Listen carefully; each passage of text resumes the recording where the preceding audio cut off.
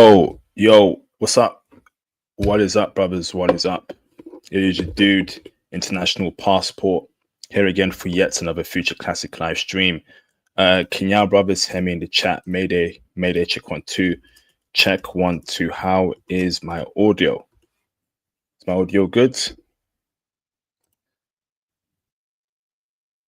Is my audio good? Is it clean? Is it crisp? Is it concise? Let me know. Who's here?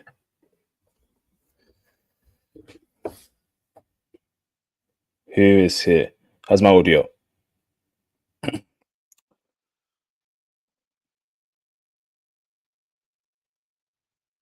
my audio good? We got 15 people watching. How's my audio, cuz? Naughty American Expat, thanks for confirming you can hear me. Who else is here in the building? Who else is here? Jay Sampson in the building. Thank you, bro. Thank you very much. So a couple announcements first. Python course.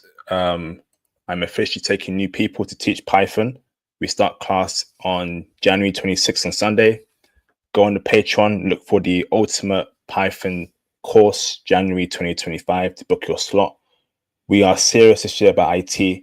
We are extremely serious, me and Theo, in pushing brothers towards the IT space. So let me teach you Python. Let Theo teach you cloud. This is the way forward. This is the way, okay? No more games this year, right? Only going forward. So go and join my Python course. And here's a link to it on the Patreon, okay?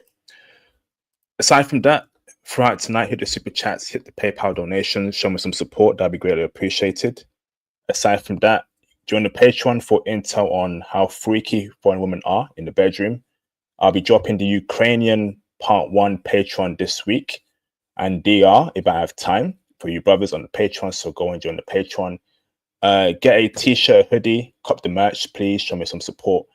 And book your IT consultation with me, okay? Book it with me on the Indie Candy link, which is inside the description box of this video, okay? For IT consultations or anything else, okay? So I am going to open up the phone line, okay? And you can see the topic of this live stream is the H-1B visa, okay? And I dropped a video a day ago or 2 days ago, and it has kind of went viral, right? Kind of went viral. And you know, it's at 20K views. And if you read the comments in the video there, right, a lot of people are frustrated about the politics of what is going on, right, in the corporate space or any industry, right, where, you know, unfortunately, right, people have a mentality, okay, some people, of not hiring Black people, denying their CVs, asking them hard questions, being racist, keeping information away. Some brothers reached out to me directly. And if you read the comments of the video, okay, some people are very angry, okay? So if you're affected by that, the phone lines are open, okay? Come and share your story with me and the world as to what is happening with Indians who become managers or who are on H-1B visas, and they're not playing fair, okay? We are in the West, okay? The West is not India. We have Western values, and that is liberty, fairness, and merit, okay? I will not deny anyone a job if I was CEO of a company because of their race. It is all about their credentials, okay? Life is hard. People go through very hard times trying to get degrees, certifications. It is unjust. It is discriminatory if any group of people, including Indians and Chinese, deny Black people or any other race of people a job okay, because of their race, or because they want to bring their family in or their friends in, right? The corporate world is not a world where we should promote nepotism, tribalism, okay, or or what you deem as close to you and your race. That is not how we do things here. That is not how it should be done. Okay. A lot of people are frustrated as to what's happening in Canada, in the UK, America, Africa, Australia, all around the world. And you can see in the comments, I'll bring up the comments here in the video. Okay. People are not happy. And I am extremely upset that this has been allowed to go on for years. And I've been observing this for many years now, and people have stayed silent. But now that it's affecting white people, okay, it's now mainstream news. A couple of years ago, California dropped laws about the caste system. Apparently, Indians coming in from India were actually applying their discriminatory and evil and vile caste system in the workplace, right? America is not India. UK is not India. So I'm kind of perplexed why we bring, right, them into our countries, and there's no education for them to not bring that kind of mentality over here. We all need a job, okay? We all need a job to survive, and you should get a job based on your merits, okay? Not because, you are a particular race of person. So let's go through the comments of the video. And obviously, the phone lines are open. This is a call-in show. The link is pinned, right, in the live stream box. If you have experienced any sort of discriminatory actions by Indians, by Chinese, but particularly, let's say, Indians, and the whole H-1B visa stuff, now's your time to call in. Okay, now's your time to speak about what's really going on. Okay, because people are not happy. People are not happy with how things are going in the West. Okay, and this whole H-1B visa issue is a big problem. It is a massive problem, and we need to address it as normal people. The elites may not care. The people, in the upper society, they may not care, but this is our lives, bro. Okay. We're not all billionaires like Elon Musk. Okay. We're not all detached from reality like Elon Musk and all these other billionaires and politicians. Okay. This is our life we're speaking on, bro.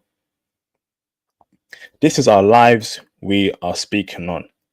And people are having a tough time breaking into certain industries or even working, right, amongst certain groups of people. And these people are gatekeeping knowledge and information, right, because of your race, or they want to push you out. That is not our values. Okay, that is not our values. So if that's been affecting you in any shape or form, can you call in? All right, the phone lines are open. The phone lines are open, pinned in the live stream chat. You can call in. Okay, come and share your experience, because if we don't speak about it, nothing will happen, bro. Nothing will happen. Okay, so call in. All right, so let me share my screen on the comment section. Okay, let me just share my screen. Okay, let's see over here. Okay, so share screen, present. Okay, I got a caller, Mr. Felipe. Can I bring you in, bro? I'm gonna bring you in, Mr. Felipe. Okay. How you doing, Felipe? How you doing, bro? I'm good, man. How are you? I'm doing fantastic, bro. I hope everything's well on your end. I am doing quite well. I watched your earlier stream with Theo Wolf, who I really respect, and I was happy to see he was on your show. Thank you, brother. Thank you, brother. And thank you for calling in, Felipe. So, Felipe, have you been affected? And brother, I hear background noise. If you can mute your YouTube. I did mute it actually. Okay, Mayday, check 1, 2. I hear feedback, bro. Are you on loudspeaker? I'm on my computer. Why don't I come out and come back in? Oh, yes, please. That's fine, bro. Okay, sorry about that. No worries. So the phone lines are open. If you've been affected by the H-1B visa, if you feel like you've been discriminated against, it doesn't matter what race you are, black, white, maybe Indian. You know, maybe if you're an Indian person, right? I heard there's caste systems as Indian people, and they've been affected by that. If that's affected you, call in. If you're Mexican and you've been affected by that, call in as well, bro. Okay, call in. So let me bring in Felipe again. Mr. Felipe, how you doing, bro? I'm good. Is it better? It's not gone, but we can I'll take it. I'll handle it, brother. So, Okay, bro, okay. Yeah, go ahead. Sorry. have you been affected by the visa? Have you been discriminated against by, Indian people in the workplace? Do you feel like you've been denied jobs, opportunities? Break it down for me, bro. Yeah, my thing, my position is actually, and that's why I called in, a little bit different, a little bit it's a little different. Okay. My view is this, or the premise that I'm coming from, is that the United States is a group economics country. It always has been. And that was set up by the US Supreme Court. And the way that you have to move within that type of country and economy is as a group. And then you set up an enclave of your own, and then you have circular economy with the country or countries that you came from and that continent. And what my view is that Black people, for some reason, refuse to work along that infrastructure. What we've tried to do is to try to integrate ourselves into the social structure of the various Anglophile or Anglophone countries. And the system, at least in the United States, and I don't know, are you in the UK? I am. Yes, indeed, bro. Okay, I actually went to school there for a while. I was at the University of London studying law. And so I was there, I was at the Old Bailey and, with the barristers, et cetera. So I won't say I'm necessarily an expert of what's happening in the UK, and I am aware of some of the things. I did talk to the brothers out there when I was there, but basically my premise is this, and it's a dialogue, so I will listen to what you have to say back. That we have to restructure as Black people how we economically interact with one another.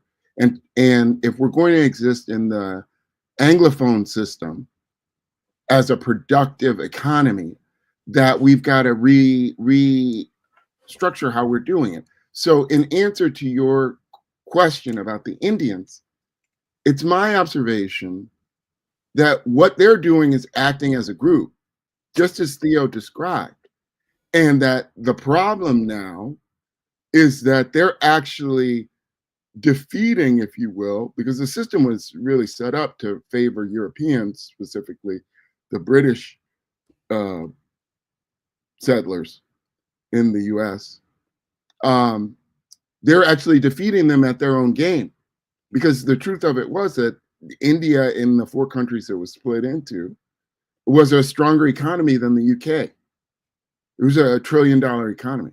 So they're just re-implementing the system that made them rich.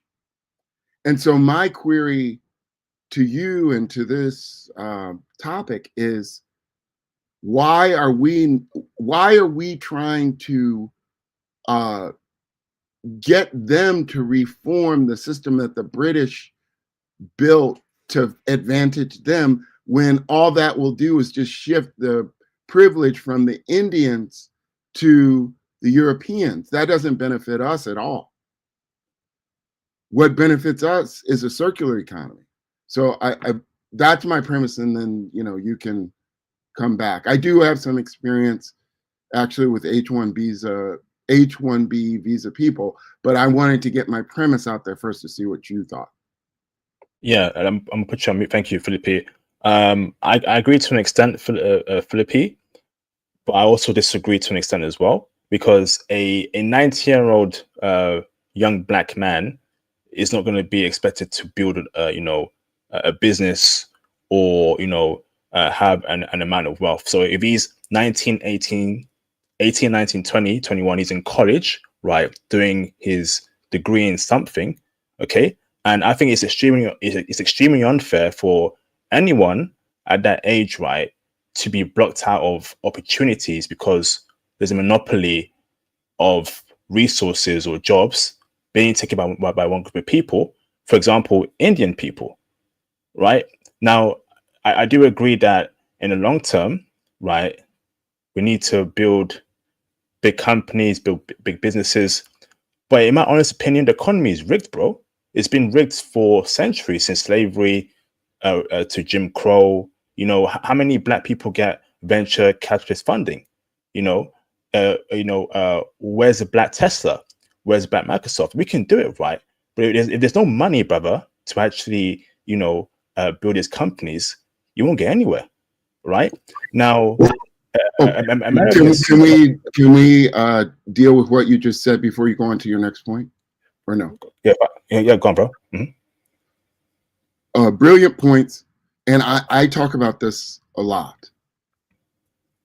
The answer to your question, ironically, is we actually do have a Black American, very successful guy who invented a supercar. His name is Robert Patterson, and the name of his car is the Trion supercar, Trion. And he has brought it to production. But the difference between he and Tesla is that Barack Obama, when he was president, through a series of pieces of legislation, helped subsidize and support Tesla to make them a legitimate car company. During the Biden administration, he's nowhere to be found on this. If anything, he's kneecapped Trion. Now, if you want to, you can Google it up.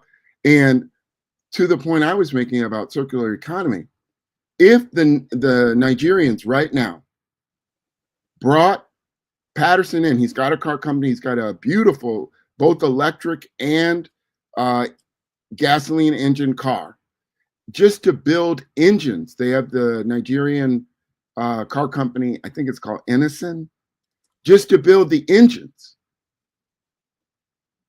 Setting up that kind of production would hire both a bunch of, or even Black Brits, Black Americans, and Nigerians. But we're not doing that. What we're doing is we're trying to see through the system if we can get institutional support, which is actually what, at least in the United States, what the civil rights movement was really about. The Black small businesses that funded King and Malcolm X, what they wanted was access to government contracts and government and private capital. That's what they wanted. It wasn't so much the lunch counters and hotel access and public tolerance. It was they were paying taxes and they weren't receiving anything for their taxes. So your point, and this is why I wanted to stop you, about building institutions and VCs and things like that, that is 100%, 1,000% on point. But if you ask amount, and I don't know if you've done this, your Black friends, do they put their money in Black banks? How much money? And we can deal with it. In the United States now, we only have 28 Black banks, and they're relatively small.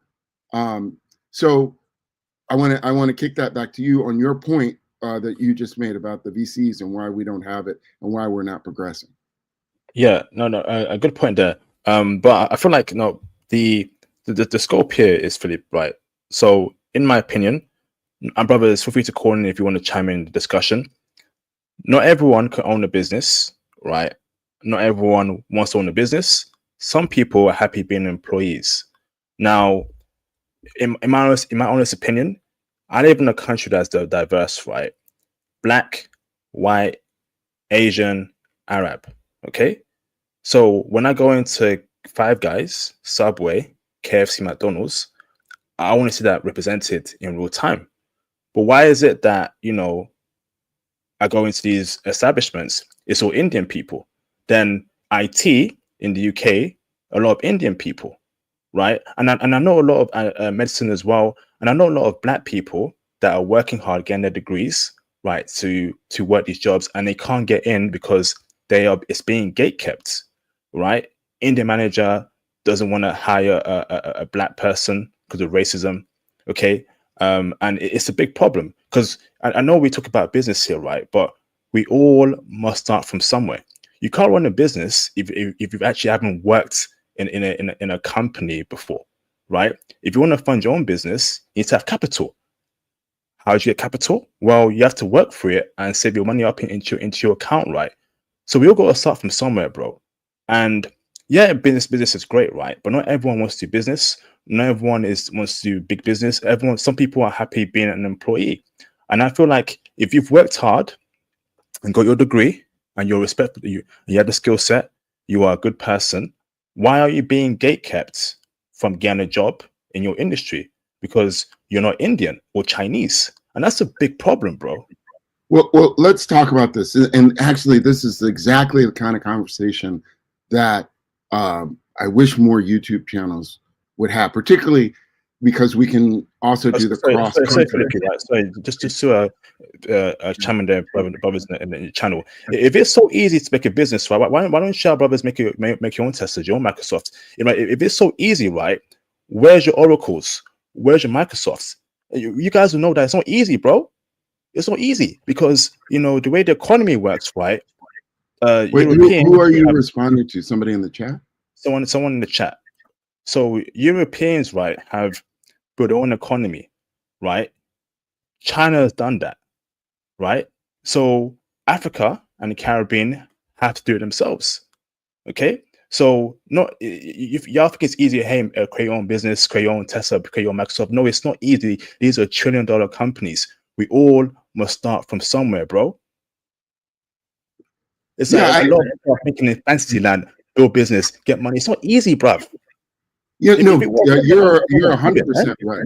You're 1,000% right. And the reason why is because we don't have financial institutions. And that goes back to what I was talking about and you were talking about with Theo Wah, which is, look, how do you get the institutions that help fund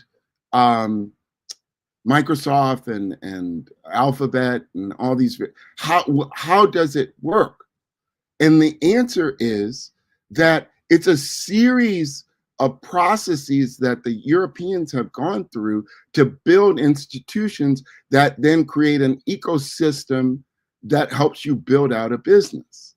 And the reality of it is that it both in what I saw, in some regards, I thought the situation for Black Brits was worse than the situation that is existing for Black Americans, only because my brothers over there were telling me these nightmare stories about they would get the same education, sometimes even a better education, and have to go through 20, 30, 40 different job applications just to even get an interview, let alone get a job.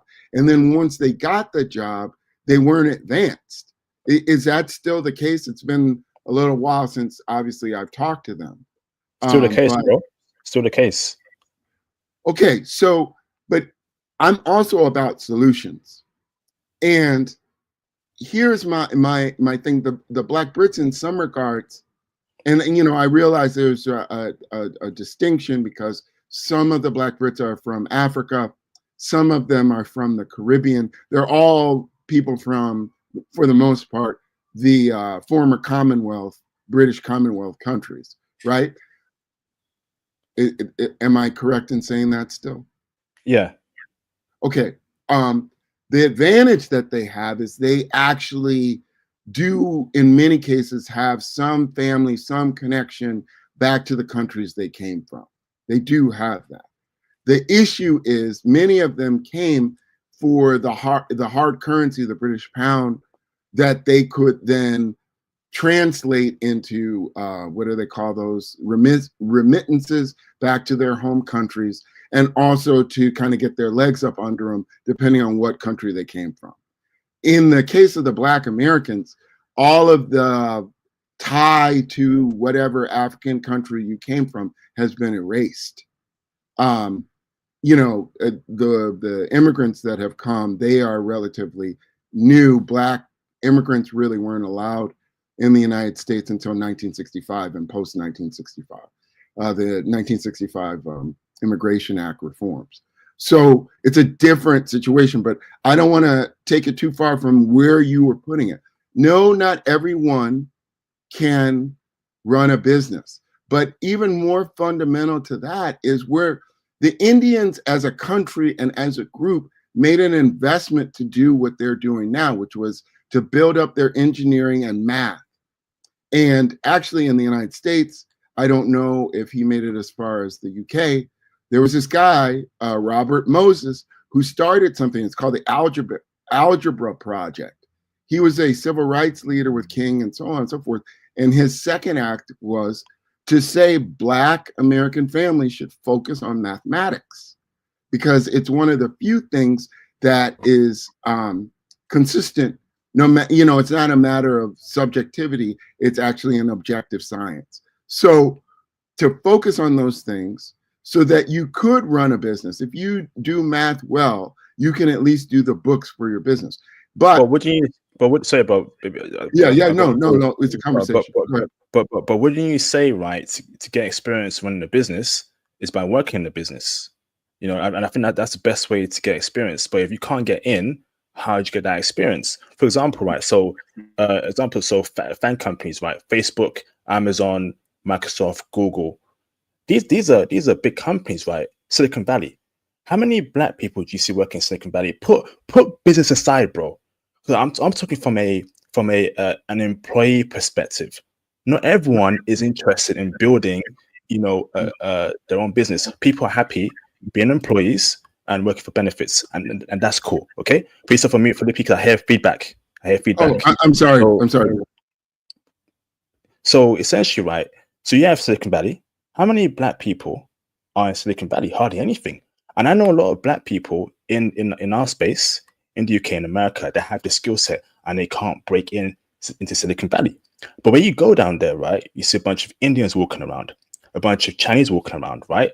And these are the hiring managers. And let's keep it real, there is some sort of bias in blocking out Black people from these top jobs in tech or in other industries. And it's a big problem. Yeah, it's all good. Yeah, we need our own business, blah, blah, blah. But I'm talking from an employee perspective. Because not everyone will have a business. Not everyone's interested in building the next Tesla or the next Microsoft. People are happy being employees. And I'm speaking for them. So a 22-year-old Black guy who's graduated from Brown University and he can't get a job in Silicon Valley, that's a big problem there. But hold that thought there, Philippe. I want to share the love over here. Jam, I'm gonna bring it in the background, brother. Hold on, bro. Let me bring in Jam in the background. So, Jam, what is your thoughts on this discussion, bro? I pretty much agree with everything that you're saying. I get what. I'm sorry. What's your name again? Do you have a guess? Brother, your audio is pretty bad, man. Where you at? You outside? Bad? Yeah. Okay, let's try. Is this better? Much better, brother. Fire away, bro. I'm gonna leave and come back in and see if that works. All right, bro. Yeah, I mean, this guy's a good guy. Let me, because I do actually know, my sister is an IT person. She graduated from Berkeley, then Northwestern, then Harvard. And I can tell you part of the issue is that a lot of the Black kids, their math skills are not where they need to be. No, I And, disagree. I disagree, bro. well, No, I disagree. No. I think I'm we're just giving too much I'm just leeway I'm just going to, by it, to discrimination, if bro. I could. So I think we're giving too much leeway for discrimination, Philippi, because I know for a fact that people that I know, people in field space, right, that you don't even need much maths, right? I'm talking IT as a whole, and maths doesn't even take up a bunch of IT and many IT jobs, and a lot of Black people can't get in, or even white people can't get in, or Mexicans or whatever, right? Because it's being gatekept. It ain't no goddamn math skills, bro. Let's keep it real. Let's keep it real. I'm trying to tell you. Listen, my sister made it to C-suite, and look, I'm not disagreeing with what you're saying in general. There is definitely gatekeeping. There is definitely, groups hiring their own group. But you're right about that. I'm not disagreeing with that. But I also am saying there are things that we as a group could do to improve our situation. That's the only thing that I was trying to throw back to you, was to say it's not a static situation like we're locked out and there's just no way that we could get in. There are some moves that we could make, but we're not making them. That was my only point. Thank you, Philippi. Jam, fire away, brother. What's your thoughts on this discussion? Is the audio better now? Is it better? Please say yes. No, it's still muffy. I can hear background noise. Okay. All right. I guess then I'll just be very quick with my assessment. I'll just say, give me 1 minute. I agree with your assessment on IP. I agree with what the guest is saying as well. However, I do think, and I've been guilty of this as well, I do think that there's a bit of an issue within the community. When someone makes it, they think they can just build themselves with their bootstraps, and that everyone else can make it. And yeah, it's harder, but if you work hard, you can get there. And that's just not always true. I mean, coming from someone, I'm very well off. I'm doing very well for myself, and I know that I've been very lucky. Right, I've joined this IT program in 2018, back when they were paying very good salaries and it was relatively easy to get in. I didn't know any stacks. I just took one course, and then because of my GPA, I was able to get in. That could not exist now. In order to get my first job now, I would need to be an expert in some sort of stack, have different experiences, internships. It's just not the same anymore. And part of the reason why I got in was because I knew someone. So you have these people, they gatekeep. They only invite their friends, right? And that's what they do. The Indians are the hiring managers, so they show other hiring managers people, And then if you're not in the in crowd, you have to either be super exceptional, or they're going to hire who they want to hire. And so, real quick, like I said, I know my audio is bad, so I'm just going to say this last thing. We have a history of this, like this whole thing of pick this up with the bootstraps. Look, I'm well off. I'm doing all right. Okay, so I'm not speaking from someone who's has no money, but I can see from history, whenever we tend to do well, there's always something that blocks us. You could see this with redlining. You could see this with the grants. You could see this with us having the same credit score to not be able to get loans. I mean, it's just because you're doing well doesn't mean that there's not systemic, things in place to make sure. It's called tokenism. They want to make sure, okay, look, that guy did it, so what's your problem? But they allow that guy to do it. They allow some of us to squeeze in, and the majority of us, right, can't do it. They don't want us to actually have power. Anyway, I know my audio is bad, so I'll just leave with that. All right, thank you, Jam. Let me bring in Duck in the background. What's up, Duck? How you doing, brother? You good?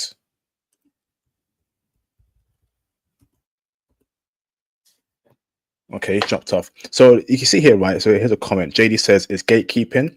I'm in the financial sector.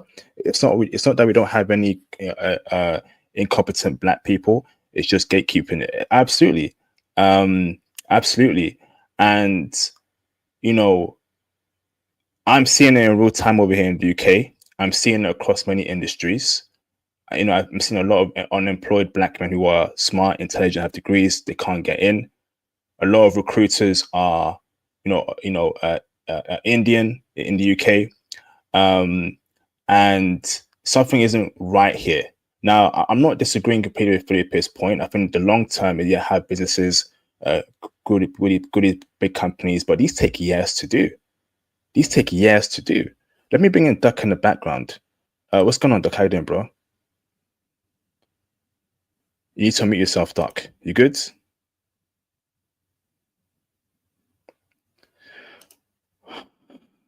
You got anything? Yeah, it must be on your side, bro.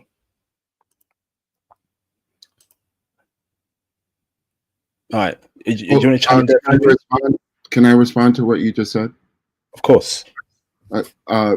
I agree with your premise. It is gatekeeping. I'm in the law profession, and there are very few Black lawyers in the United States.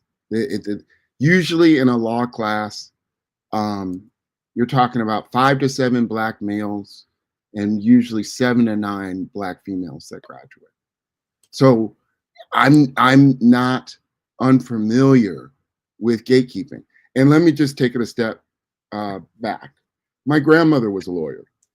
And at the time that she became a lawyer, they didn't even allow Black lawyers to do corporate law. You could get a job they wouldn't hire you, is what I'm saying. You could be a lawyer, but you would never be hired to do corporate law at a corporate law firm. It just didn't exist. What happened was that you could get a job with the city. You could be a city lawyer, or you could be a local, general practitioner lawyer. That was mainly what you could do. But some of these highfalutin things, estates, corporate law, securities law, that was completely off the table for you as a Black person. So even the small step of now we can do it, but you have to graduate high enough and from a high enough law school to even get a taste or a sniff at that apple. I live that every day. I'm merely saying, and I think the situation is as I said, worse in the UK than it is in the United States, that there are things that we have to do as a group to be able to hire and work with ourselves, and that we have to understand how these laws and systems are set up, both in the UK and in the United States, to gatekeep us out. Just saying we're going to fight the law or fight to enforce the law and to stop this gatekeeping. The reason why it is the way that it is because they want it that way, meaning the elites. Look, if you're an Indian H-1B person, and I had a roommate who was a H-1B when I was in law school, and he could feed his whole family for a year at that time on $5,000. These Silicon Valley companies know that the H-1B people will take less money, and that even so, that will be a windfall for them to send remissions to their family back home, as opposed to if they're hiring local talent, they're more expensive, they're going to ask for more, and so they can get 2 or 3 people for the price of 1 person, and that's also what's at play. So it's a elite system issue as well. Okay, thank you, Philip. Let me bring in JD in the background. I'll bring in Duck after. What's going on, JD? How you doing, bro? What the? JD, how are you good? Okay, let me bring in Duck in the background. What's up, Duck? How you doing, bro? Hey, what's up, guys? Yeah, I just caught in on the stream, but I come from being a tutor in math, and one thing I did notice, a lot of the people that came in were mostly like either Asians, whites. I might have got a couple of like Black women, but I didn't really get a lot of brothers in there. But I also seen too, working in STEM. I have a extensive background in doing R&D research, both in academics and in the oil and gas industry. And I've noticed, particularly amongst Black women in STEM fields, they work in groups. I hardly see the men work together. And I think a lot of times it's just more or less how the way the system is created to pit us against each other. But the Black women, they're constantly together and they stick together. Like they form alliances, whether they're in some kind of professional organization or sorority. Now, for the brothers, like I said, for us, I think it's more or less we have to be more cooperative with our monies. It's more like pitching in. We have to invest in ourselves to grow these things. It's going to take years. We got to be realistic about this. It's going to take It's going to take years. It's going to take decades for us to fix the problem. But it's just a matter of just continuing to actually build these systems. And it's going to be really threefold. You got to go by land, you got to go by sea, and you got to go by air. I look at someone like Dennis Sperling, for example. He is someone who has a background in law. We need more brothers who are like that in that sphere, who help form these political action committees to be able to steer for us in Washington. We need those type of people on all arenas, but it's going to take a while. But in terms of, I think, mathematics goes, I went to public school. Most of the people there were not good in math. That's just the reality of it. And I think also, too, because there was not that many, let's look at it. Most educators now are like non-Black. And so their way of teaching is delimiting on them retaining those skills. Now, I fast forward to Theo, his background being, into teaching in Japan, teaching Black men, Black military men, and seeing how those skills and translating them into teaching us in IT has been very, very effective. Now, that's in a small scope, but I think if we can take what we have in our earnings, I don't care if it's like 2% or 5%, and just put it in a pot and just actually pull in from our own resources, that's what's going to change. Brother, the problem isn't about knowing the information, right? The problem is you already know the information, but you can't get into the industry. It's not it's not about we don't know enough math or blah blah blah. Okay, let's say there's people that do know math and they're Black, but they can't get in. They can't get a job because the Indian recruiter or Indian hiring manager, is purposely denying them the job, even though he's great at the job, or throws them hard interviews. That's what we're discussing here, Duck. I think this is also, I think, and hear me on this. I mean, we have to have our own intelligence. We have to have our own intelligence group. A certain group, I cannot say they have their own group, because anytime someone says something against their group, they have all the means to be able to collect that information and then be able to send it out to the media. And they have, lawyers to go in there and say, hey, if you're not allowing our people in because they made this type of statement, and we need to be able to pull in existing networks and use it better. And I think with our skills, we can utilize that. We could build better intelligence systems and be able to use our people as dog whistles to go at them. I mean, if there were more recordings of how the way these Indians are doing things, and they were exposed out there like that, and that's someone that was in law or someone that's in the media that we can get to, that can definitely make ends meet in terms of, hey, this is a problem here. This is a national problem, but it's actually it's also affecting Black men. I got callers. Thank you. Hold that for that, Doug. I just want to shed a love a bit. Let me bring in JD in the background. What's going on, JD? How you doing, bro? You good? I'm good. Can you hear me? Loud and clear, bro. Fire away, brother. All right. How you been, IP? Been all right, man. Been all right. JD, bit frustrated with the whole HB1 stuff and how we're being denied jobs and opportunities. But I'm sure you're gonna chime in here, brother, and give your thoughts here. Yeah, I mean, where should I chime in? I mean, you tell me. The conversation's all over the place, but I mean, from a corporate perspective, I'm a veteran. From a military veteran perspective, I mean, where should I chime in? From a corporate perspective, brother. So, corporate perspective, I work in the financial sector.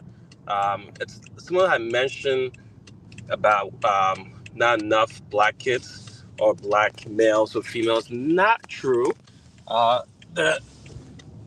last top 5 financial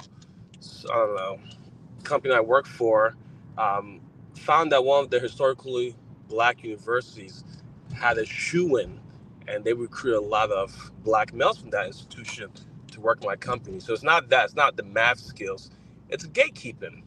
Even at that company, at the head office where I was at, let's say there's 100 people, there was maybe 8 to 10 qualified black people, keyword qualified, that's black males and black females.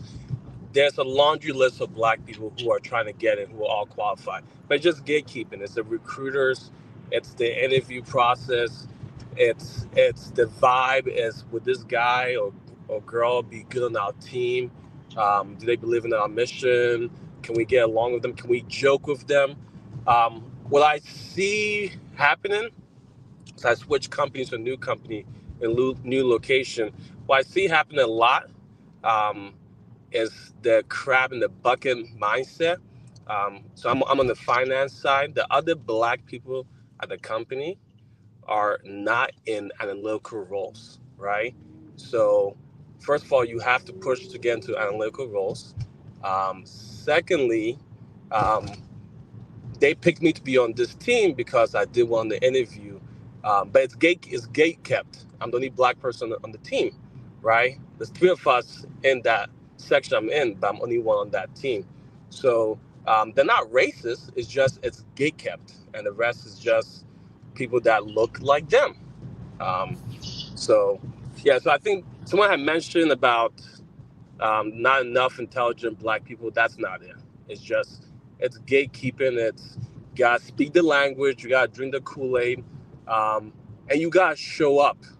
We have company events. Here's something I noticed.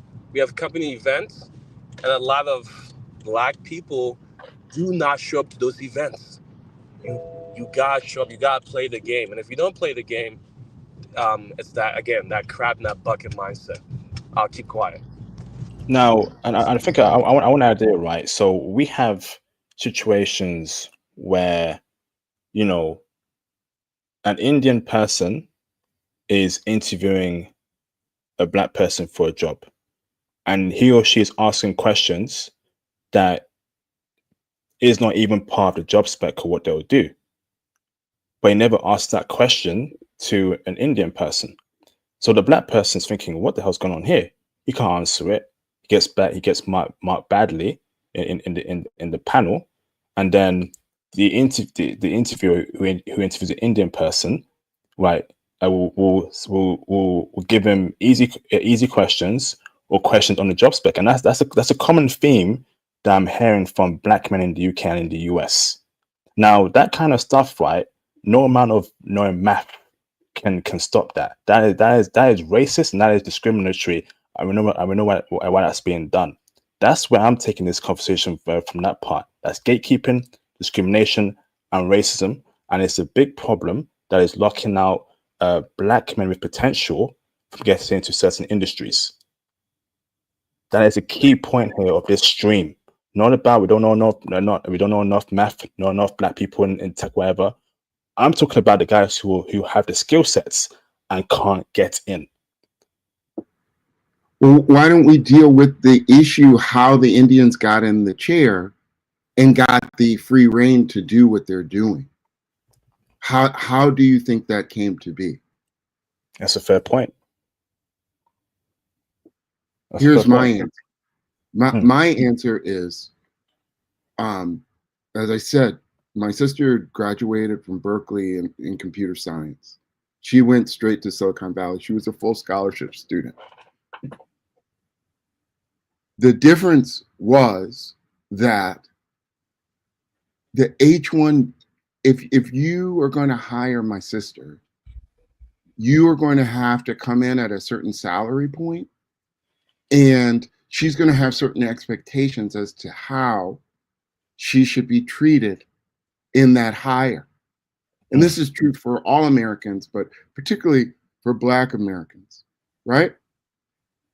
Yeah. With that same position, they can bring somebody from China or someone from India that is not going to have as many complaints about the treatment and the salary.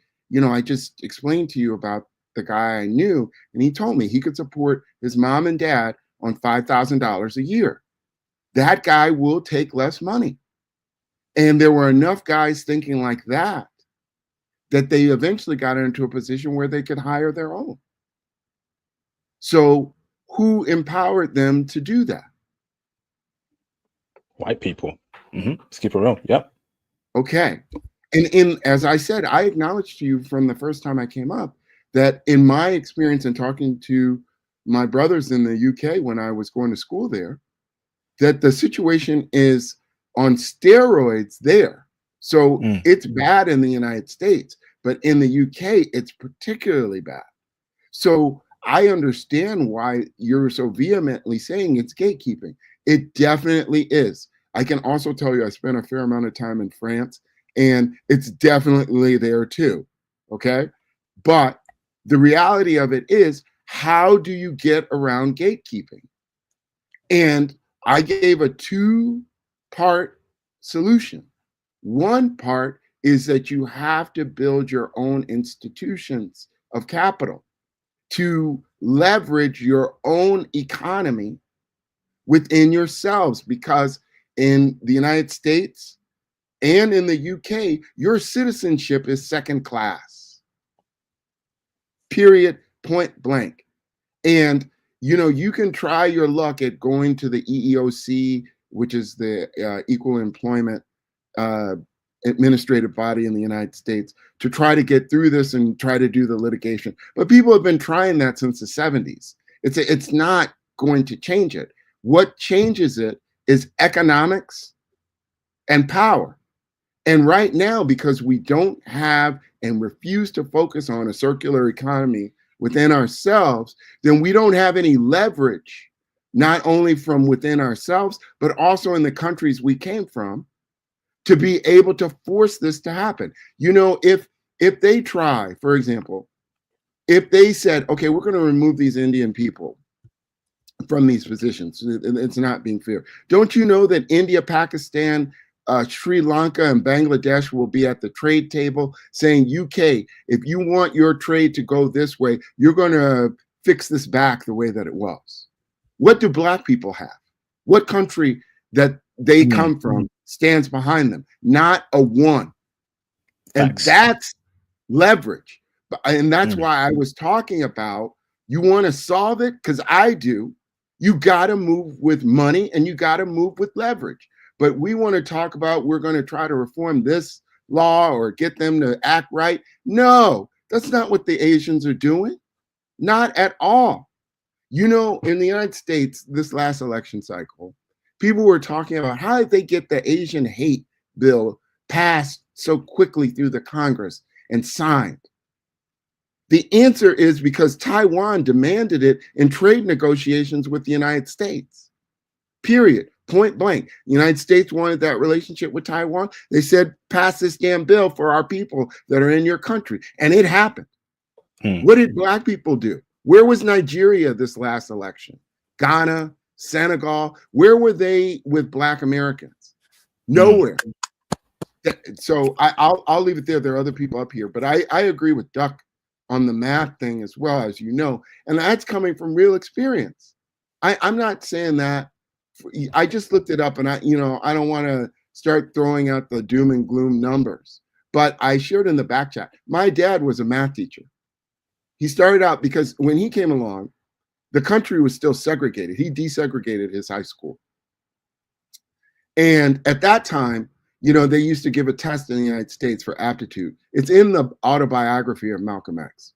And his aptitude was actually that he could be a lawyer. But they told him at the high school, no, Blacks don't become lawyer. You can't become a lawyer. You can be a teacher, though. And so that's how he started out teaching. Then when the country desegregated, then he was able to go into advertising. He was very successful with that. He had a 40-year corporate advertising career. But then after that, after he retired, we went back to teaching math in the public school. He taught for 10 years. And to my point, the public school system put him in the prison school because he was one of the few Black male math teachers, because they wanted them to see a Black male math person as an example, because there were so few of them, which is exactly what Duck was trying to tell you. And it's exactly for the reason of what Duck said, which is that Black women tend to study and teach each other in groups, but Black men do not. That they tend to be more individualistic, even when they have the abilities. I'll leave it there. Yeah, Let me go yeah, go on, bro. yeah.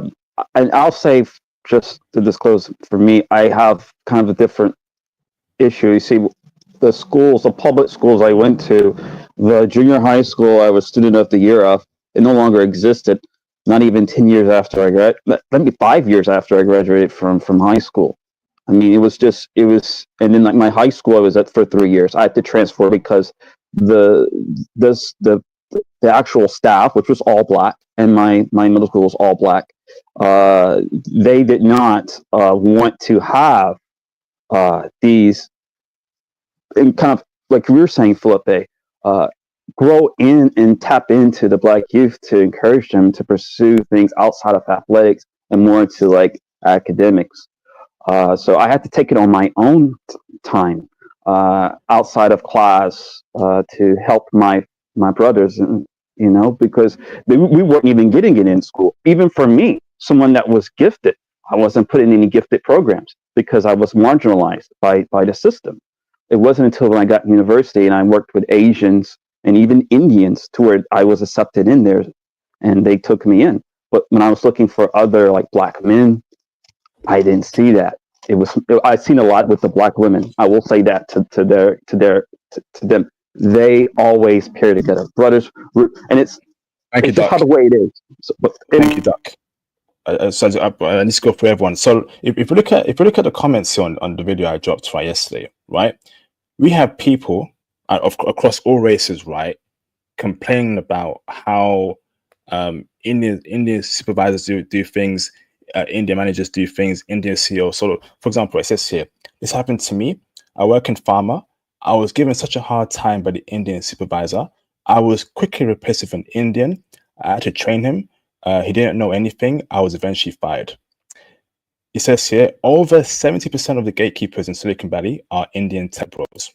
Okay, then we go on further over here. Worked at a company where the engineering was run by an Indian VP. The company rarely promoted existing employees. The VP hired so many Indian contractors with high salaries. Okay, the board of directors eventually made him leave the company and let go of all the recruiters. Okay, same thing happening in New Zealand and Australia. Indian-only teams in many companies. Too many Indians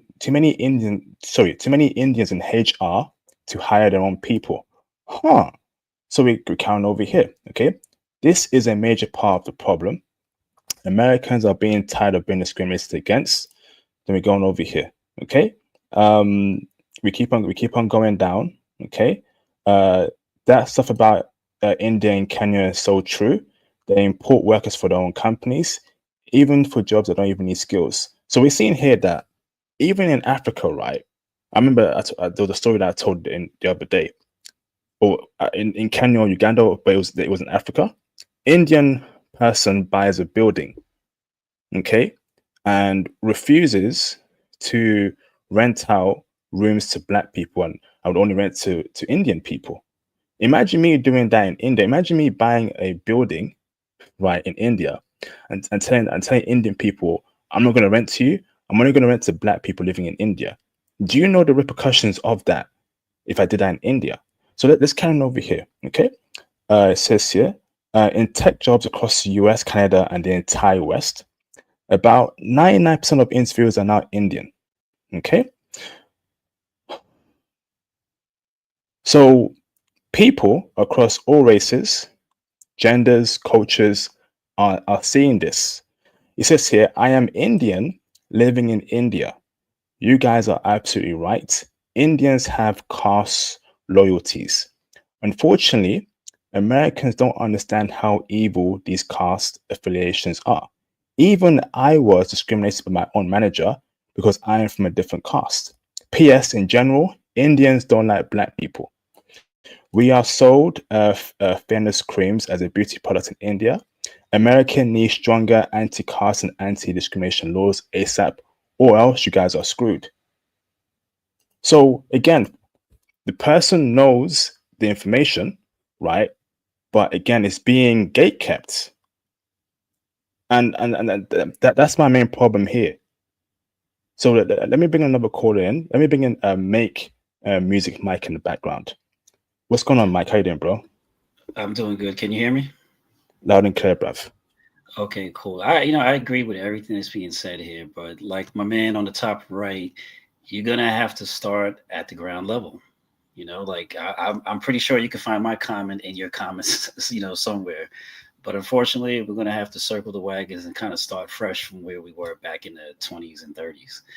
As tough as that sounds, that's what has to be done. Because if you keep waiting for legislation and politicians, then you get what you have now. You have new people coming in saying, "Oh, wait, with DEI and whatever programs it is that you're trying to put in place." So you're gonna have to take your own people's money first. You got to eat your own stuff first, and then go from there. Like, I know we're underrepresented in so many different places. Well, what does it take for us to turn our backs on that and start in a different way? That's my question. Hold on. Because that's how the conversation should be going. You can still try to get funding and get into the greater system, but in the meantime, you're going to have to build something from the ground up. Yeah, I get that. That's a long-term goal, right? I'm talking about young black dudes, right? Mid-20s, 30s, 35, 40, who have a degree in something, right? And they can't get a job because it's being gatekept. Everyone keeps talking about business, that, ground up. That's great in the long term. I'm talking short term because we all need to earn money. We all need to earn a living, and we all need to start somewhere, right? Okay. Well, So, for example, sorry, bro. For understand. example, right? So, sorry, hold on, right? You keep saying business is business that. How do you build a business? How do you run a business, right? If you have no experience working in one. So if I want to put that next, hold on, right? If I want to put a tech company, right? Would it not make sense for me to work a tech job, see how it works the inside, right? As to how they do things, how they build products, so I can go away 5 years from now and build a company. But if you can't get in the first instant there, it's going to be it will be a dream. And that's my point there, bro. I understand your point, but guess what? That ain't happening. So, with that said, right, if that's not happening, that means I got to be able to get the business from the people who look like me, who are close to me. Because if I only stick with your logic, I'm just spinning my wheels. Like what you're talking about is what we did in the 80s and the 90s about, inroads and things like that. What happens when those pipelines dry up? And not only that, but you can't only focus on the 20-something-year-olds who don't have any skin in the game. You also have to involve the people who are up in age, whether they're in their 30s, 40s, or 50s, wherever they are. You got to pull everyone. It cannot just be 20-something-year-olds. That cannot be the only conversation. You cannot say, what are the youth going to do? You got to look at everybody, old, young, in the middle. Everyone has to participate in this. Everyone. Okay, let me read super chats real quick before I bring in new callers. Shout out to Demswood for the support. Economic and political power is what black men need. I definitely agree with that. Yes, indeed. Shout out to D Frank for the support. Indians often know about jobs before they're posted also. We need a network that can expose soon to be posted jobs. Employers pay for too. Yes, indeed, bro. Yes, indeed. Snowflake Data says, but why is the shoplifting community so jealous?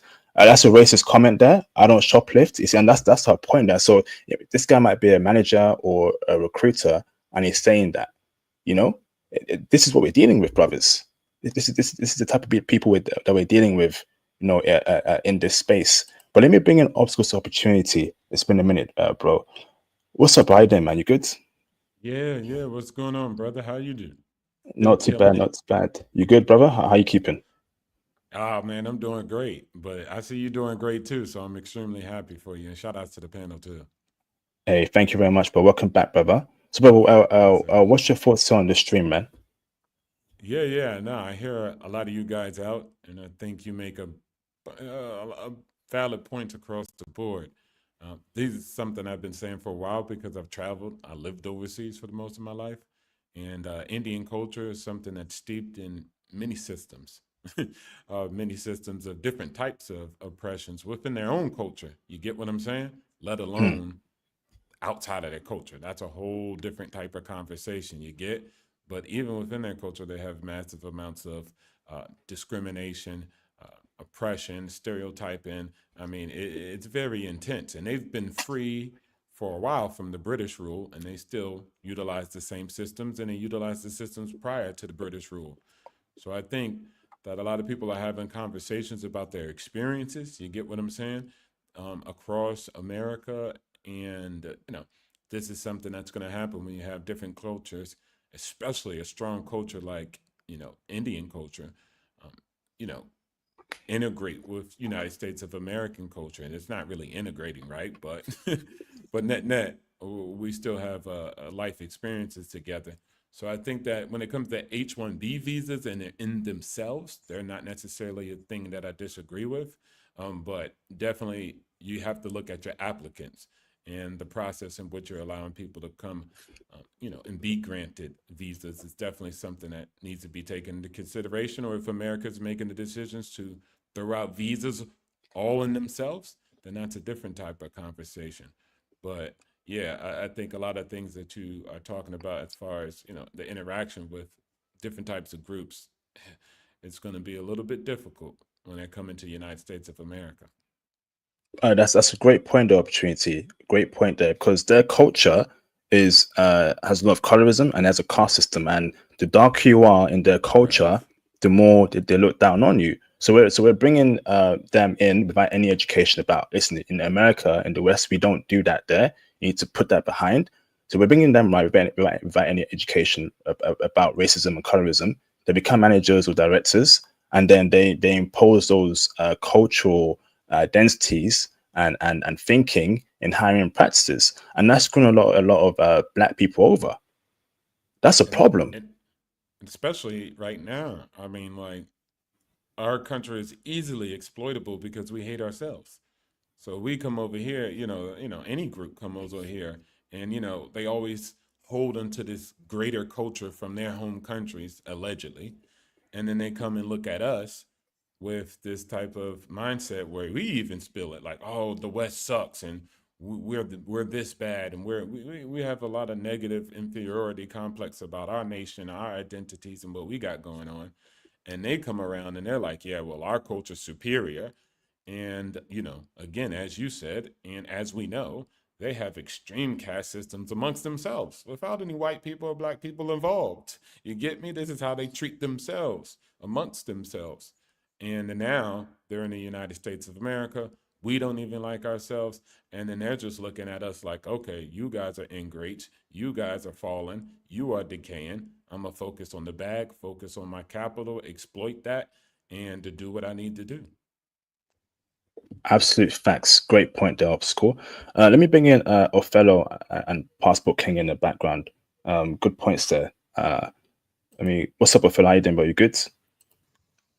Yeah, I'm good. Yeah. Fire away, brother. In particular, I don't really have much experience with Indian recruiters, but one thing I would say as a young 27-year-old is that I don't really think the requirements to enter into all these IT or tech companies is a bit too high, and it makes you conform to their system of to get a place. So I don't really think they really want us in their as black men. They don't really want us in their ecosystem. So I think they do gatekeep. I agree with that. And I don't think it's because as blacks we lack skills or mathematical skills. I think we have it in droves, but they don't really want us to see us at equal footing with them. So that's just what I have to say. Awesome. Thank you, man. Passport King 77. Chime in, brother. I just unmuted. Peace. Can you hear me? Loud and clear, bro. Fire away. Beautiful. There's so much to unpack here. I don't even know where to start, but I'll take it from here. There's this assumption that And I don't want to seem like we're just picking on South Asians, because you remember also East Asians even get H-1B visas too. But it seems like when it comes to Silicon Valley, the South Asians, predominantly from India, and I guess a small amount from Pakistan, get the lion's share. There's this assumption that they're hiring these South Asians from the equivalent of the Indian version of Harvard University or Yale, and that's not necessarily the case. These are people who go to the equivalent of a boot camp for 6 months, and boom, they can qualify for an H-1B visa. Now, someone will say, okay, well, they're doing the work. That's why you hating on them. Well, it's not that simple either. You can look up on Google cheating in India's academic school system. They have just as extensive cheating as goes on in China. The governments even try to crack down on it. So when you're talking about people who are so-called smart and work harder, well, how do you know they wasn't just a part of these massive cheating rings that goes on both inside India and even here in the United States? And this is what they don't like talking about, because also even in the US, they have busted cheating rings where they circulate answers to exams. So how can you prove that they're intellectually smarter with such widespread cheating? So we can start from there. I think that that's a great point. The issue is who is doing the choosing and how do they choose? But wait a minute, if you get someone that's cheating, that means anyone can cheat. So, but I'll let you continue. Carry on, Philippi. Sorry, carry on. Oh, what I'm trying to get at is this. Because we are not the people that are doing the hiring, and we don't own the companies that produce the profit, the people that own those things and their cooperation with the governments of the countries that they run dictates the policy of what labor groups get selected and what labor groups don't.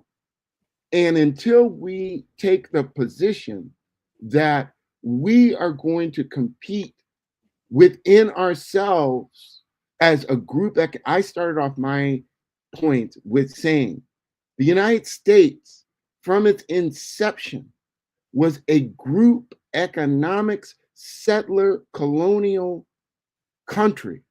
You had literally people coming from another country, England, and settling in colonies in what was not the United States then, but in the Americas.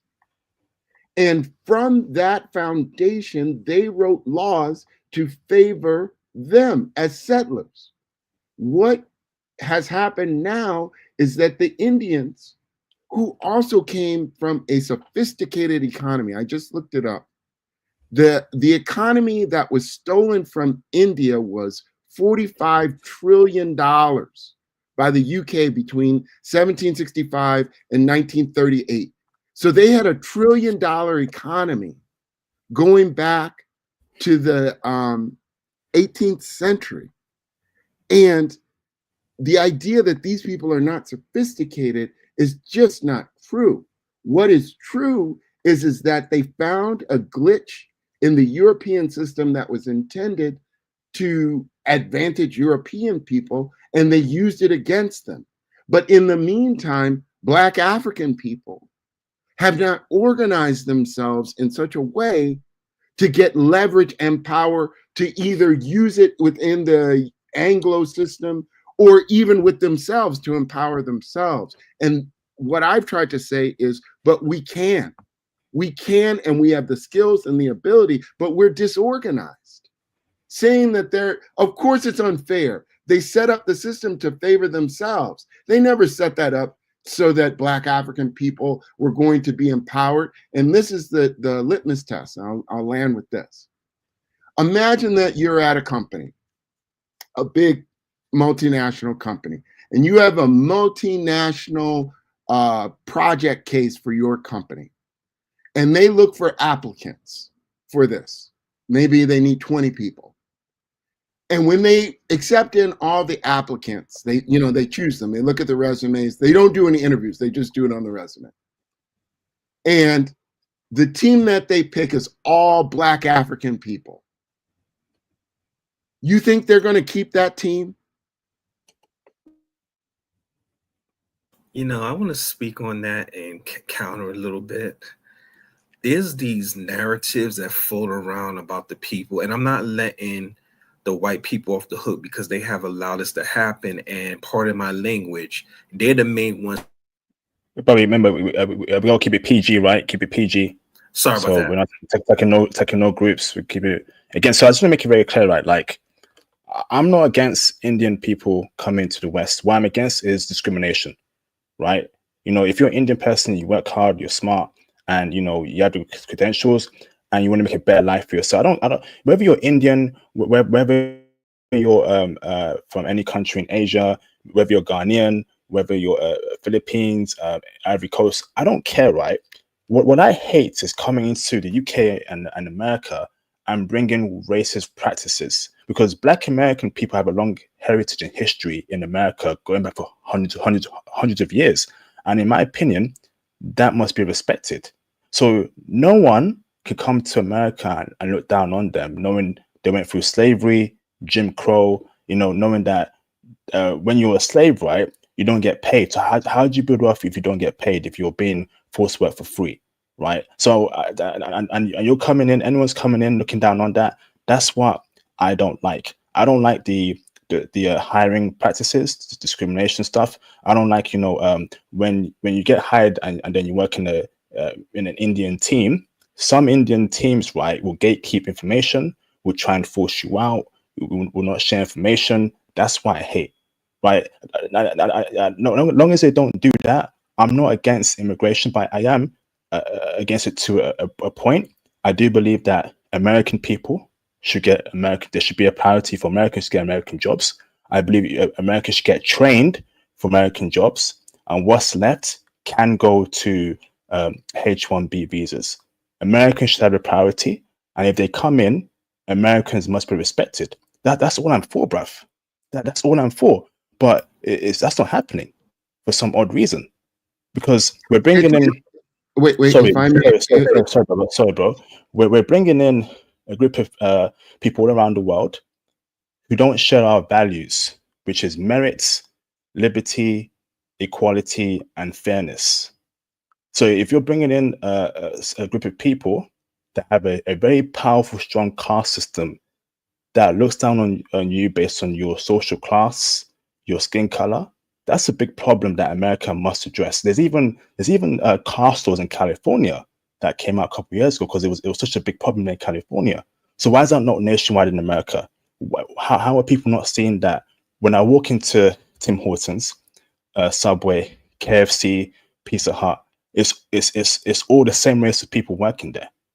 Something's not right there. But I'm in a country where Black people exist, white people exist, Arab people exist. You know, that's how I feel. You know, so just making that very clear, right? We're not bad people. We're just speaking the absolute facts here. Again, we all got to eat. We all want to get paid. We all got to pay our bills. And if I work hard, if I get a degree, and I know I'm capable of working that job, but I'm not getting that job because I'm not a particular race, yeah, that's discrimination, and that must be called out. Okay, so hold on, everyone. Let me bring in another caller in the background. So Winston Facey, can I bring you in, bro? You got your camera on, is that okay?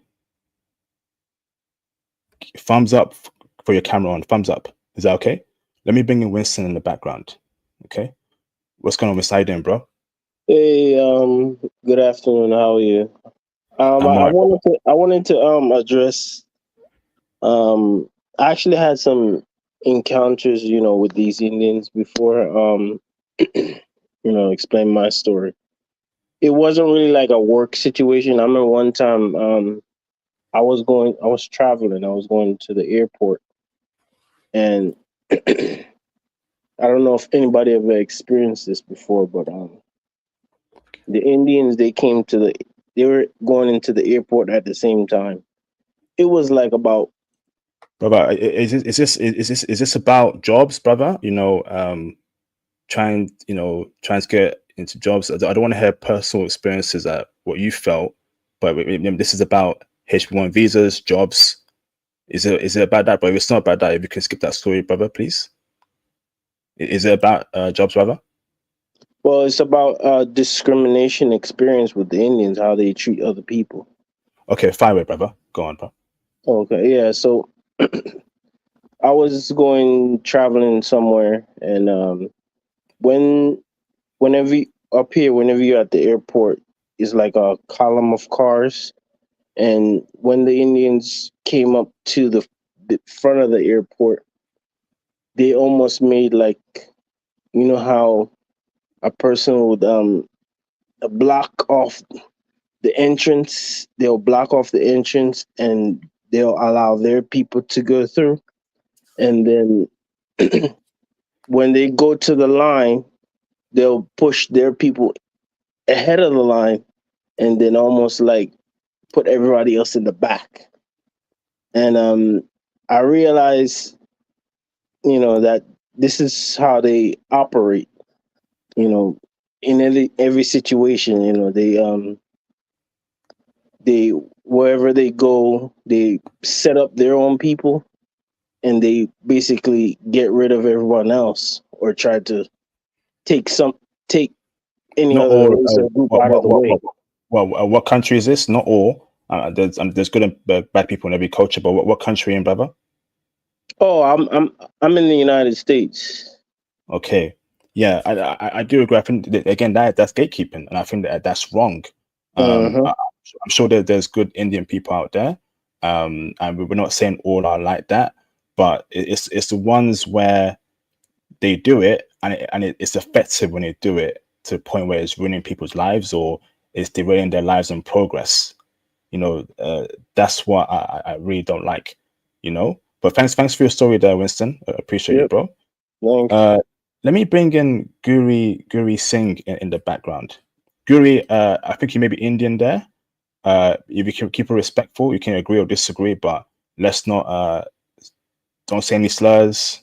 Keep it respectful, and it should be all good. Okay. Let me bring in Guri Singh in the background. What's going on, Guri? How you doing, man? You good? Hello. Can you hear me? Loud and clear, bro. How you doing?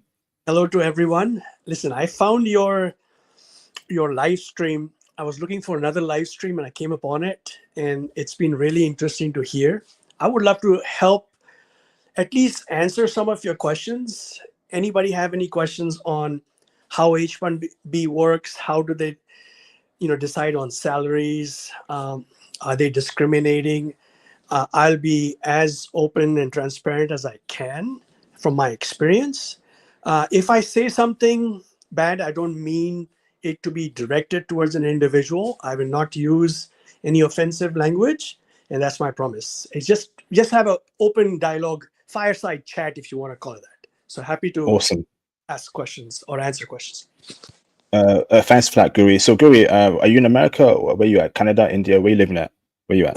I am an American now. I came to the United States 1989, man. That was 35 years ago. Awesome. All right, Guri. So, Guri, you sound like a good person, right? And I'm smart enough to say that not everyone is the same, but we're just seeing common practices across Western nations, Africa, Caribbean, where so for example, right? So gatekeeping. So Silicon Valley tech jobs. Now, I'm sure you and I both know that there's a very, very low representation of Black males, Black people in general, in Silicon Valley and tech. Why is that? Because I know a lot of Black males who have the skill set, the credentials, who are American, who are British, etc., etc. But the common theme thing is that they tell me that whenever it's an Indian interviewer, they don't get the job. But if it's a white interviewer, if it's a Black interviewer, mixed race, Arab, they have a chance there. So do you think, in your opinion, right, that some Indian people have prejudice against Black people or darker skinned people? And I want to know your honest opinion there, Singh. Sure. Yeah, that's a fair question. Just for a background, I've been a manager of about 5 direct reports. I hired a wonderful young man who was African American. I just want to call him American. I don't want to use other labels. He's American. He was born here. His parents were born here. So, but for all practical purposes, he was black. And but to answer your question, listen, and I'll tell you from my point of view. I came as a student here. I came to a new country. I went to school in the Midwest, and we see a lot of things in movies, in Hollywood, in media. Those days there was like only TV, right? So my view of America was what news told me, what newspapers, right? So I'll be honest, like we were told, I was scared of blacks when I came to USA, but that quickly changed because my classmates in my undergraduate school were blacks. I joined the African American Student Organization. They joined the International Club. It was a mishmash of people joining each other's clubs, learning about each other's culture. So having said that, if a manager, everybody has biases, right? And we don't know one's biases because they don't wear them on their forehead or on their t-shirt. But is it true, generally speaking, that that there could be people who are biased based upon where they come from, like India? I think so.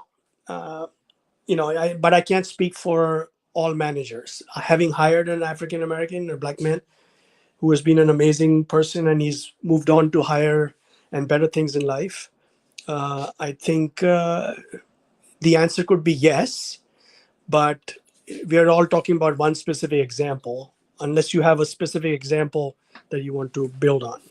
Yeah, so I'll tell another example, right? So another point that I've been told is that Indian recruiters or managers ask very different questions to black people compared to Indian people, their own people, right? So, so let's say that there's a job spec, right? That it's clear requirements as to what's required for that job. From what from in our IT spaces, from who I spoke to in America, Canada's pretty bad in Toronto for some odd reason. It's a really bad. I think there's a animosity between black people and Indians there in Toronto for some reason. So they would tell me, right, like the Indian manager or recruiter will be asking questions that are not related for that job in any shape or form. And a friend of mine, right, his friend is also Indian. They both went for the same job, Guri, right? And then after the interview, they were sharing notes. My black friend was saying to his Indian friend, okay, Indian recruiter asked me this. The Indian guy, right, says, what? I wasn't asked that, bro. What do you mean? It was like, what do you mean we weren't asked that? I wasn't asked that in any shape or form. So it appears that they will ask really hard questions or questions out the scope of the job spec to try and trick you or give you bad marks. Whereas if it's another Indian person, right, the question is very smooth sailing, very easy for better marks. And Guri, you and I can both admit that is racist, discriminatory. That is completely a disgusting move or act. Absolutely, I 100% agree, and I don't want to say that this is how all Indians are, but in that example, that is really sad. One should look at people's credentials, ask the same questions. I had the same set of questions. To give you an example, anybody who came into my interview, I met them for 5 minutes and I gave them a working problem. Rather than ask them about their past experience, I made them do an exercise. I left them for 20 minutes and I said, after 20 minutes, I'm going to come back and see how you do. Everybody went through that. Some people started crying because they didn't know how to do that exercise. And so that was not an indication if they're a good worker or not. I just wanted to see what can someone do in 20 minutes. We given a real world problem. And I went in. So that's an example of where it's totally fair, irrespective of what their background is. I've hired people, and I'm talking about personal self, and I think I might be digressing. So let's go back to your question.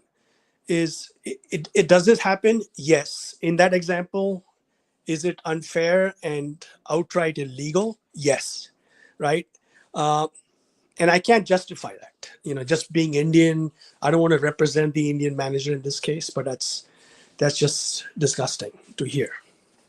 Yes, yeah, and I definitely appreciate your honesty there, Guri. And another point that I want to speak to is that it's not only a Western thing; it's also an international thing. So, so we know Indians are in many countries in Africa, in Asia. So let's take Africa for example, right? There was an example where in a country, I think it was Kenya or Uganda, an Indian person or family bought an apartment block, right?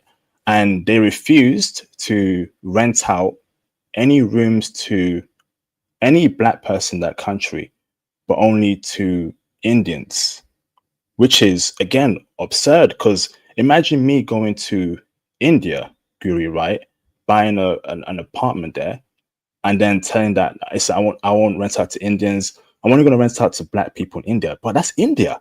That's an Indian country. That's where Indian people are from. How can I do that?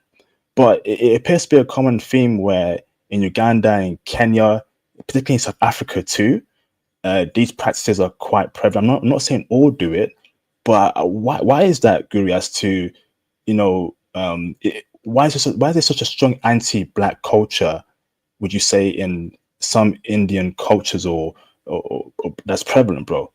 So I'm happy to answer that. I'm going to still call you out on the fact that we are digressing from H-1B issue, but okay. The short answer is that I think there's a fear, right? There's not that many, if any, black people in India, right, that represent that culture.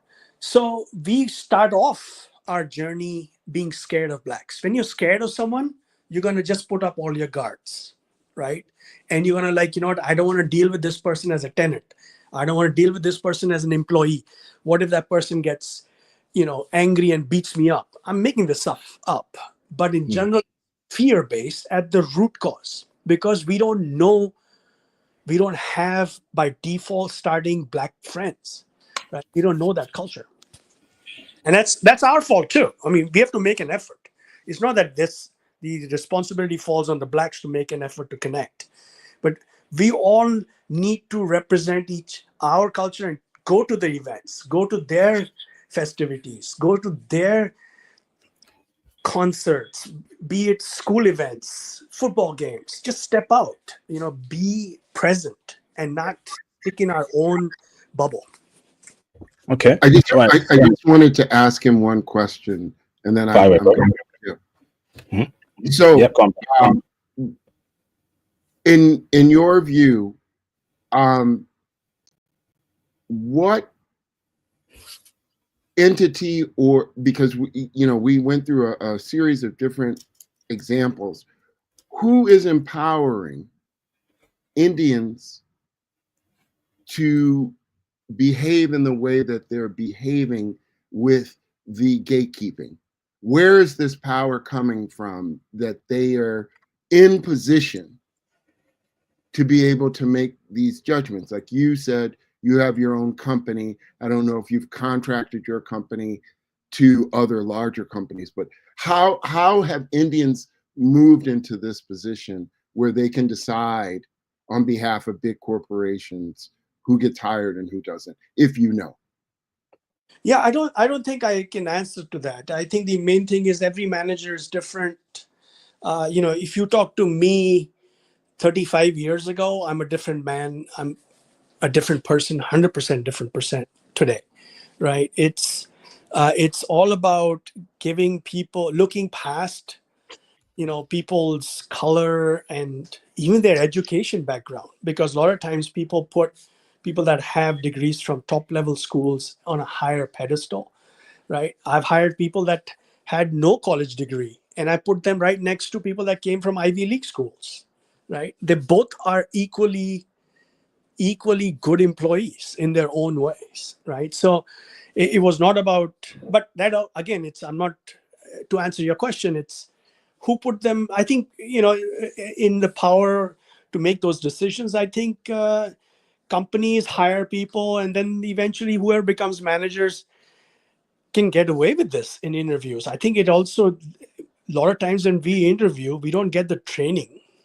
I remember when I was interviewing, no one from HR called me and said, this is the right etiquette of interviewing someone and making sure not asking these certain questions that are discriminatory, right? So people get away with it. I'll give you an example. There's a company called Applied Materials.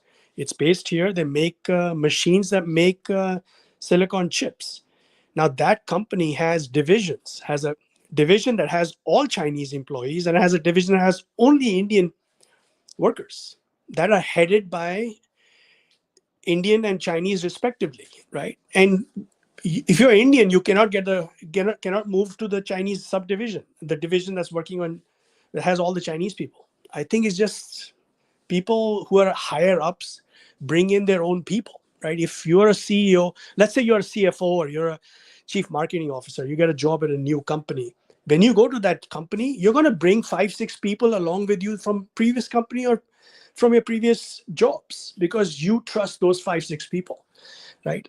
You're not going to lay off people based upon color, but there is always rebalancing that happens based upon new managers that have certain powers. And to give you a simple answer, Indians usually hire Indians because they can control them. It's a very simple answer, but that's the answer. Interesting. And do you think they hire from the same caste? So Gujaratis hire other Gujaratis, or would they hire from a lower class for that control out of interest?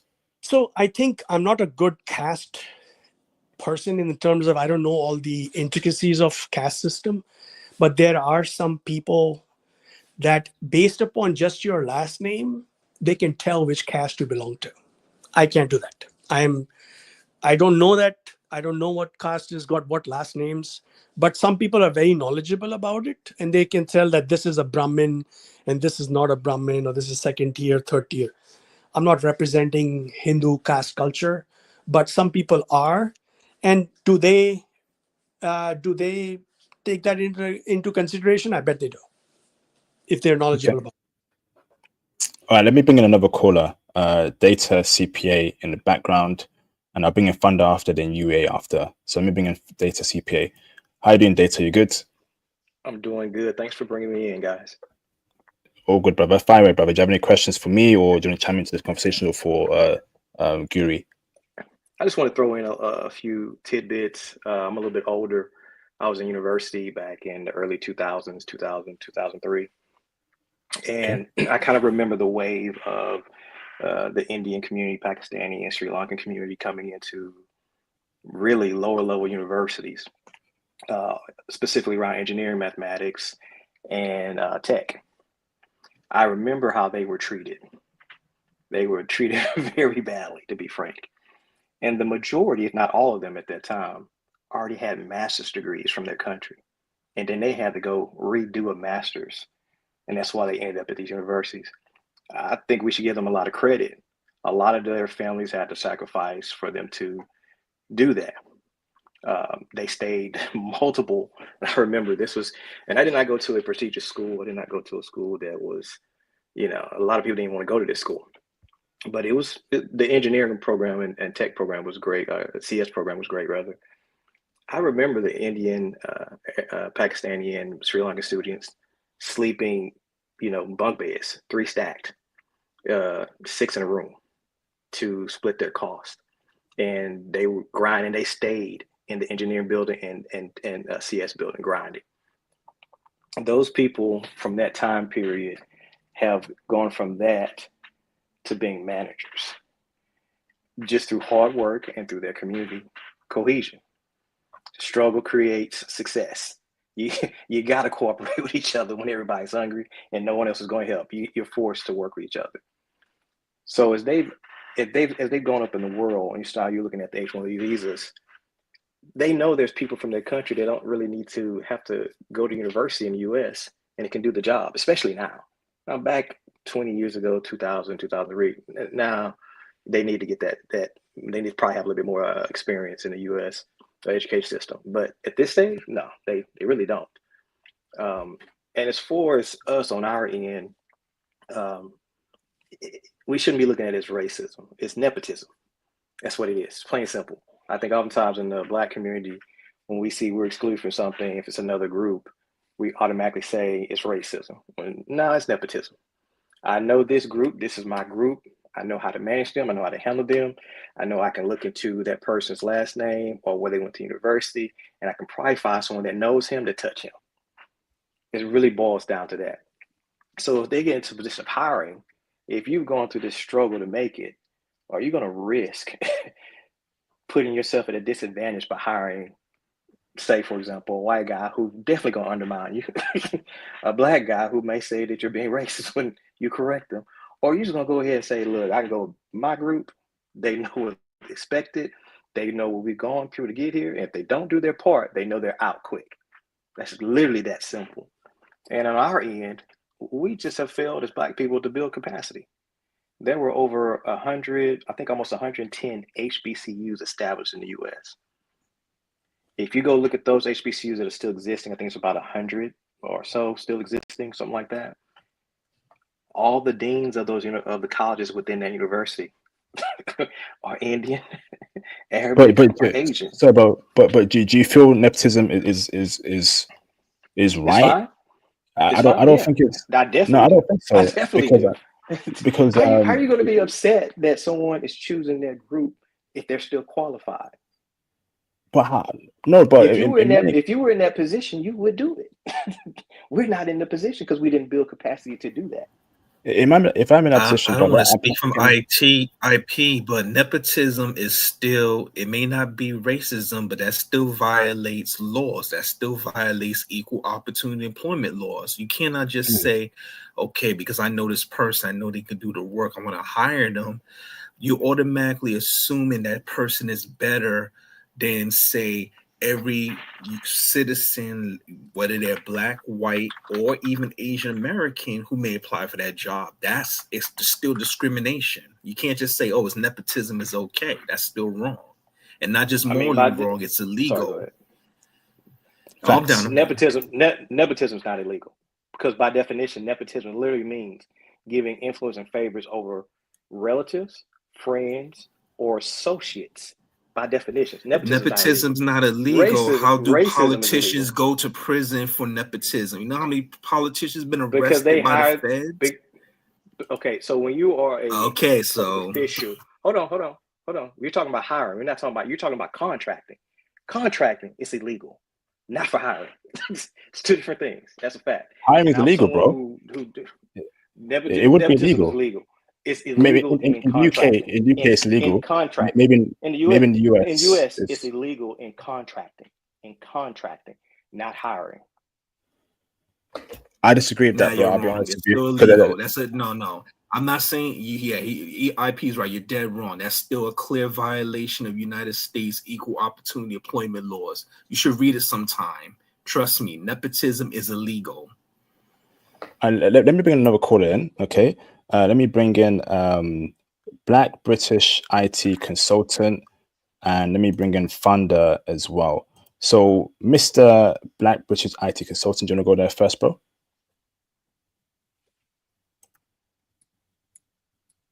Hi, can you hear me? Okay, Mr. Funder, fire away, bro. Well, okay, sorry.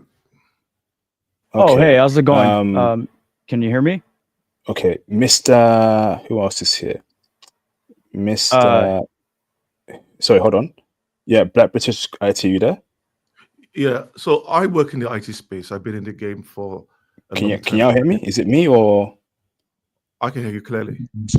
Okay, Black British. Go on, brother. Speak. Fire away, bro. Yeah, I've been in the IT space for the last 30 years, and I really experienced the same thing that you have in America.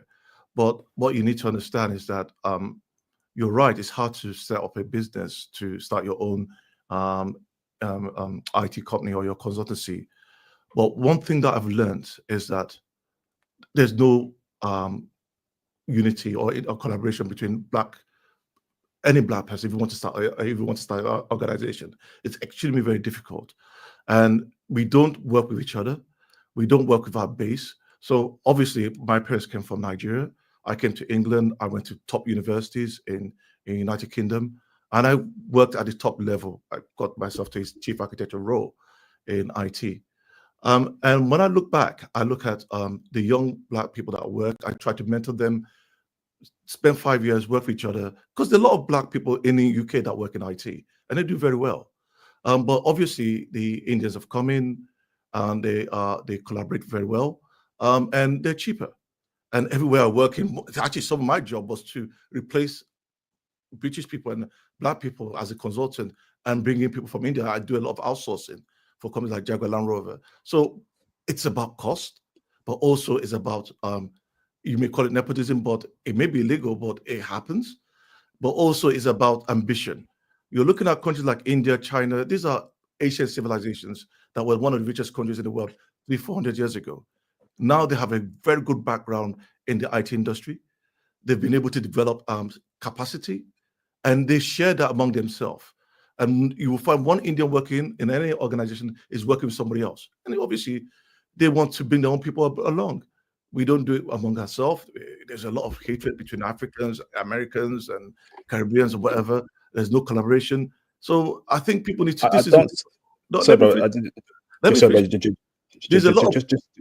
Just answer your point there, bro. So, bro, I don't think there's a lot of hatred between us. I would say bitterness. Sometimes. Hold on, bruv. Remember, this is my channel, so let's keep it respectful, please. So, I don't think there's a lot of hatred towards, especially educated brothers. I just feel like we play it very, very fair. You know, I've noticed that. So, you know, we're not seen to oppress people.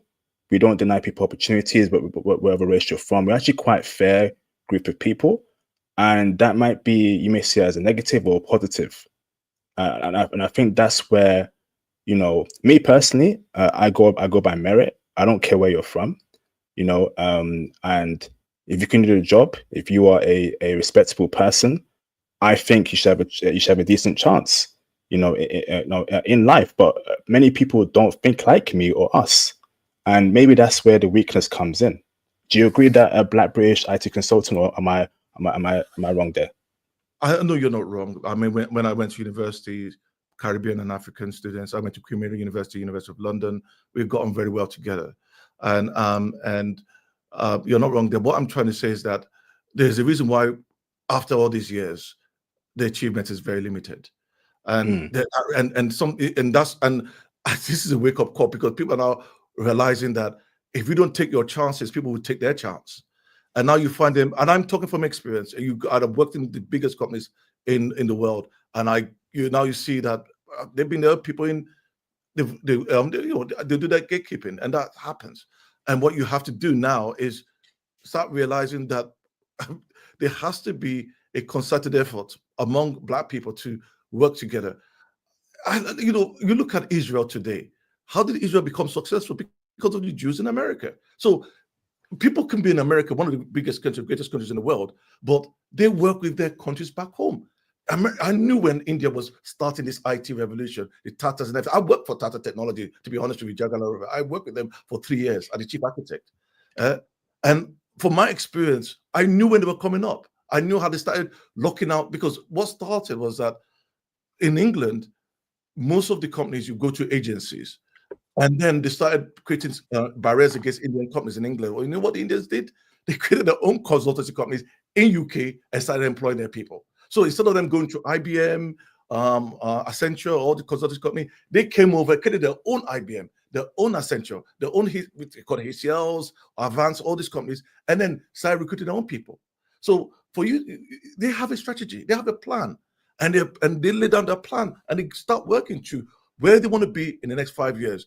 This is a wake-up call. And I like what you're doing, because at least people are aware that, okay, so this is what happens. This is what we need to do. So the next thing is that those that have experience, you consult yourself. You work together. Don't just look at the industry in America. There are opportunities around the world. Not just in America, opportunities around the world. I mean, I've seen million dollar subcontract in Nigeria. I'm not talking about, and it's controlled by Indians. But there are opportunities down there too that people should be looking at. And I find lack of exploration sorry, let me Yeah, point. It's something go, that we bro. need to be doing. Yeah, so let me come there. So yeah, I've noticed that, and Guru, you can chime in as well, right? I've noticed that, like, so Indian people they've amassed, not, I'm not saying all, but a good amount have amassed wealth in South Africa, in Kenya, Uganda, you know, and other African countries, but you don't really see rich black people in India. So from my point of view, right, it's like they gatekeep wealth from black people in India, whereas black people in Africa and the Caribbean, they don't really care where you're from, and that's why you see Indians thriving in the Caribbean and Africa, and that's where and that's why I get very angry there, because you know it just shows that how kind we are Not for really. everyone, but in their countries, right, we can't build wealth. How many rich black people are in India? How many? Well, There isn't. well, I will not be angry. I won't look at it like that. India has 1.5 billion people. So if you went to India, you're going to be competing with 1.5 billion Indians too. And don't forget, their government in 1991 liberalized their economy in 1991. And the Indians, even though they've done well, they're still far behind countries around South Asia. I mean, their GDP per capita is only $4,000, you understand? So they're still far behind. What has happened is that the government has allowed and empowered at least a strong middle class that is intellectually inclined, and they can now sit down and see opportunities. Don't forget, and it also did one thing that was wise. The IITA schools, and I've been to India many times before, IITAs and the Institute of Management, they built those schools based on merit. You can't get into those schools if you know somebody. It's based on merit, and those schools are very good. I know Nigerians that go to those schools too, and those schools produce some of the best engineers and best managers. That's why you find them working in Microsoft, in Google. These guys are top notch. And to get into those schools, you're talking about maybe a million, 10 million people trying to get into those schools, and maybe 100 people pass. Some people just commit suicide if they can't get to those schools. Brother, keep it coded, man. All right, thank you, Black British. I've got to share the love here. Let me bring in Thunder in the background. Thunder, keep it PG. Code your words, please. Fire away, brother. Hey, sounds good. By the way, can you hear me? Loud and clear, bro. Awesome. So, first, I'd like to say congratulations on your citizenship, Guri. And I really love the honesty, and I think we need more Indian people speaking out against this. It might be hard due to the situation that the current H-1Bs find themselves in, because they are sort of in a limbo, which people don't want to rat on themselves and get sent back to their home country, right? It's understandable. With that being said, I worked at AWS for 2 years. I was laid off eventually. I'm a Dominican in the United States, and I've seen a similar situation with Dominicans sort of catching heat and people grilling Dominicans for the racism against black people that happens there, and black Dominicans outright denying their blackness, right? So there's been a lot of discourse about that. And so if Dominicans can be self-aware enough, or if the culture can call out Dominicans for being racists, I think we can do the same with a lot more force with Indians too. And I'm so glad that we're beginning this conversation for that reason, right? It's a fair conversation to have without having necessarily any hate towards Indians. And so yeah, Afro-Latino, inherited my engineering mind from my black grandfather. When I wanted to answer somebody's question about where this power to discriminate comes from in these large companies, and I do remember at AWS, I was speaking to an HR woman about an issue that a senior engineer was giving me. And I told her that it might be due to discrimination, though I could not prove that it was due to that because I could not read his mind. But I had recorded all of our conversations and Slack messages saved, so that and I had all of my evidence for him misguiding me, giving me the wrong information, and then during team stand-ups or what do you call it? The sprint demos, calling me out for doing the wrong thing, the wrong thing, which were the same instructions that he gave me. And this repeatedly kept happening until I was like reprimanded and given almost disciplined at Amazon, right? He was trying to sabotage me. And you know, he also used to like give me these mentoring sessions, which basically he would just teach me things that I really didn't even ask for or need. It was rather condescending for him to assume that I didn't know such basic things, and just to kind of like come off as if he was trying to be helpful, maybe document that too. So it was very insidious, right? And I've heard of this phenomenon happening a lot. Needless to say, that guy was Indian, and I looked up his caste last name, and it was Brahmin, right? And my entire team was composed of there were 3 Brahmin Indians, and there was one Italian guy who was very helpful. He was probably the only helpful person on the team. I had a white manager who was pretty good person as far as I know, unless I've heard stories about Amazon that, you know, managers can be deceitful, but I think I trusted that guy. And when that Italian guy left the team, that was it for my experience there. Nobody was helpful. Everybody was just in it for themselves. It was just that was the least cooperative work environment I have ever been. And that was my first tech job too. So it was not a good experience. But going back to that reporting of the story to the HR lady. So I told her what was happening. And then she goes, "Are you sure it wasn't your manager who was being discriminating? Is it?" Well, no. She asked me, "Was it your manager?" And I'm like, "No, I like him. He wasn't doing that." Yeah, and Amazon has the most H-1B Indians too, and it's a difficult place to work. I'm reading the chat. So and then I'm like, "No, I like my manager," and then she told me, "Well, everybody else is an underrepresented minority in your team. So what do you mean they were being discriminatory towards you?" Like, as if, and then, you know, everybody is Indian and I'm the only Latino on the team, right? And they couldn't possibly discriminate against some other minority. Come on. Like, she eventually understood what, like, she kind of got on board and, like, you know, realized that she messed up by saying that to me, because that is a problem. But this is how these kind of things go under the table, because the people doing the discriminating are minorities themselves, right? And like the whole DEI initiatives are not helping, because companies can get away with having minorities being the one discriminating other people because they are minorities, and you know, that kind of helps their whole DEI initiatives. And I think we need to push for a true DEI. And it's sad to know that the people who started noticing this H-1B issue are MAGA people, because they are also the most against DEI.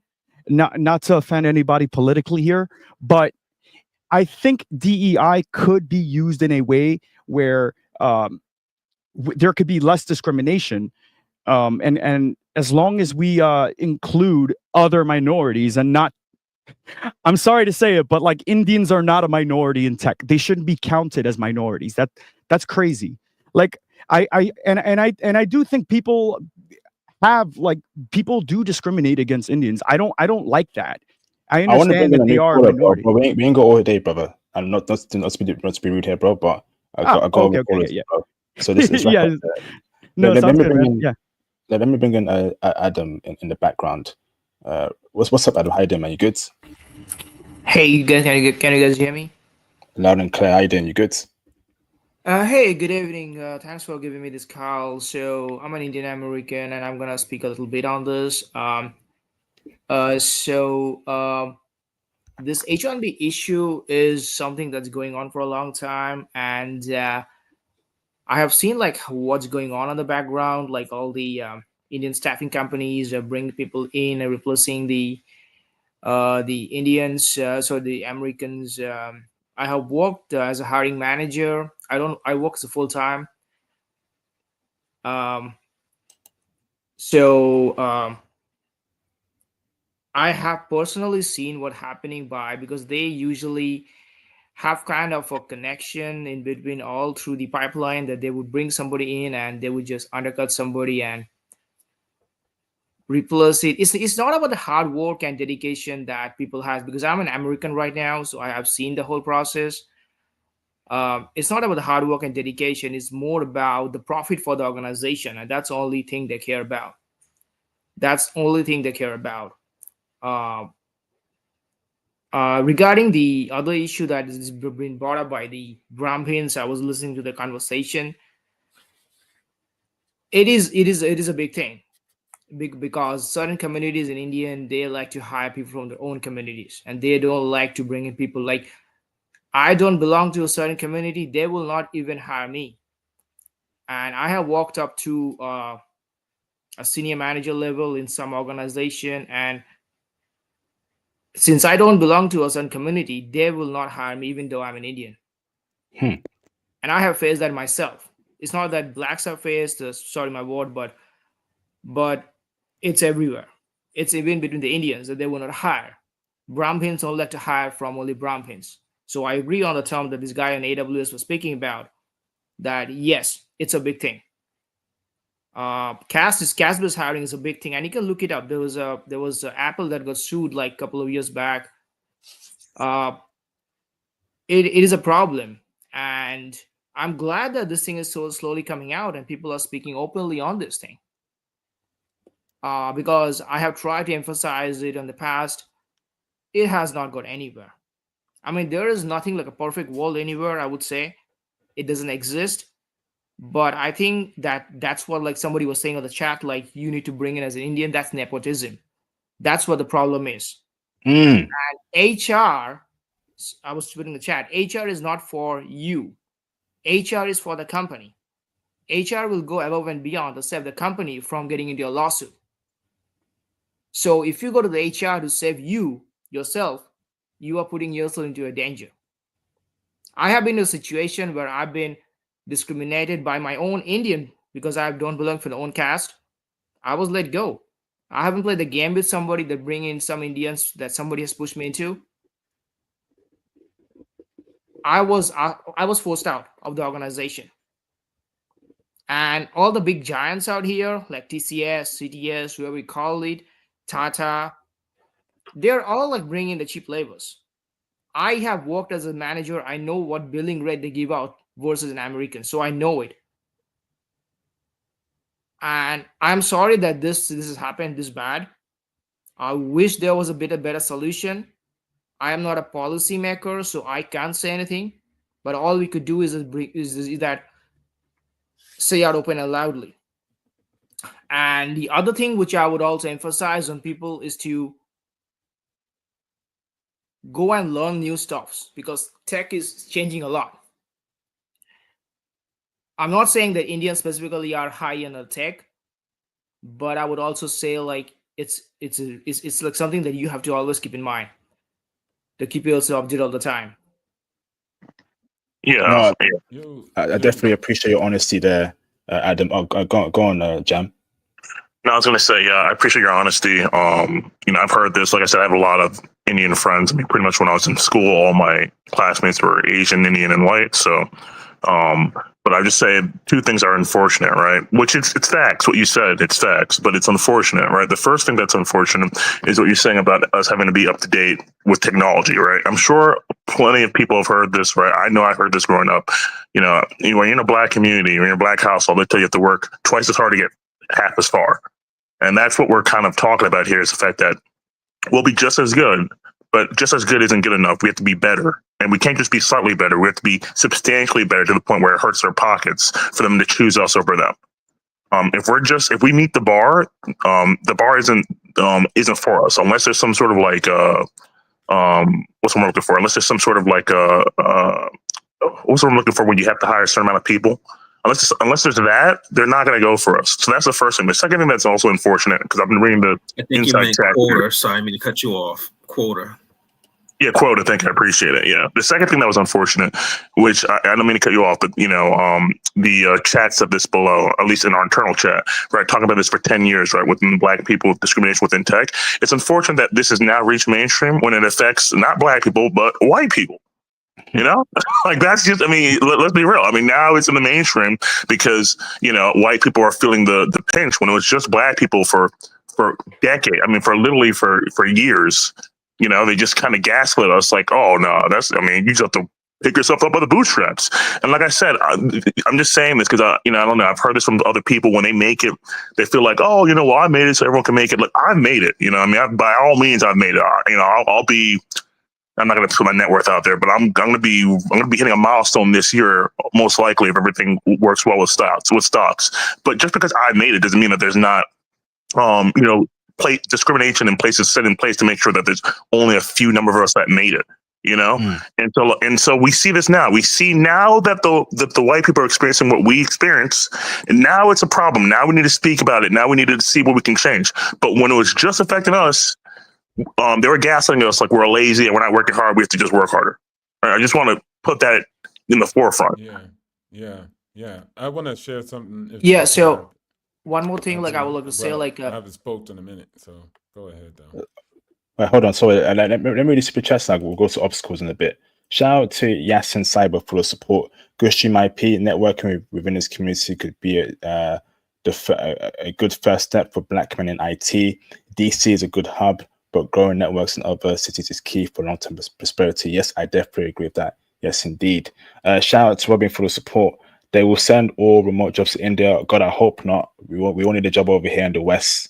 I hope not. Shout out to Cedric Webb for the support. Do you start off ferrying off everyone you don't know, including Europeans, or is it just Black people? Now, how do you fare a group of people who has never oppressed you historically? I think that was a question for Guri. Let me bring in Guri. Guri, do you want to answer? I need to drop some off. Let me drop off data for a bit. Let me bring in Guri. Guri, do you want to answer that question over here? Yeah. What was the question again? The question was, do you start off fearing everyone you don't know, including Europeans, or is it just Black people? How do you fare a group of people who have never oppressed your group historically? I think it was, and I'm not blaming it. I think it was just ignorant. Like I left India in 1989. That's 35 years ago, right? No Indians, definitely not that many Blacks in India. And it's just the wiring. They teach you, or they instill fear, or however media works, right? They showcase the negative side of Blacks. The positive side of Blacks is when you see Carl Lewis in the 1988 Los Angeles Olympics.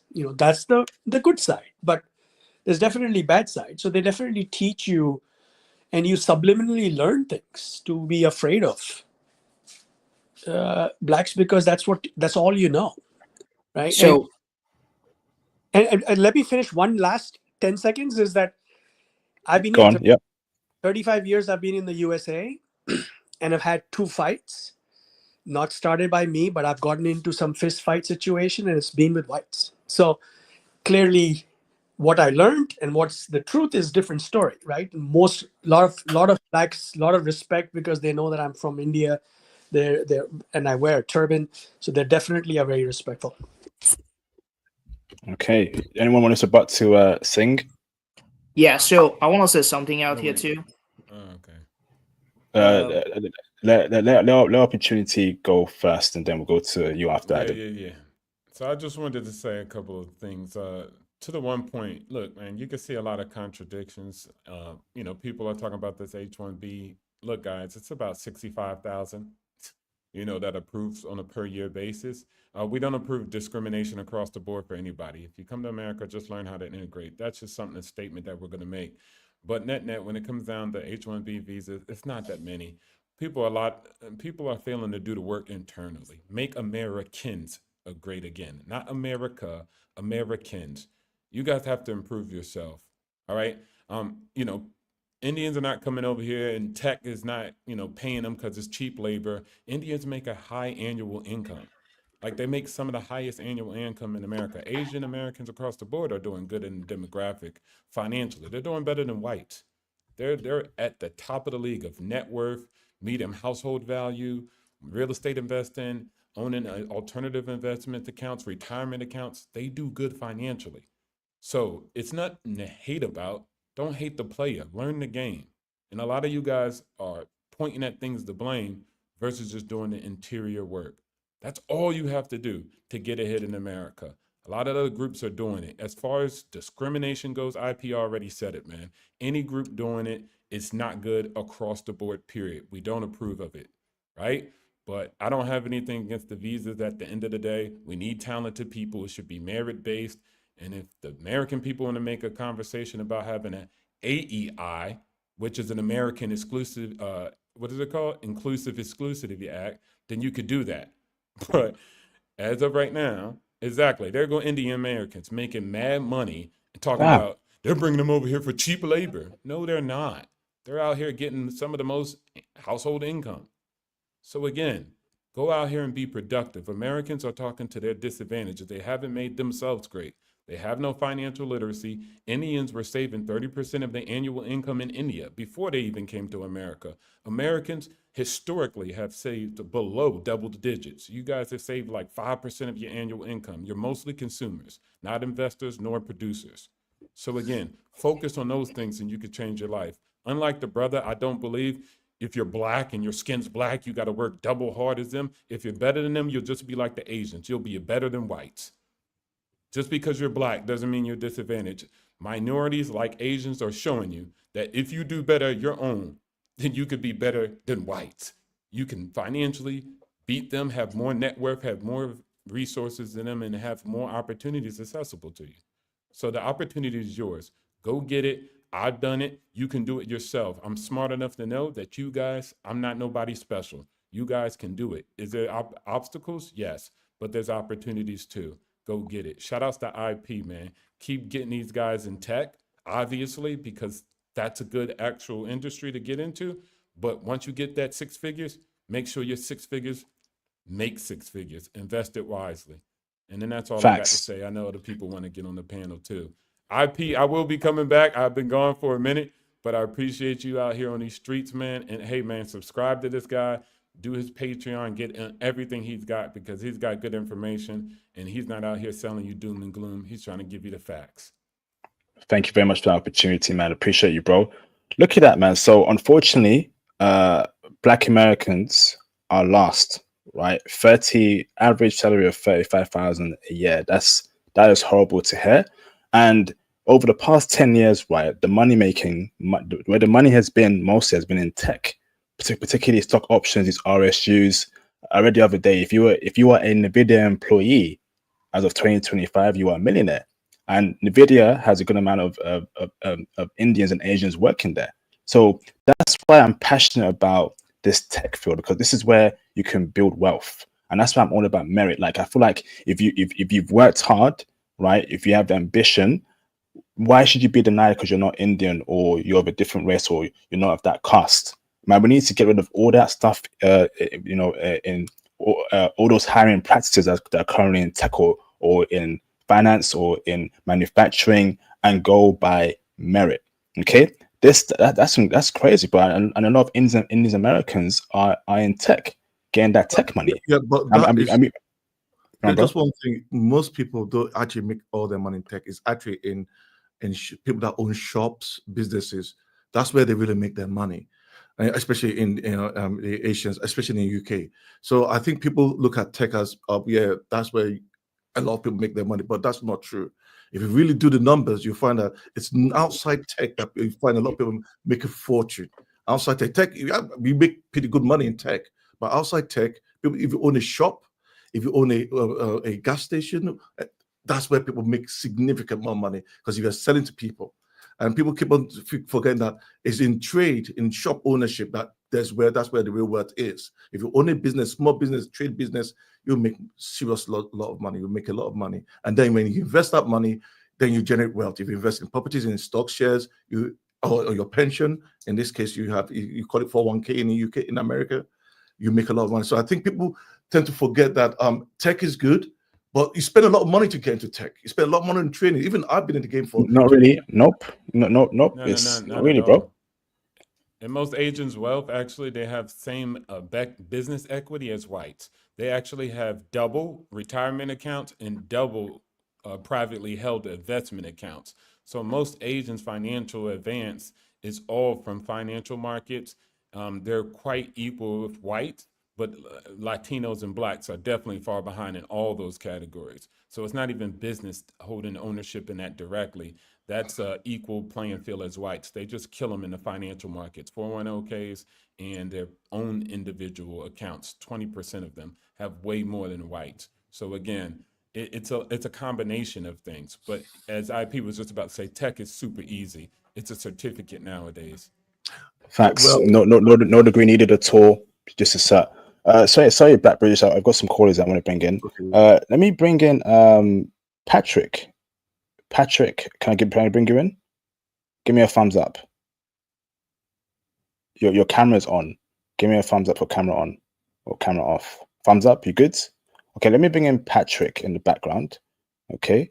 I got to drop. Let me drop. You could drop me. You could drop me. You could drop me. Yo, shout out to you again, man. Thanks for the time and appreciate it. I'll see you on the next one. Stay on for a bit, obstacles. That's cool. Yeah, you can drop me as well. Thank you for bringing So me up. let me bring in Patrick. Okay. And then I'll bring in Via after, then Moon. What's up, Patrick? How you doing, bro? Hey, IP. Hey, I've been a long-term follower of your stream, and I just have a short input to put into the conversation pertaining to how the Indians gatekeep in the industry. There is some truth to what the gentleman said about seeking opportunities, but here's my personal opinion. Exactly what you started the stream with saying that the Indians gatekeep, there's a lot of truth to that. Now, everyone should know that the Indians have been in the IT industry for decades. Many years ago, when I was in Ghana, I attended NIT, National Institute of Information Technology. This is almost like 22 years, 23 years ago. And the institute started as far back as 1994, 95 or something. So they've been in IT for decades, the Indians, that is. And the reason why I agree with what you're saying is because when I went to a company here in Cary, North Carolina, called HCL, which is an Indian firm, the exact thing you said about them hiring, the test questions, the questions they gave me were extremely difficult and more invasive, very technical than the other questions they asked the other individuals. Now, I'm not saying this because I have anything against Indians necessarily, but there's a lot of truth to that. When people try to get jobs with them, they tend to gatekeep a lot. It's also very rigorous when you get in the industry. They tend not to be open to you. If you're trying to seek information as far as technical help or you're trying to learn the systems, they tend not to open up to you quite a bit. So there is some truth to that. And as far as black guys getting to tech, I just want to add to what the other caller was saying. We were not open to tech. We just recently started to come into tech in the last 10 to 15 years. A lot of us are getting certified and coming into tech. I currently work with the government as a contractor in IT. I'm mid-level, I'm not high level, but there's still a lot of us coming into tech. And so many of us who are getting certifications like cloud, AWS, Azure, and other IT certifications like Cisco networking and other things like that are trying to work in the industry. A lot of us tend to work with the government or do other private industries like other corporate entities that are run by white firms or something. But when it comes to Indian firms, there's a big difficulty getting in there. That's my input. That's really what I wanted to say. Wow. Mr. Adam, do you want to? It's Adam. Oh, Adam dropped off. No, but that's a fair point. And are you Canadian or are you American? Who, me? I am a naturalized American. Okay, yeah. Sorry, bro. You sounded a bit Canadian there. Whether it's Canadian, American, UK, the gatekeeping is a common theme, and I'm happy that Guri and Adam, have spoken on that, because I know I wasn't going crazy when I noticed that 10 years ago.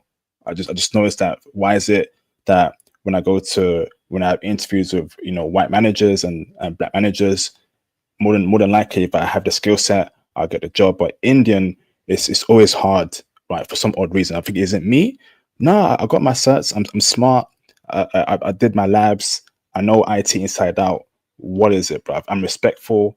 You know, I dress well. I come across well. So it can't be me. Stuff has got to be wrong here, and we have to address it, call it out, and hopefully it will be addressed by the powers that be, HR directors, because now it's affecting white people. And if things affect white people, something will change. Because if Billy, Sarah, Hannah, Tom, Brad can't get a job, and they say, okay, what's going on there? Okay, now things are going to start moving. And it took many years to bring this up, right? It took the last 2 weeks by Elon Musk to bring this up, but that's how life is. You want to say something, bro? Yeah, before I leave, I just want to say this last thing. So as far as affecting white people, there was also white people that noticed it at the firm that I was trying to work with a couple of years ago, that noticed that the Indians will kind of gravitate to their own.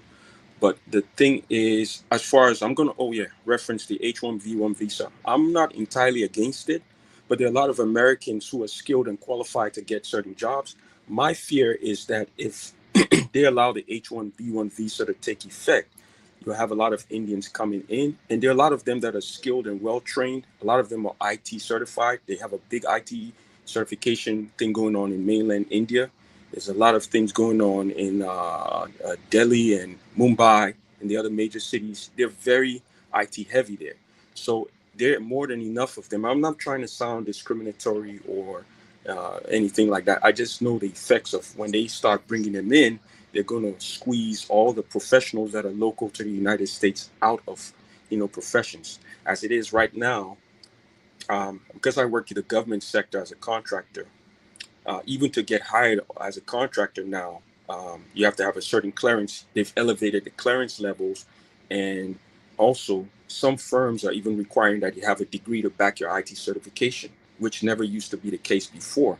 I just started to notice that. That may or may not be true for certain entities, but for the government, especially where I'm stationed, that is true. So whilst they may not be able to work for the government entirely, they will probably be able to work for the private sectors, and Silicon Valley, they'll be able to flood it. So I just think there should be some level of control. That's my 2 cents. That's all I have to say. That definitely. I think there needs to be. I think these jobs needs to reflect the diversity of the nation. So, Right. If there's 30% of African Americans, Black Americans that are in America, there should be around 30% in Google, Amazon, Facebook, etc., etc. If there's 2% of Indians, in the US, then that number around that number should be reflected in these jobs. If the majority of the country is white, then the majority of the companies will be white. It should reflect the demographics, Right. I think that should be the solution going forward, and that would essentially solve this gatekeeping issue, in my opinion. It must reflect, the demographics of the country. Right. Right. Yeah, I totally agree, and that's just some observation that I just thought I should bring up on the panel, because there's a lot of truth to what you're saying, and they're also in Africa, they control the IT industry there, as far as trainers, instructors for the big institutions. Like in Ghana, there are a lot of Indian instructors there. There are about 2 or 3 institutions there that they control and run and monitor. And in Kenya, they also heavily control the IT industry there as well. So What? Yeah. They do the training. They offer training courses, everything, certifications. I'm not saying that Africans don't control it, but they have a huge presence. They've been in Ghana, as far as I know, as far back as 1998, when they set up NIT, National Institute of Information Technology. And I went to that institution around 2002 to 2004. So yeah. Now, let's flip that, right. How many do you think Black people run and control the IT industry in India, bro? No, definitely. Hell no. They're too Hell no. Yeah. They wouldn't allow that, bro. And I'm just they would not allow that to happen. And I think a part of it is African people and Caribbean people being too nice. in my opinion, India should prioritize Indian people. African nations should prioritize African people. And there's nothing wrong with saying that, because you have to uplift the people that live there. What does that mean? Making sure that, they business or employment is given to them to thrive in their nations, to build their economy up. And there's nothing wrong with saying that, bro. So I'm a bit upset. I'm very upset hearing that Indians control the IT industry in black nations, because black people don't control anything in India. And that's my point there, bro. It's like we are the dumping ground, bro. Everyone can come into Africa and Caribbean, make millions, become rich, but we can't do it in their nations. How many black people are getting rich in China? How many black people getting rich in India? How many black people getting rich in all these other nations, bro? It's like we are limited on how we build wealth. So, for example, right, the Chinese, okay, they have Chinatown in literally every other country. So they're making money 24/7, okay, or many hours of the days. They also have Hong Kong, they got Taiwan, they got Macau. These are rich nations. Then they got China, another rich nation. Then they're also deep in UK, America, making money there too. Now, for us as black people, right, Africa's underdeveloped. And if you're Black American and UK black people, we can't go to Africa like that without connections or making big money like that. But it just appears that Indian people can do that and Chinese people can do that without any connections. I can't go to China and make millions there, right? I can't go to Hong Kong and make millions over there in Hong Kong. So we are confined in our success and how we build wealth in certain few nations. And that right there is one of our main problems there. Our money supply is limited, bro. Yeah, but the thing with the Indians, though, they are community. They kind of, how should I put it? They have been in Africa for decades. Like my country of origin in Africa originally, they are into trading. There's a construction firm called Seti Brothers. They've been there for over 50 years. They sell construction materials and stuff like that. They've been in business. They trade in electronics and construction. They've been there for decades. Somewhere like Uganda, they've been there since the British took them there. They were kicked out by Idi Amin, but they went back there, and they've been there for a long time too. So what they do is they bring each other in, and they kind of have a community where they build each other up in business. So it's like they have a support network where they support each other to be successful, especially out of India. So that's why they're so successful in generating a lot of money and income like that. As far as IT is concerned, since they got outsourced decades ago, they are very sharp. They've picked it up. They've learned all the skills needed. They've gotten the cloud computing of recently. And even decades ago, when I was in their institute, they were trainers and instructors. They were, not saying that Africans don't own stuff. Like in Nigeria, a lot of Africans own IT training institutes. They have certification schools in Ghana that Ghanaians run and own. Kenyans also run and own it. But the Indians have a big presence there. They're still running businesses. They run what's it called, internet cafes. At least in my country, they were running one. They have a big internet cafe there.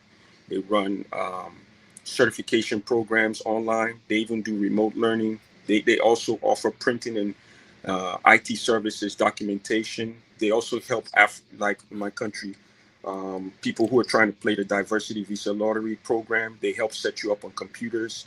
They have all that stuff, Skype calls, Zoom conferencing. Those Indian guys, they're on top of that. I mean, that's how it is, So yeah, and I just I feel like things should be fair, right? So if Indians can make money in Africa and the Caribbean, I think it's only fair that black people should be able to make money in millions in India, because you just feel like everyone is just making money right around us, and we ain't getting nothing, bruv. We ain't getting nothing. That's true. And I don't think that's fair, bruv. I try and be. I'm not a bad person, right? I'm not gonna be here and wish bad on anyone, or or take joy in people suffering. I'm not a person like that. I believe that if you're gonna make money off in Caribbean and Africa, okay, cool. Then me and other black people, right, should also be able to make money in India without any sort of fear of our lives or discrimination. Because let's keep it real, I have seen some reports where black people have been attacked in India. for maybe dating an Indian woman or walking around, but they live in peace in the Caribbean and Africa. They're left alone to do their vice, and that's just not fair, but that's what really bugs me, bruv. It's like Black people are so loving, we're so open, we don't care about where you're from, and that's great. But why don't we get that same love when we are in your countries? Why are we not given the opportunity to build wealth in your countries? Yeah, and no one is speaking about that, bruv. No one. Because, but that's I'm true. saying, IP, somebody don't have to have you reciprocity. It's up to your job to be good to good people, not just be the good just to be good. So again, somebody doesn't have to do that. And so other nations don't have to allow you to build wealth in their own nation. They're trying to survive. There's 1.2 billion people in India. The average income is around 4K annually. They struggling. And so they don't care about what you're saying. They're going to make money. And then especially, too, when you say, Indians in Africa, stop calling them Indians in Africa. They're Africans. They're Africans. And so those African people on the continent gave them citizenship. They're Africans. Indians are from Kenya. Indians are from Ghana. They have citizenship. They have a passport. So you can argue whether it's good or bad. I'm not here for that. I'm just saying that's what it is.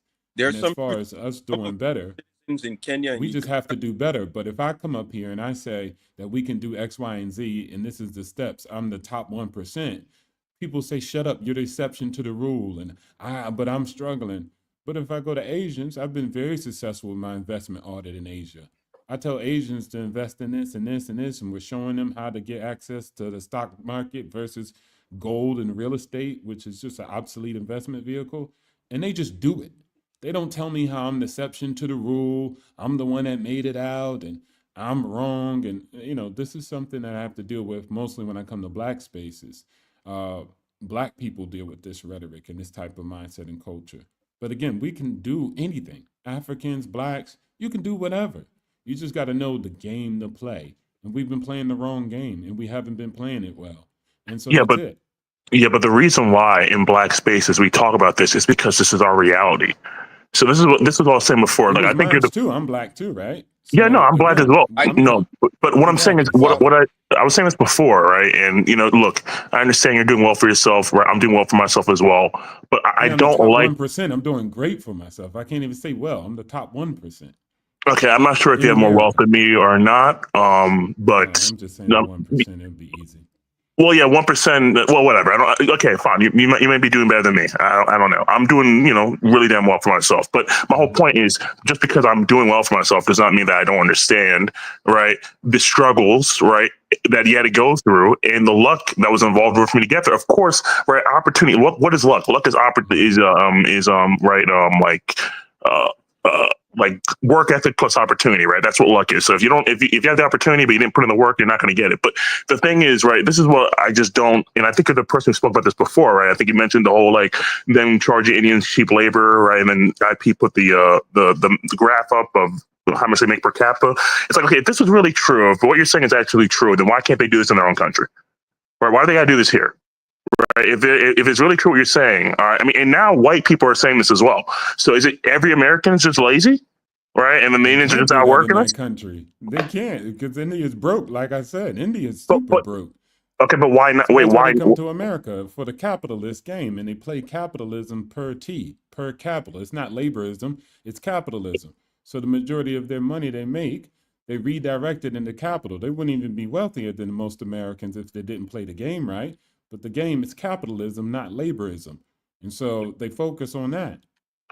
I don't think you quite understand what I'm saying. Like if you're brilliant, you should be able to be brilliant no matter where you are. Why do you have to be a brilliant in a certain place, right? If you have the skills, why can't you just? We have a $27 trillion economy. They have like a $4 trillion economy. Okay, so but exactly. So what I'm saying is that thank you. Exactly. So what I'm saying is that there's things. I mean, you pretty much just proved my point here. What I'm saying is that there are things that you can do, right? You can do everything right, and then if you're just in the bad location or there's circumstances outside of control, you can do everything right and you can still lose.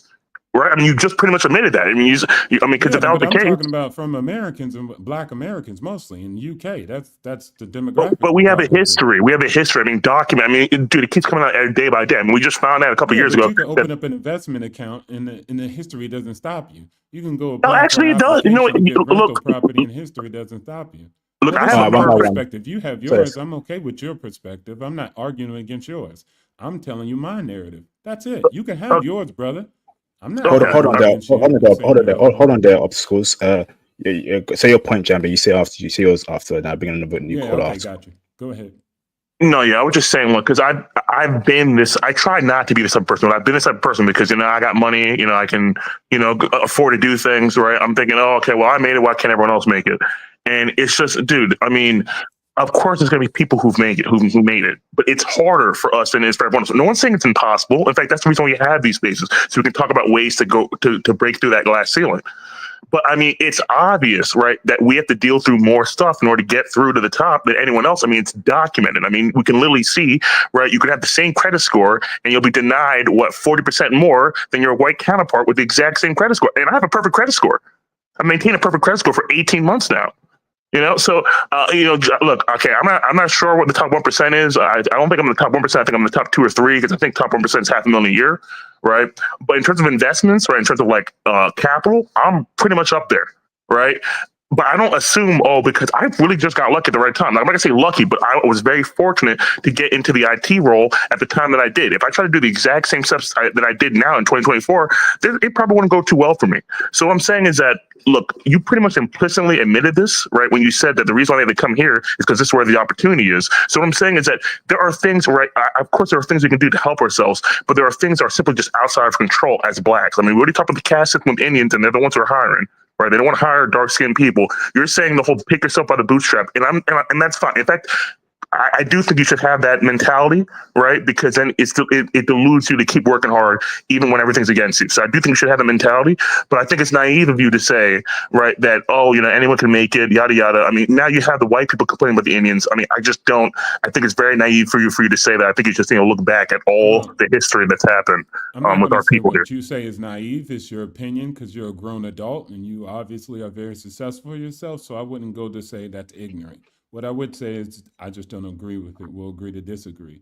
My position remains the same, guys, that regardless if somebody's telling you I'm the exception to the rule, and I'm going around here and teaching brothers every day and I'm saving them and they're building multifamily, properties in their estate portfolio and they never thought they could do it. Yes, there's going to be obstacles that you face, whether you're a woman, whether you're Black, whether you're this and that, but that's the world. You can deal with it and fight for it, and I'm okay with that. Go fight legislation. Go, try to get the laws changed. I'm okay with that. But also you have to take a part and do it yourself and do the work and overcome those obstacles. I'm telling people to do that. You can do both. You could chew gum and walk at the same time. So as far as you not knowing what to do, that's your problem. Regardless if you get the 6 figures, there'll be like 50% of Americans living check to check because it's about financial literacy, it's about money management and wealth preservation. And you need to learn the techniques. So even if I gave you the opportunity, you wouldn't know what to do with it. Hence why a majority of the Black people who actually get wealth lose wealth. And so again, at the end of the day, it's just things that I'm saying. This is my statement. Your statement is different. Okay, we can agree to disagree. That's completely fine. Just because I made it, I'm not telling everybody that they can't make it. It's easy. I'm human, just like everybody else is on this. I'm an average 9-to-5 guy, and I struggled, and it was grind, and it was hard. I never had a handout. I linked up and I pursued opportunities that most people were not going to do. White, Black, albino, snake, monkey, it don't matter. I had to go out and get things done, and you could do it too. And I'm showing brothers, this is the game. This is what I've learned. You get what I'm saying? I've accelerated far past anybody. I superseded the majority of Americans and I beat them. This is the game plan. Let me show you. That's it. But instead, once I say that, we can't do it. Racism, da-da-da. I get it. I was an individual just like you. I don't come from a wealthy family. I don't come from this. I'm just trying to show you, follow these strategies. This is the game. You've been playing the wrong game. This is Let me ask you a appropriate. quick question. When you made it, did you have to suffer the black tax?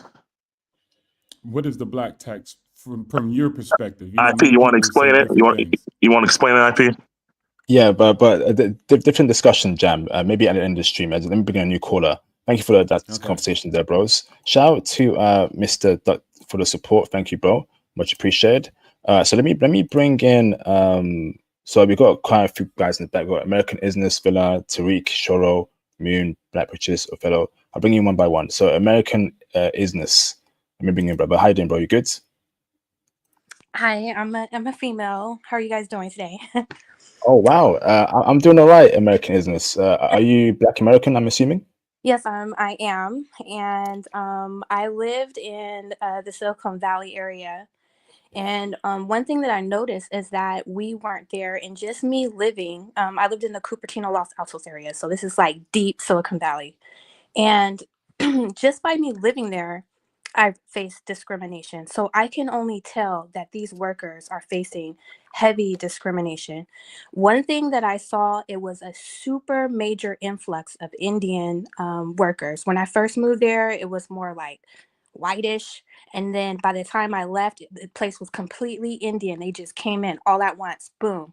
So when we're having this discussion, it is not about somebody working hard when there are programs. These companies are literally only hiring visa workers. And we know this is documented. There's been lawsuits. So to say that, a person just needs to just, work real hard and save their money and not spend it, because if you have a six figures, then you probably do have that money to invest. So I'm sure those people are investing. But most people aren't getting the six figures, and they're not getting that opportunity. A lot of engineers that I know will get on these jobs, and then soon afterwards their contracts or whatever is canceled. So we have to be very realistic when we're talking about especially Black workers in the tech field. I can go to Google campus, I can go to Apple campus, and we are not there at all.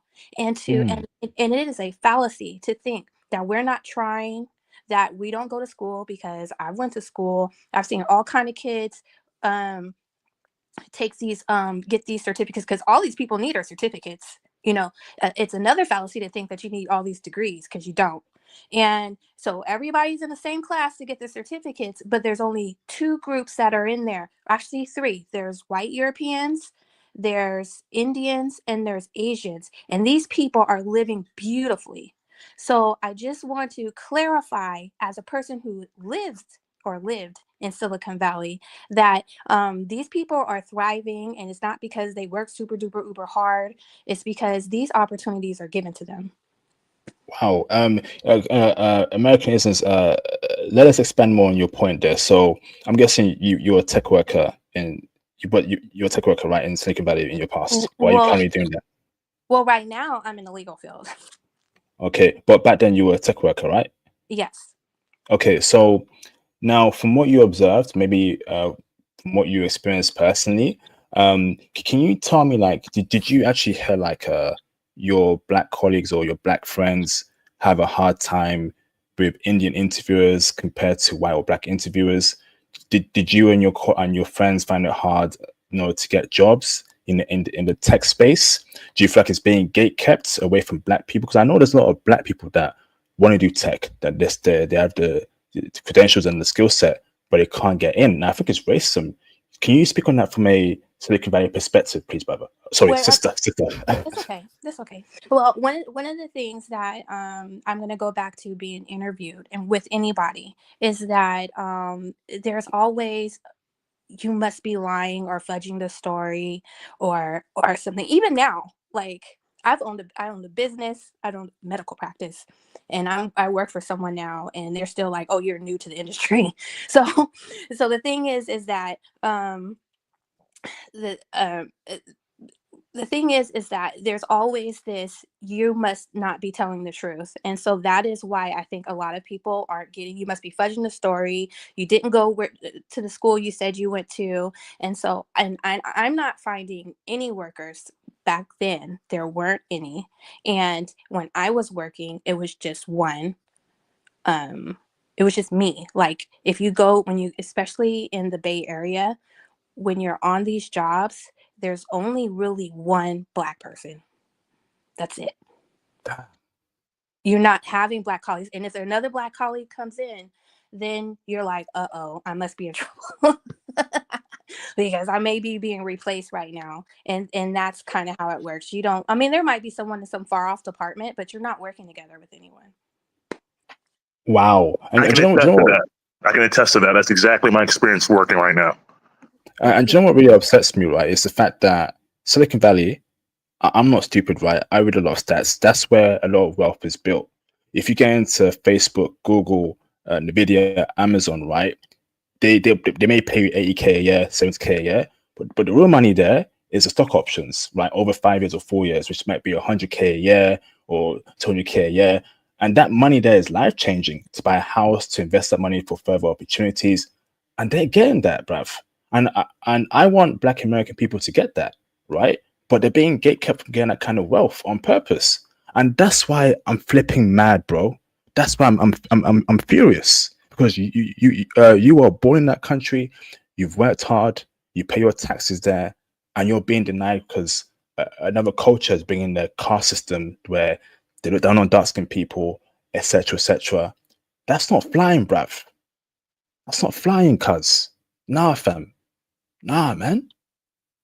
That is infuriating. How do you feel about that, Americanism? Well, it is infuriating, and this is why. Because we get this narrative about highly skilled workers, right? As if there's no highly skilled workers here in the United States. But what they're not saying is people like Intel and Adobe and Cisco, they're going to India and setting up schools to open up courses to teach laborers to then bring back to the United States. Well, those same institutions can be built right here, but I don't see them. I mean, we have community colleges all over the place. Like, why don't they set up those same type of programs here? They're not. They have state-of-the-art facilities in India, right? And so then they get whatever certification that Cisco may need, and then they come back over here and they're like, oh, well, we really needed them because they have the skills that we need. But you went to a secluded place to garner those skills. Do you understand what I'm saying? To gather those skills and bring them back here. And so that's where I think it's not fair. And then nobody knows that. So the general public doesn't know that. They think that these people are just so much more intelligent than the American person here, when we know that there's tech courses all over. Everybody's in college. Come on, let's stop it. Okay. They're using the whole model minority stereotype thing, and just like they're benefiting off of that. They're not even like that much smarter. I'm not saying they're dumb. They're just not better. They're not, no, they're just an average person just like the rest of us, right? And so they're using that as an excuse to bring these people over. And I don't know if there's maybe a tax break with the Indian government. I've been trying to figure out why they do this. Like, is there some type of a financial incentive? Like, why are they specifically going to one area and bringing those people over? And that's the real question. But it's not because they're much more intelligent. Because and I just want to point this out. Before the Indian influx, it was the Chinese influx. So they started bringing a whole bunch of Chinese, and that was the model minority. And so now that that's fizzed out, China has, done their own little thing. Now they've gone to India. So anyway, that's that. Thank you, Americanist. Americanist. I think that's her moniker. I'm not sure, but thank you, because I was attempting to articulate this, but I think you articulated it much better than I ever could. With the last caller, it's just we have a higher hurdle, we have a higher bar to get to in order to get these jobs. This is what I was trying to explain before. So I'm not saying it's impossible. I'm just saying it's harder. So of course, if it's harder for us, there's going to be less of us doing it. Right? Like, it's just that simple. Like, I don't understand. Oh, well, I made it. Like, yeah, of course. I mean, I made it too. I work in the sector. I mean, I've been here. I'm making very good money. Okay. People already knows that. But that doesn't mean that, because I made it, that, everyone else, they're a failure because they didn't make it. No, the barrier is very high. I had some advantages that other people didn't, right? I had some connections. I got my first job through a connection. It wasn't like I applied for jobs. If I applied for jobs, right, I probably wouldn't have gotten hired. I got my first job through a connection. So how lucky is that? You know? So when you explain to schools about India, yeah, we don't have it here. I had to study on my own. I had to switch my work hours, right? So I could work like 10 hours, 20 hours a day on the weekends, so I could have time to study, right? IT during the weekday for free on my own dime.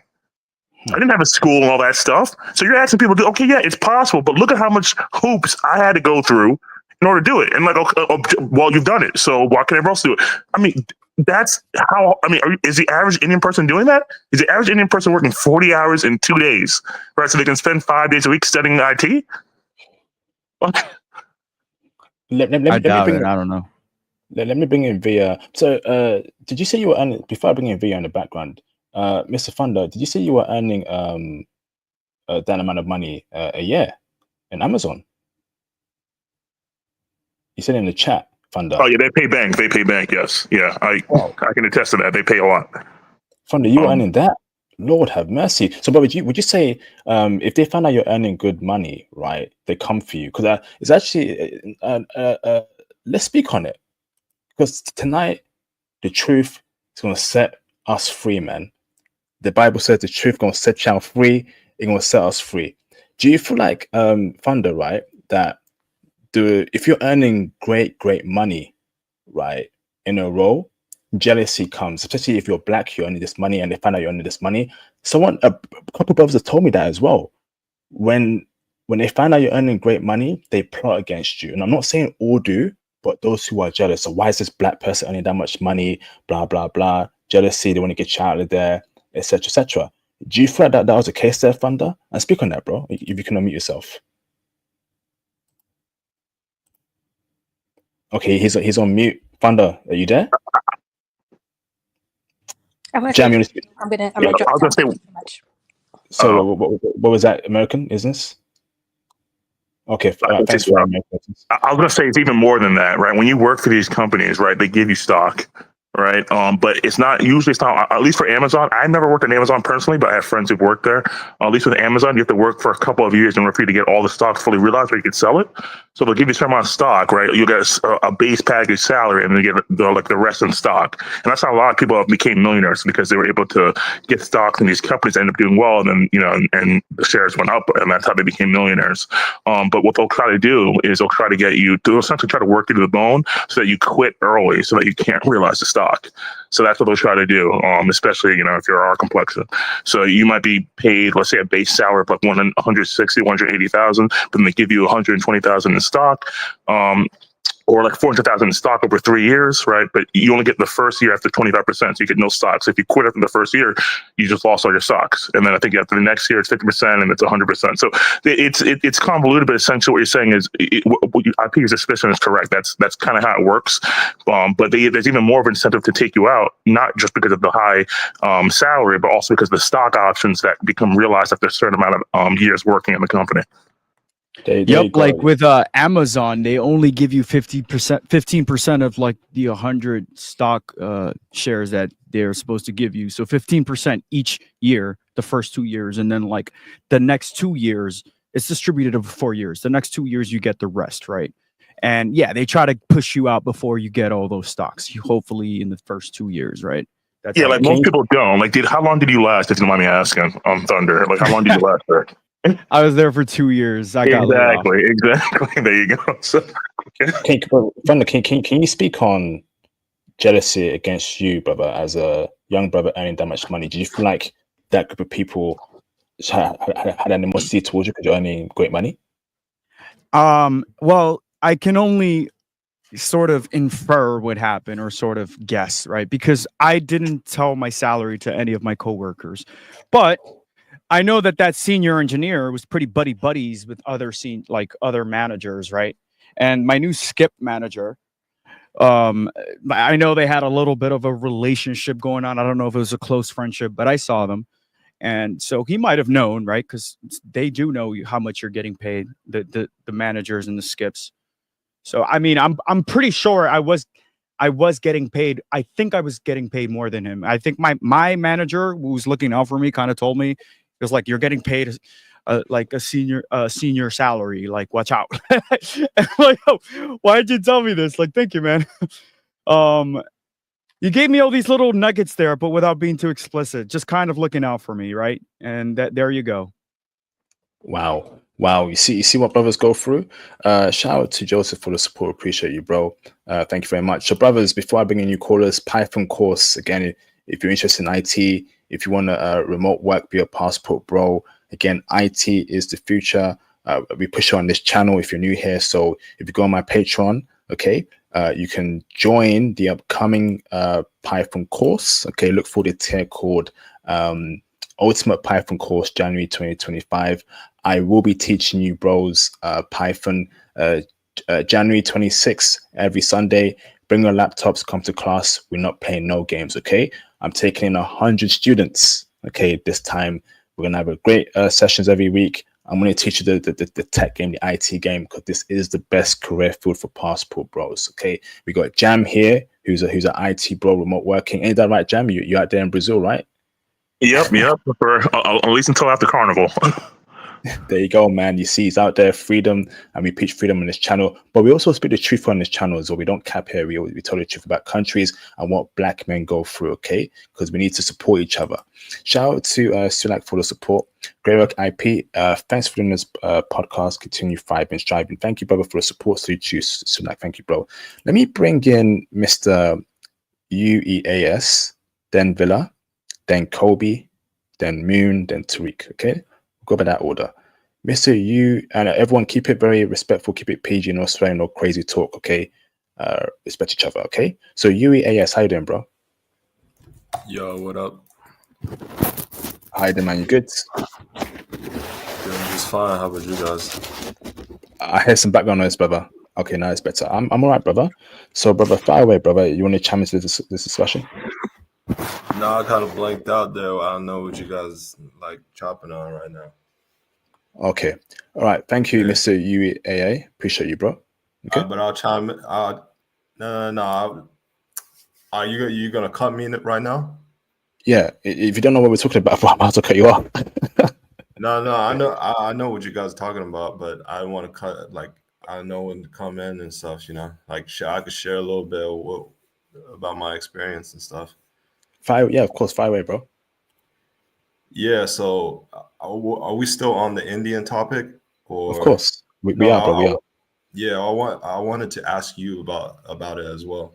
So, if you advocate for Black people to help each other, now the Indians when they do the same thing, right?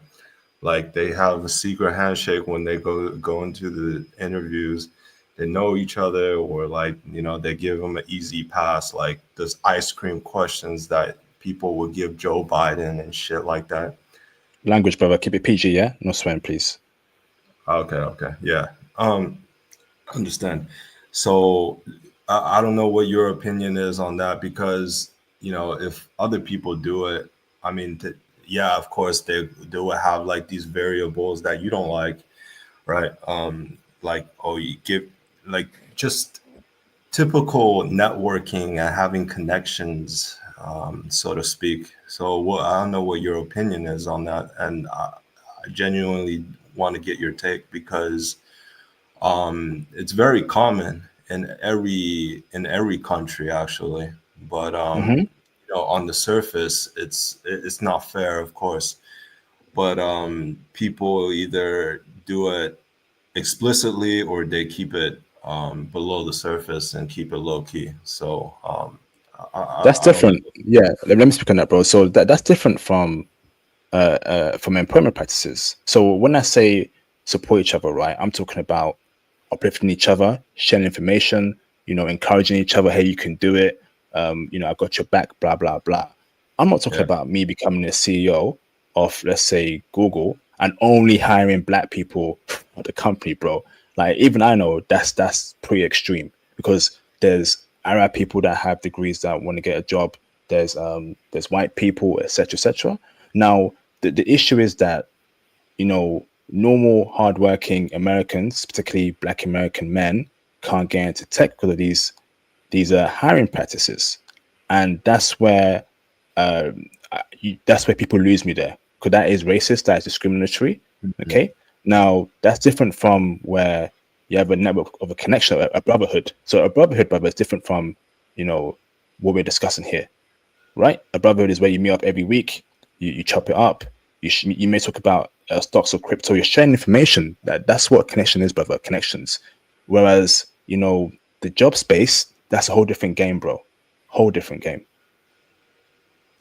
Yeah, I mean, if you look at the tech space now, they have a lot of, minority hiring. Actually, on the contrary, if we just, zoom out of the H-1B sphere, because that's the hot topic right now, there's actually have been an increase hire of, capable blacks.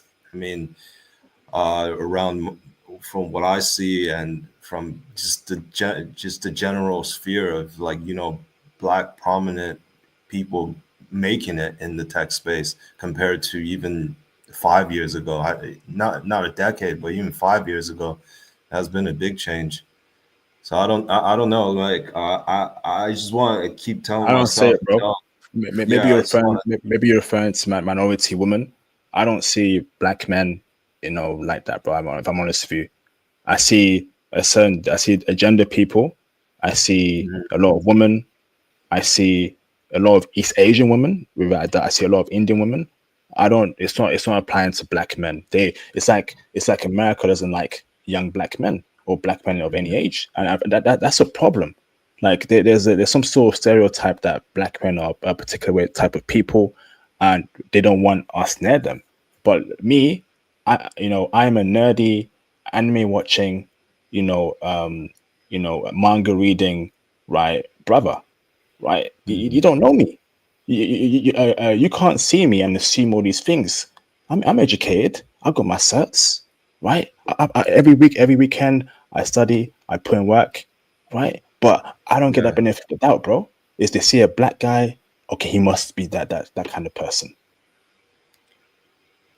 Well, I don't disagree on the them hiring a lot of females. That is true because just the general culture, they're kind of pushing this like femme centric type of reality into the Western world. But I still see like more brothers getting hired like that, more day by day, but compared to a decade ago, that's just I don't think that's really true.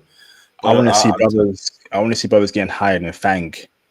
I want at the top. Netflix, Google, Amazon, Microsoft. I don't see that. I don't see brothers in Silicon Valley, and that's where the wealth is. And that's not right. That you're born in this country, you've been here for hundreds of years, you're being locked out of an well, institution that is American.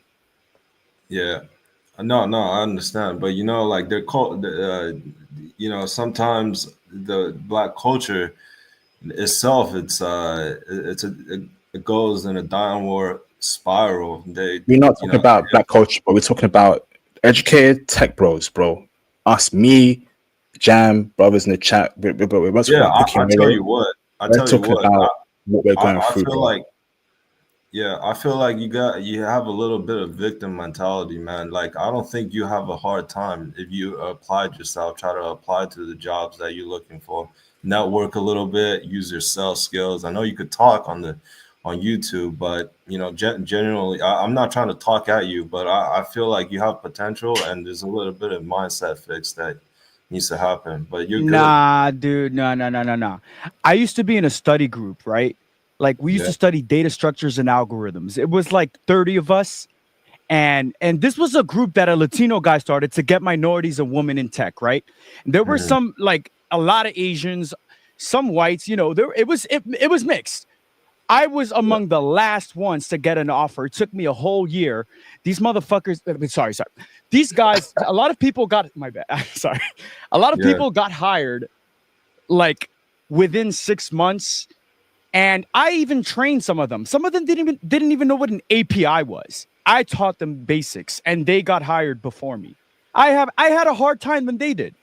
I mean, yeah, I can put in the work, but I also want to have a family. I also want to have life outside of work too. If you want me to work harder and miss out on other things in life, then okay, that's what we're talking about.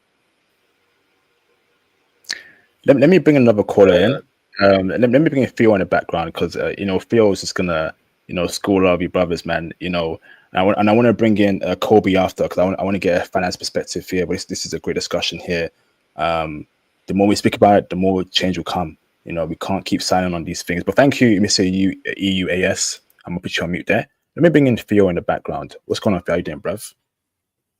What this guy is saying, I'm like, are you blind, deaf, and dumb? What are you talking about? There's more brothers being hired like that in IT. No, they're not. I've been working in this country since 2010. No, it's not like that. This is why I started my program, because I got tired of either being the only black person or the only American in a group. It was irritating. And so that's why I started my training plan for black men. And you're talking about there being more people like that? What, bro? Okay, the bong, put it off to the side and put yourself into a detox center. All right? Because we ain't going down that little crappy there, that road down there. That stuff ain't happening. Got it? Yeah. No.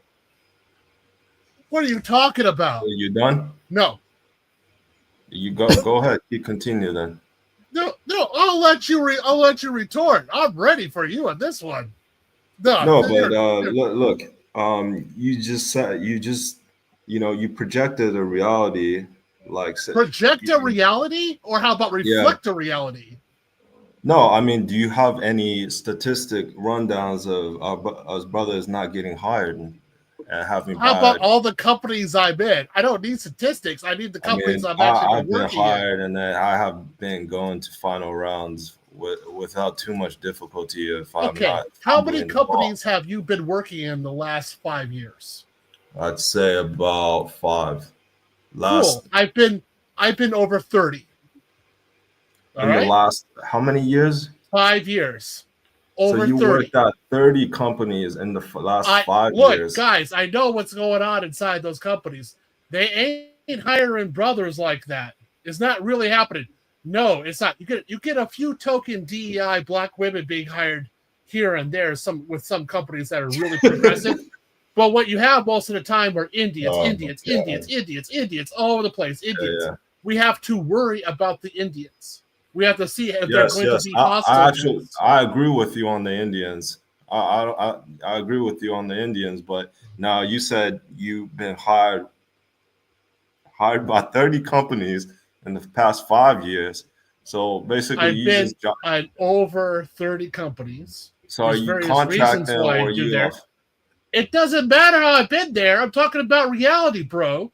This is what I'm telling you. Get rid of the bong.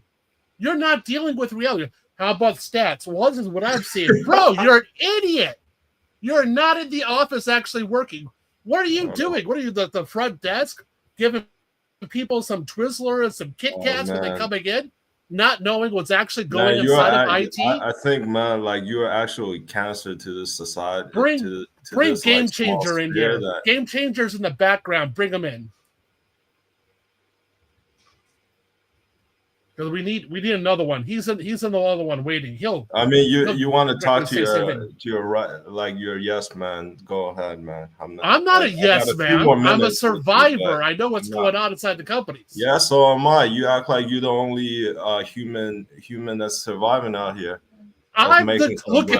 You got into here not knowing what the conversation was. That's why I think you're high. Because I've been on hold. How is that? How are you contributing content to? I'm dropping you off, UAS. No. Yeah. I was brushing my teeth. No one's gonna come on my channel and disrespect Theo, bruv. Yeah. Nah, bruv. I don't know who you think you are, but not on my channel, man. You ain't done half the ish spiel done, bruv. No, my platform, cuz. Nah, man. I think he's Indian. That was give me a minute, Theo. I need to brush my teeth. Hold on, bro. Okay, so, hey, guy, what's up? Anyway, been watching this. See what's going on, guys. Carry on speaking, Theo. Give me a minute. I think you guys should keep on talking about this. This is a really good topic to be talking about. It's actually very essential, and you guys need to be vocalizing your experiences. And I rarely have had a positive experience in this realm. It's more of trepidation, and we really have to work on it. Guys, I'm a consultant. If there's a gig, there's a gig. That's the way it works. I'm like the Mandalorian. If I go from here to here to project, that's the way IT works. You get a project, you have to go here, get one thing done. It goes a certain time period, it's over.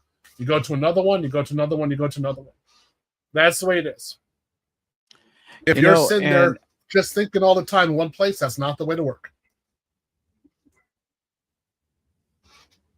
Hey, this is something very serious for me because before I was able to finally break into tech, I taught myself years before, and I started teaching computer science and coding to kids of underserved communities where I grew up, Black and Latino kids. I even inspired like two of my students to major in computer science. They wanted to do it. They when they saw me get into FANG too, they were like, really, I could see myself being there too. When they found out I got laid off, one of them dropped out. And when one of them started his grades started dropping. And one of them is selling drugs now, like hard drugs, man. Like this I'm back. Is heartbreaking, man. Y'all gotta code it, man. Selling that white, that cocaine. Not the real D word, but we gotta keep it PG. So I'm back now. Let me bring another caller. Let me bring another caller in the background. Let me bring in Via. Okay. I'll bring in let me bring in Kobe after. Kobe then Via. Now bring in Jam and then Moon Shira. Shout out to Mr. Duck for the support. Thank you, bro. Let me bring in Mr. Kobe in the background. What's up, Kobe? How you doing, bruv? I am good. How about yourself, man? Thanks for bringing me in. I'm all right, brother. Thank you for calling in, brother. Fire away, bro. Yeah, so with regards to the H-1B thing, I know for sure, I'm in finance, right? So like I was saying, we are more too focused on talent-based stuff than actually things that run the world, things like infrastructure.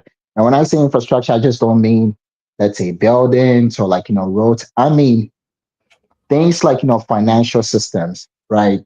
You have data systems, things that have to do with STEM, science, technology, engineering, and math. We don't really push ourselves into those spaces, and when we do, we don't really have a big microphone yelling to everybody that we are actually good at this, or we are the best at this, and we belong here, right? And then when you pick all these agents coming in, the ones from India, the ones from Japan, the ones from China, there's already a consensus formed around them that they are really good at this. So I have friends who I guarantee you, they work in companies where they literally started as entry levels, and everything they actually know how to do right now, they were taught it. They were taught on the job. Most of the things they were learning in college, they barely even understood them. Right? I had a friend who was in management science, who is now a data analyst, that had a 2.5 GPA in college. Okay. Right. And he's making well over 150 to 200K a year.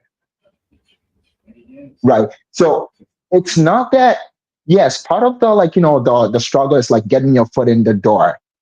But when you get in there, what's the support system? What atmosphere has been created around your image to give you the benefit of the doubt? And I think that's something Black people lack. So I've been in things startup programs, and I was pitching my ideas to people who barely even look like me. Right. Imagine having your best and brightest always going to other people to implement their ideas and be something more than what they are and elevate from their let's say circumstances. What do you think is going to happen? Yes, only if you are going to get out. Most of them will be shut down because there are limited resources, and if you learn economics, there's scarcity, right? And yes, even though we want to be civil and cordial with each other, it's still a competition. We are in a free market, and all bets are off. Remove Right. So Gamma. yeah, definitely the Yeah. Indians, they're going to put their people first. That's going to happen. Right. Mm-hmm. Black people in America haven't really we haven't. Hold on. It's not that Yeah. you could put your group first, but not with hiring practices. Wait, let me catch you right here. That's illegal in the country. We have rules for this. You don't do that, because if that happens, whites will come in and just say, okay, white people only. And it's done. See, I totally understand that. You are 100% right about that. But guess what? We are human beings at the end of the day. That's why we have laws and civilization. So do you think the law is 100% upheld to the T in every single boardroom? It's just a question. It's not. And where we have failures, they need to be rectified. How I feel with that. How would they be rectified then? You're taking a black pill perspective, basically like, well, we can't do something, we can't change it. Yes, we can. And we have been doing this progressively over the last 50 years. So this is something that is good. I'm glad that it's there like that. And we've been putting more minorities, getting more minorities into these positions. This is a wonderful thing. I got no problem with that. When one group comes in and says, we're going to remove everyone else who isn't us, then we have a problem. That's what we're talking about. So don't get off topic. Yeah, and yes, there is a problem right now, because guess what? Because I quite remember you saying that you worked in I believe in technology for over 20 years, I think. Is that what you said? Yeah, over. So you have people who have a belief system, let's say you go to India, in Hindi, they have a belief system where they have some in-group biases, and they're coming here in droves. You think they are going to be 100% to the T uphold the civil, let's say, civil, contracts that have been established within the United States? No, even though it's a free market, remember. If they don't obey the law, you can deport their asses back home. Facts. But guess what? You're already here. You deport. There's an airport. You put them into the airport. You get an airplane ticket one way. Bye-bye. That's it. You send them back home. See, I was in Japan 16 years. We knew we violated Japanese law. We'd be sent to Narita, one way back home, back to the United States. That's the way it was.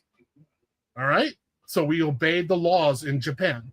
You're advocating for foreigners to come here and do what they want and not obey domestic laws. Go, God. No, that's exactly you're taking my words wrong. I'm not advocating for foreigners to come here and do what they want to do, but they do come here and do what they want to do. The Italians came here and did what they. And that's where it's going wrong, bro. Then we deport them, or we don't bring them in. That's where we're going wrong, bro. You know, either before they come and you educate them. These are American laws. We don't do these racist hiring practices. We hire based on merits and skill set. If they can't get that through their head, deport them. Deport them. Yeah, that's it, bro. So, okay, if you are hired in U.S. corporations, you usually have to go through a week of mandatory training, of HR training, and one of them is diversity training, and they go through every single variation of human being that could possibly be through. It's like totally mind-numbing. You have to go listen to this. And basically, their point is the best person for the job, you don't discriminate, because discrimination and not having variety is not good for shareholder value. But we have the best people on the job. The company as a whole excels. There's more cash flow, and the corporation can pay more dividends to stockholders. That's it in a nutshell. That's always so. We have to go through this. It's mandatory practice that everybody has to go through this. If you're not following those practices in corporate America, the HR should get you the heck out of there first, straight out. So if basically one group who's only hiring one type of person, at least HR should come in and start firing people and eliminating, saying this is against our principles that we have as a corporation. That would be the first place. If not, having legal people coming in from the government and saying, "Hey, we see what's going on here. Okay, we need to start firing some people here. Or we have to start fighting the corporation because you're going against the labor laws of the country. Facts. I want to bring another call in. I don't. Let me bring in Via in the background. Okay. Via, let me bring you in. Hold that point there, Kobe. Hold that point. I don't want to tangle this up. Let me bring Via. What's up, Via? How you doing, bruv? Hello, can you hear me? Oh wow, yeah, I can hear you. How you doing, Via? You Yes. good? Yes, I'm good. I'm from the US. Thank you Sorry, for letting me on. Via. Sorry. No problem. Are you Black American?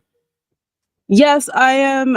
You can say Black American, but my background is actually Ghanaian. But people, you can tell by the way I speak, and also people just refer to me as, Black American because I don't have an accent. But I've traveled basically the world, so Awesome. my So background's kind of complicated.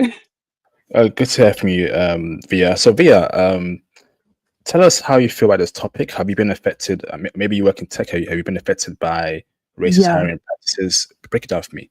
Oh yeah. I've have a best friend for like about 30 years. But I look pretty young. I look actually 24, but I'm saying this because I'm always like I used to like tell them about everything that was happening through all the years I was working in tech. But all the discrimination practices, I honestly thought I was crazy at first because all the gaslighting that goes through. And one thing that I notice is that what they say is not exactly what they do. For example, I started off for a very big company. I don't want to say their name. Hopefully I don't slip up, but this is a chip company here in the US. Okay. And when I graduated from college, I kept applying. At that time, like the only people that you saw in that company was like white and Chinese, like Asian, but East Asian. And all of a sudden in the 2010s, they had a big major lawsuit saying that, they didn't have enough, Black people, they're discriminating. And all of a sudden when I got hired, they just pulled my application. And mind you, I didn't apply for like 3 years before that. And said, oh, you know what? You want to come in? And I was hired immediately. And so it's like I was getting hired to be the mascot. And mind you, I do have a degree in electrical engineering. I have a master's as well. I genuinely love science. It was not just for, the money is good. I've always been that weird kid, that was always into like books, science and stuff like that. But it's just, I've seen it through my career. And I think it was like last year, I just got fed up with it. And also I had gotten let go last year. But in all this time, I was actually working and building up for myself. So on the side, I was actually doing real estate. I accidentally fell into real estate and started building for myself. So when the time came when I got let go, I was still okay because I actually increased my net worth. I'm a multimillionaire by accident in 2020. Yeah, I've seen it like the discrimination against my team, even also being a female, not just being Black. Some of the Indians, and it's not all, but will do something, discriminate against me, give me the wrong information, hide information. And if I complain to my manager, oh, it's just a culture thing, and they'll never get in trouble. But if I like cough wrong, it's like, oh, what did you do? I offended someone. And so just over the years, and when I think about it, it's like the companies, it seemed like they were just hiring me to be a mascot or be a representative of being Black. Like, see, we have the token one, we have a Black person here. So, we're not racist. But honestly, I just don't think the DEI really helped me. It just helps the company just so they could avoid lawsuits. So I have so many stories, but I don't want to take too much time. But I do see it. But I just want to say that as Black people, honestly, if I could sum up everything, I think it is very important to work hard, but also work hard for yourself, not for a company. Because you cannot go into somebody's house and tell them how to rule their house. Whether they're discriminating or not, you cannot tell them how to rule their house. So I just always encourage people to work for yourself, start your own business, start your own Black tech firm. Because in the real estate side, no one can come and tell me how to do what I want to do. I buy any house I want, even though people try to, say, oh, how are you able to afford this, and try to tell me what to do. You cannot tell me I own this property. You know, But so hold on. okay. So hold on there. Yes. But the real estate business you've done, right? I'm guessing Yeah. that was from your tech money, right? From your job. I'm Yes, guessing. from stocks and salary. Yes. And I see, and that's my point there. So I get what you're saying about business, Mhm. right? But people don't get, right? You need capital to make a business, Mhm. and you know, where do you get capital from? Well, a job or bank loan, but more likely a job. And if you work in these tech firms, right, where they pay you very handsomely with their stock options Mhm. and their RSUs, that can kickstart your side hustle. For example, the average Mhm. NVIDIA employee is a millionaire. They're worth around what 2.5 million. That's a lot of money. If I take 500K Yes. and buy property abroad or here, that can kickstart my side hustle, right? Because I've taken that stock money to a side hustle, and that's what we're missing out here as a community. We Mhm. don't have that opportunity to wealth. It's Yeah, I only a small amount of Mhm. us. Go on, yeah. Yes, I understand that. I'm not saying, but you don't need like, for example, for real estate, you don't need $2 million to buy a $2 million house. Especially back when I started, you only just need to get the down payment and have someone pay for that. I also have my grandma. Like I said, my family is from Ghana. When they came over here, she literally worked on tips only. She worked at, like, I don't know if you guys are familiar. My family was military. We worked on military base, but we worked at a place called the commissary, and where we just worked on tips. She literally took the money, just tip money, to buy a house. And this was not multiple millions of dollars or even thousands of dollars, but she just saved up. And I'm not saying that everyone can do this, because of course the economy is different now. But just even if it's a small job, just saving up, there's opportunities, there's loans, and also if you can borrow from friends or family. But if you start small and just continue to work hard for yourself, I believe you can make something. It might not be the best thing and best thing you want, but it could also, you can start rolling that ball. And also there's a factor of time, because after a couple of years, you can have the opportunity or the luck to make for yourself. But no, I understand. It's sad. But it's the truth. I mean, you have all these laws they're supposed to obey, but HR does not work for the employee. They work for the company. They're gonna do. I've seen some ruthless stuff that HR does. I've seen HR sleeping with the CEO, sleeping with employees. There's some ruthless stuff in the companies, and so I just never saw them as I was just looking at my company I worked for as just somewhere I could just make some money and just really put in all my strength, effort, and sweat into what I really wanted to do in the outside. So basically, you put on a down payment for a house. Who funded the other part of the house out of interest? What do you mean? No, so when one of my first properties, I literally put the down payment and I got people in. They paid for the mortgage, so I don't pay for my mortgages. The renters pay for the mortgages. I just stack the money and stack the equity and roll the equity over. That's how I've built like basically an empire. Oh, very smart of you there. But yeah, I think we should touch base. I'd love to get you on the channel to speak about real estate if you're interested about that, to share it to other black men here and other black people that watch my channel. If you're interested in that, reach out to my IG. I love it. Yes, I would love to talk about that. I love real estate. Awesome. So reach out to my IG, please. I'll put my IG in the private chat, and we'll touch base. But I'm very happy you actually chimed in. Theo, what's your thoughts on Via's point there? Well, okay. The point tonight was we're talking about the practices within IT in the United States. This is a side issue. So I mean, she's doing this. Is there TV on in your background, Theo? I don't know. You can hear it? Yeah. Sorry about that. I'll go in there. Maybe there's TV. But it's a side issue. So I mean, the topic is what's going on with India, basically. So let's just keep it on target because that. Of course, I have crypto, right? It's something I did on the side, but it doesn't detract. We need to keep on focus on what we're dealing with within the IT sphere in the company in the country. Yes, indeed. Any other points you want to make, Via, before I bring in another caller? We can definitely stay on the line and chime in. No, yeah, keep it going. Keep it going. No, I just want to say, I do believe, all that discrimination, it does happen. I'm not saying it doesn't, because I've definitely witnessed so many. I have so many stories. I could be on here all day. But I just think as Black people, because if it's not, from one group or the group that's highlighted, it's going to be from another group. And I think Black people are so creative. Look at the music industry. Look at almost anything we can do. Like, we are very creative. But the sad thing is that we think we need someone else to help us go through life. Why don't we own our own labels? Why don't we own our own, property, own our own tech, and stop working for other people? I know we need to have a starting place, and yes, I understand that, but also I just think we're so creative, and we just have to have, we need to just put the energy towards ourselves. But I could go on, but I'll get off and stop talking. But I really appreciate the time on here. The issue is that we've actually bought into a high level of individualism. That's the problem. We're not able to compete on a group level when it comes to these complex infrastructure.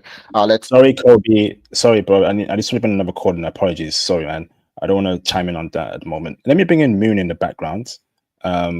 Moon, let's go. I think Moon is Indian. Moon, keep it respectful. Moon, no slurs, no crazy talk. I know you're Indian, but keep it respectful, okay? What's up, Moon? How you doing? Hi, BA. Hi, others. Yeah, thanks for adding me. I am upset with what's going on from last couple of weeks. Okay, I don't know there is this much hatred towards Indians being in IT. So the American states.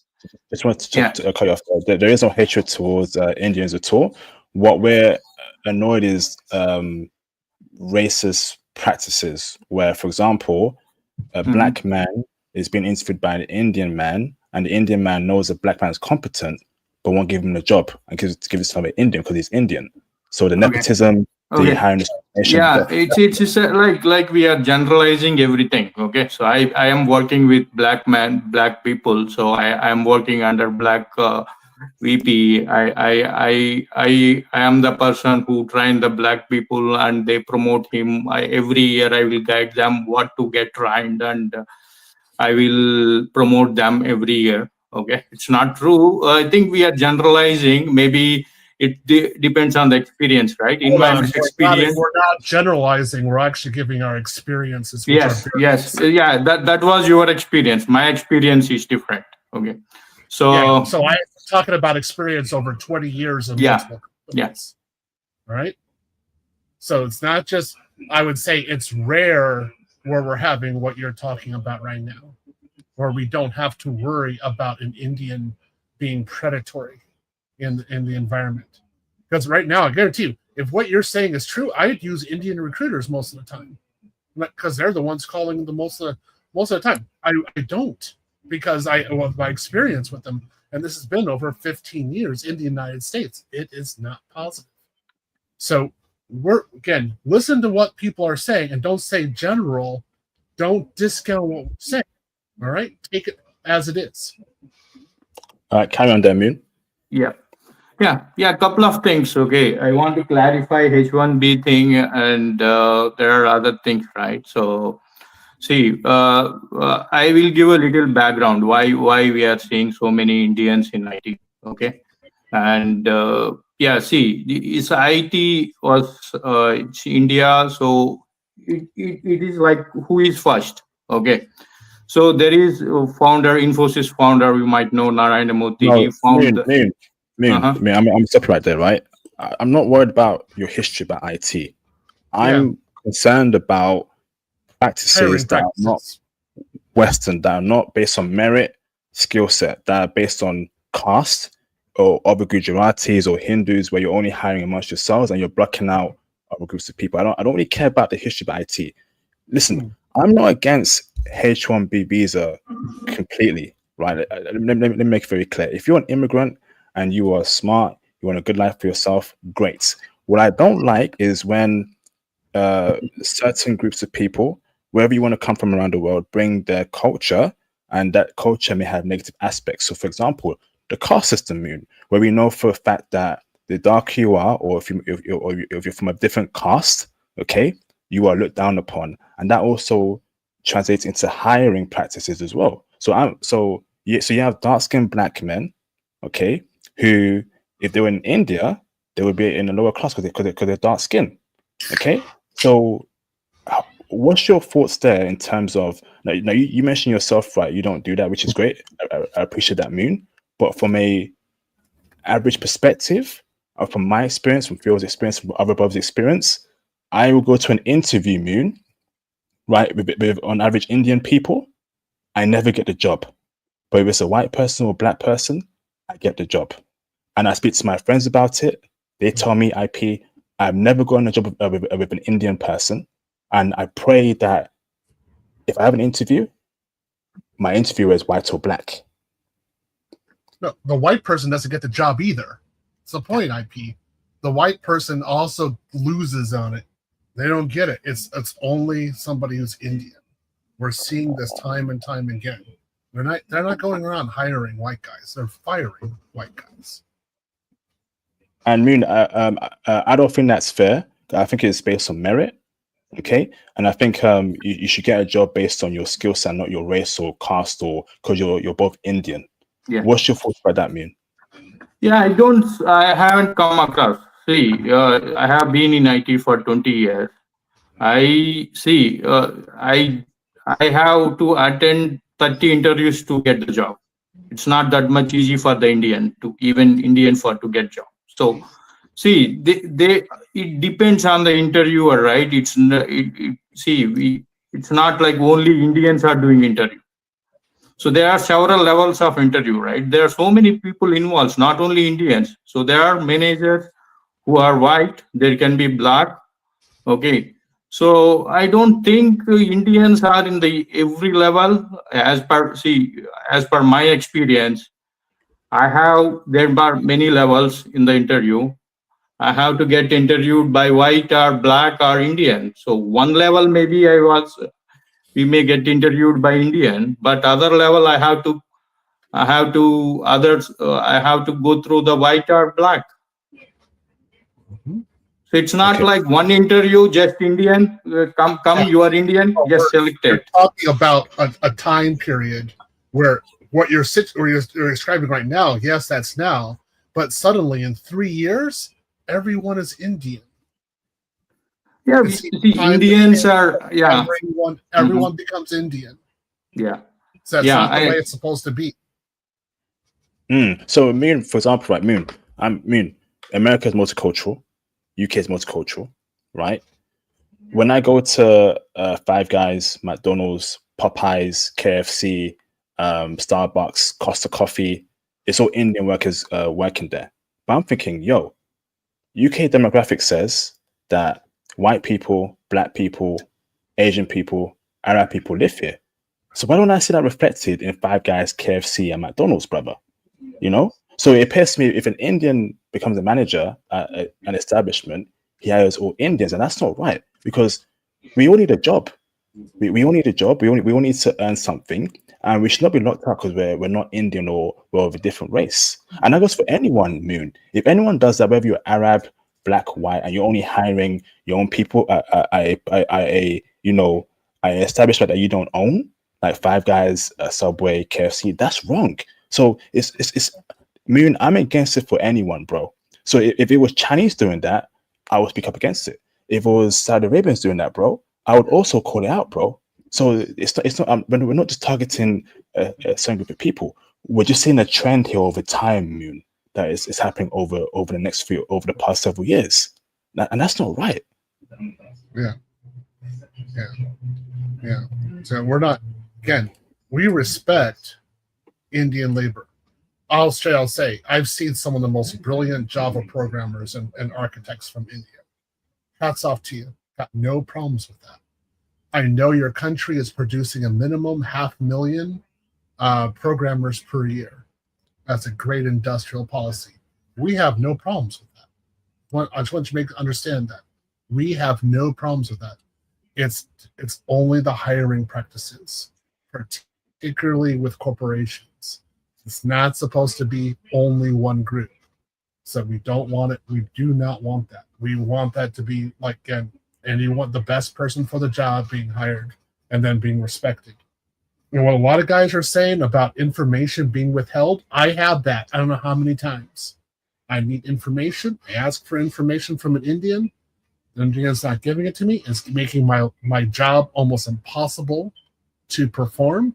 I go to performance review. I say I wasn't able to get the job. I wasn't able to do it because of I didn't get the proper information. I didn't get collaboration from somebody else. Almost always Indian. I get canned, the contract is over for me. Now, who gets hired? An Indian. Damn. So I'm looking at it and I'm like, what the heck? Like, I asked for this information how many times? And I've seen this again. Other people talk. I thought I was the only one. So we're talking about this in this podcast. This isn't hatred towards India. It's hatred towards the practice. We don't like this.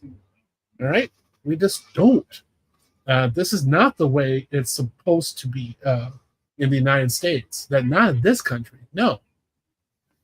Absolute facts. I mean, what's your thoughts about that? Hiding information from your colleagues. And I mean, before you speak on that, right? Like, we love working with all groups of people, whether you're Indian, whether you're from Caribbean, Africa, or whether you're from Philippines. It's just the practice is there. I mean, it's not our culture. I can't be withholding information from my colleague because he's of a different race. That's not right. We are colleagues. So speak on that, Moon. Yeah, see, it depends on the experience. I agree partially that may be there. Okay, so there are two things. I will give you what needs to be done to empower, give the opportunities to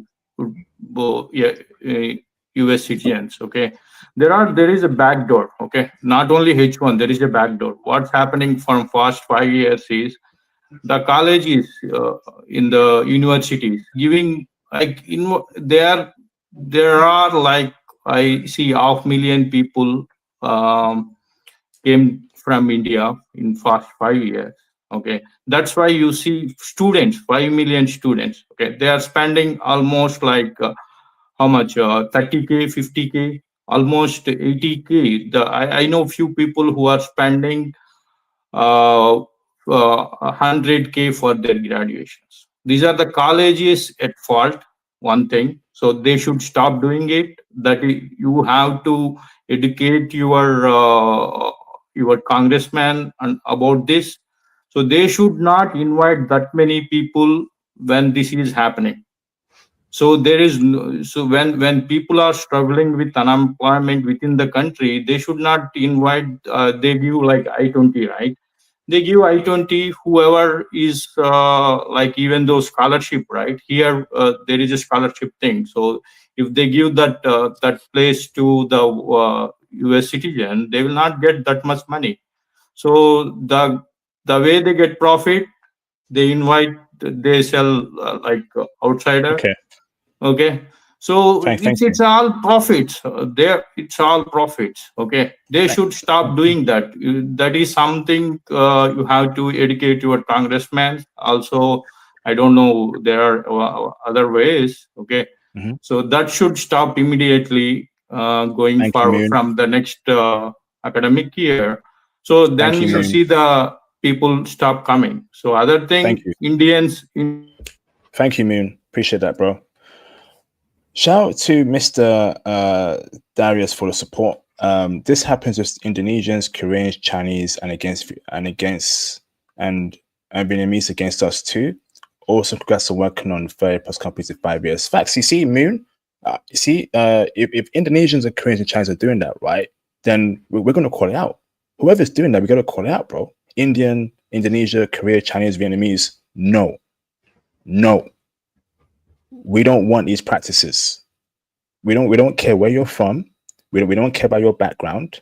Okay, we don't want these practices where you're only hiring your own people.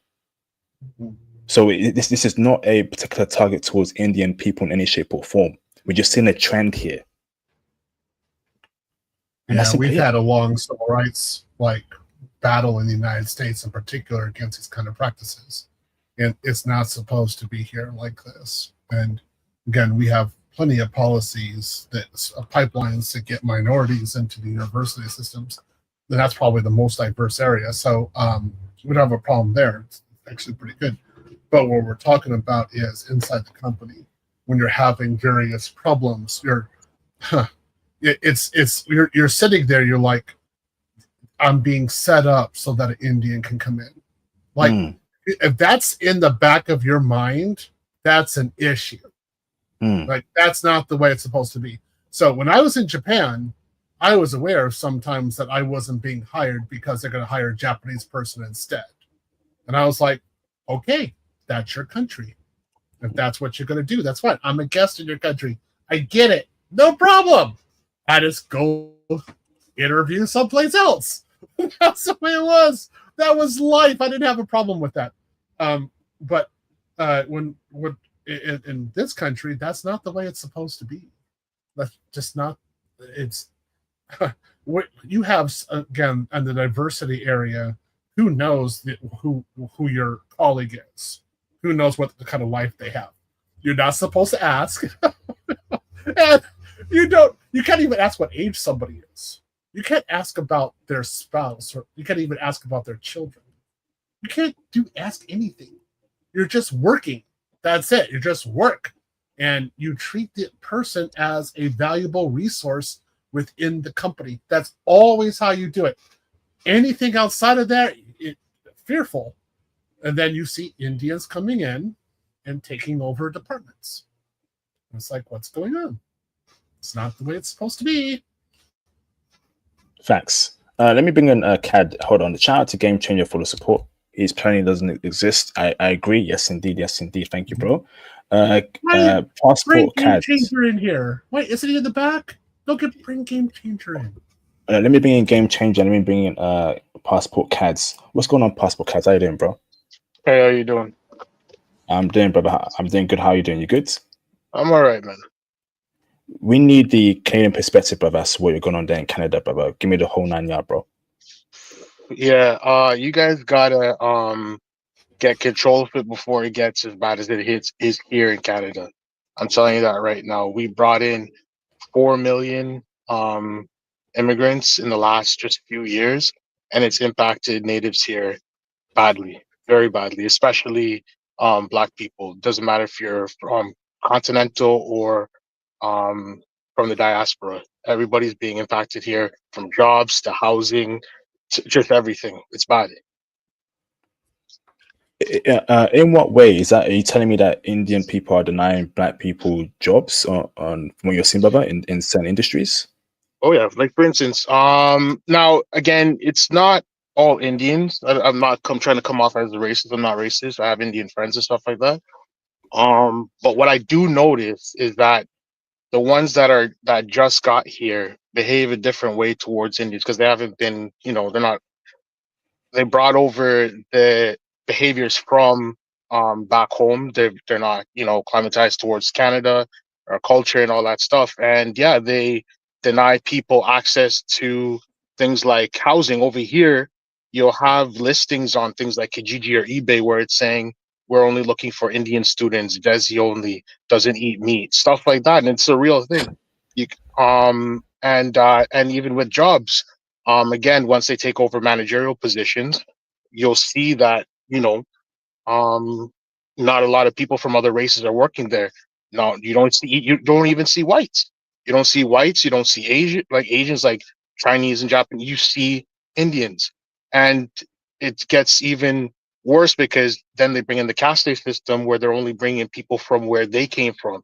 So if it's Punjabis, it's just Punjabis working together. If it's from the north, then it's only the people from the or whatever. So it's like that here, man. It's bad. Wow. Yeah.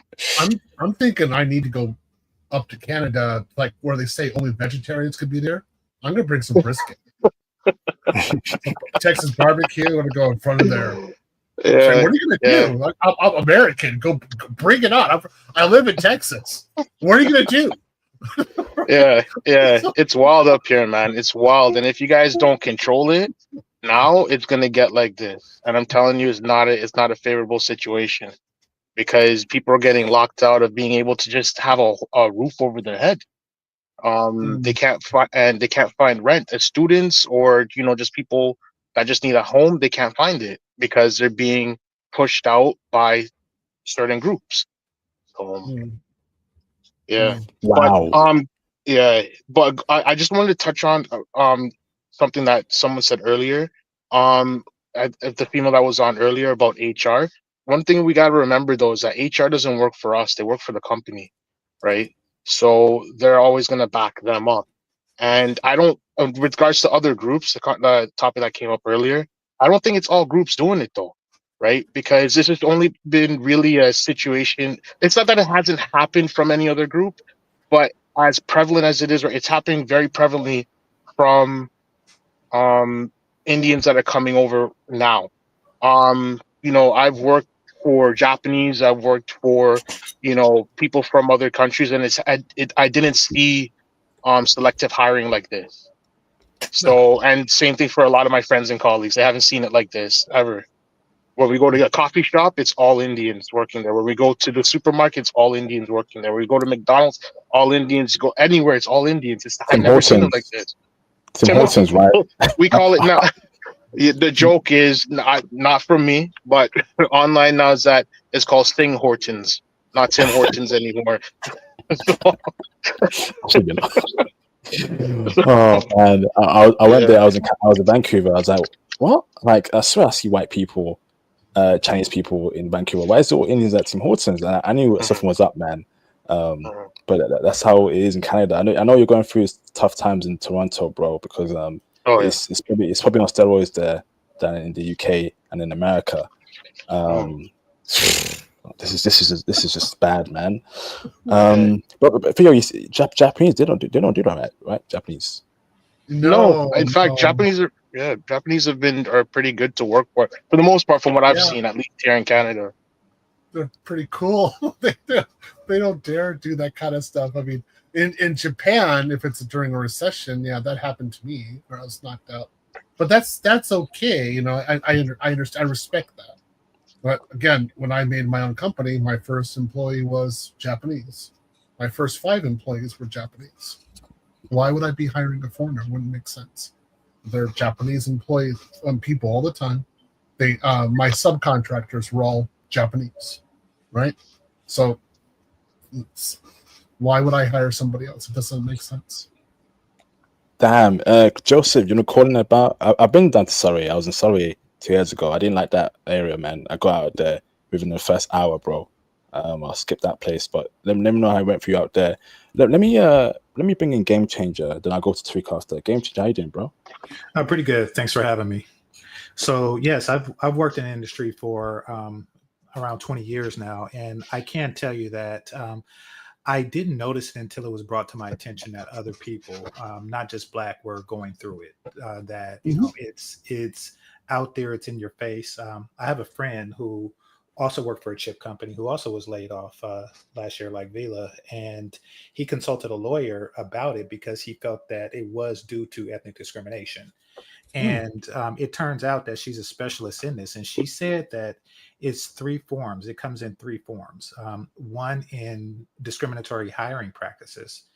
The second is when they hire people just to say that they did, and then they later terminate that person, and then to create a need for H-1B, because in order for a company to get a certain number of license, they have to say that they tried to hire local talent, but they were unable to fulfill that role. So really, a lot of times people are getting hired with the intent to get fired.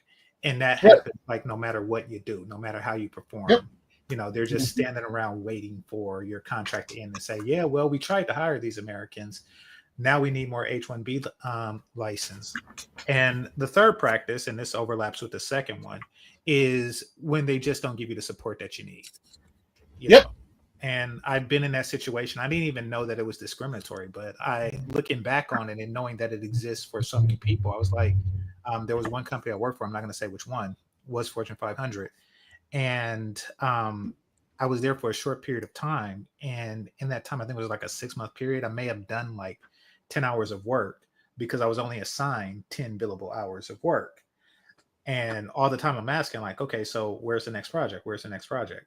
And then, just to find out 6 months later, it's like, we do not have any more projects. So you have to go, like to get that at that time.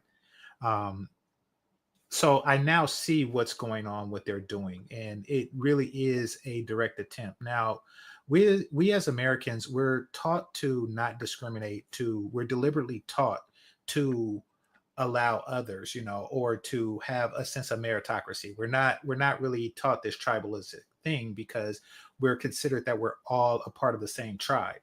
Now, I know a lot of people are saying that, you go to this restaurant, you go to this restaurant, and, you go to a Chinese restaurant, it's just Chinese people or something like that.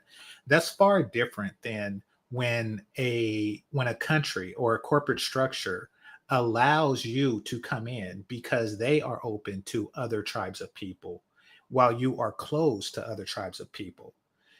To me, that's just extraordinarily poor character and poor culture. And I'm glad that you had this discussion to address that. Facts. Wow. Great point there. Game changer. You spoke facts there, man. You see, Moon, the Indian dude in the chat, bro, you're seeing different experiences here. So you're seeing a common trend that it happens, man. But we're not saying that all Indians do it, but there's a common trend here over time that is becoming a problem. So what is your thoughts here on the brother's comments? Yeah, everybody has to respect the rule of the land. Okay, so now you people are aware so about these practices. You start exposing this and make who are doing these practices accountable. So yeah, you have to expose. That is the way I see that going forward. Well, yeah, to get the more opportunities. Moon, we definitely will, but I do want to. The reason why that that people who participate in this practice are getting away with it here in the U.S. is because people haven't done crap like this for like 50 years. So we don't even have the infrastructure to identify it as a crime. We're not even prepared to have somebody behave as if it is a 1960s jobs with a sign that says 100 whites. We're now hiring 100 whites. We're not even prepared for this. We're not prepared for your culture's type of segregation any longer. So but yes, once we are again, then the proper retaliation methods will commence. Absolutely.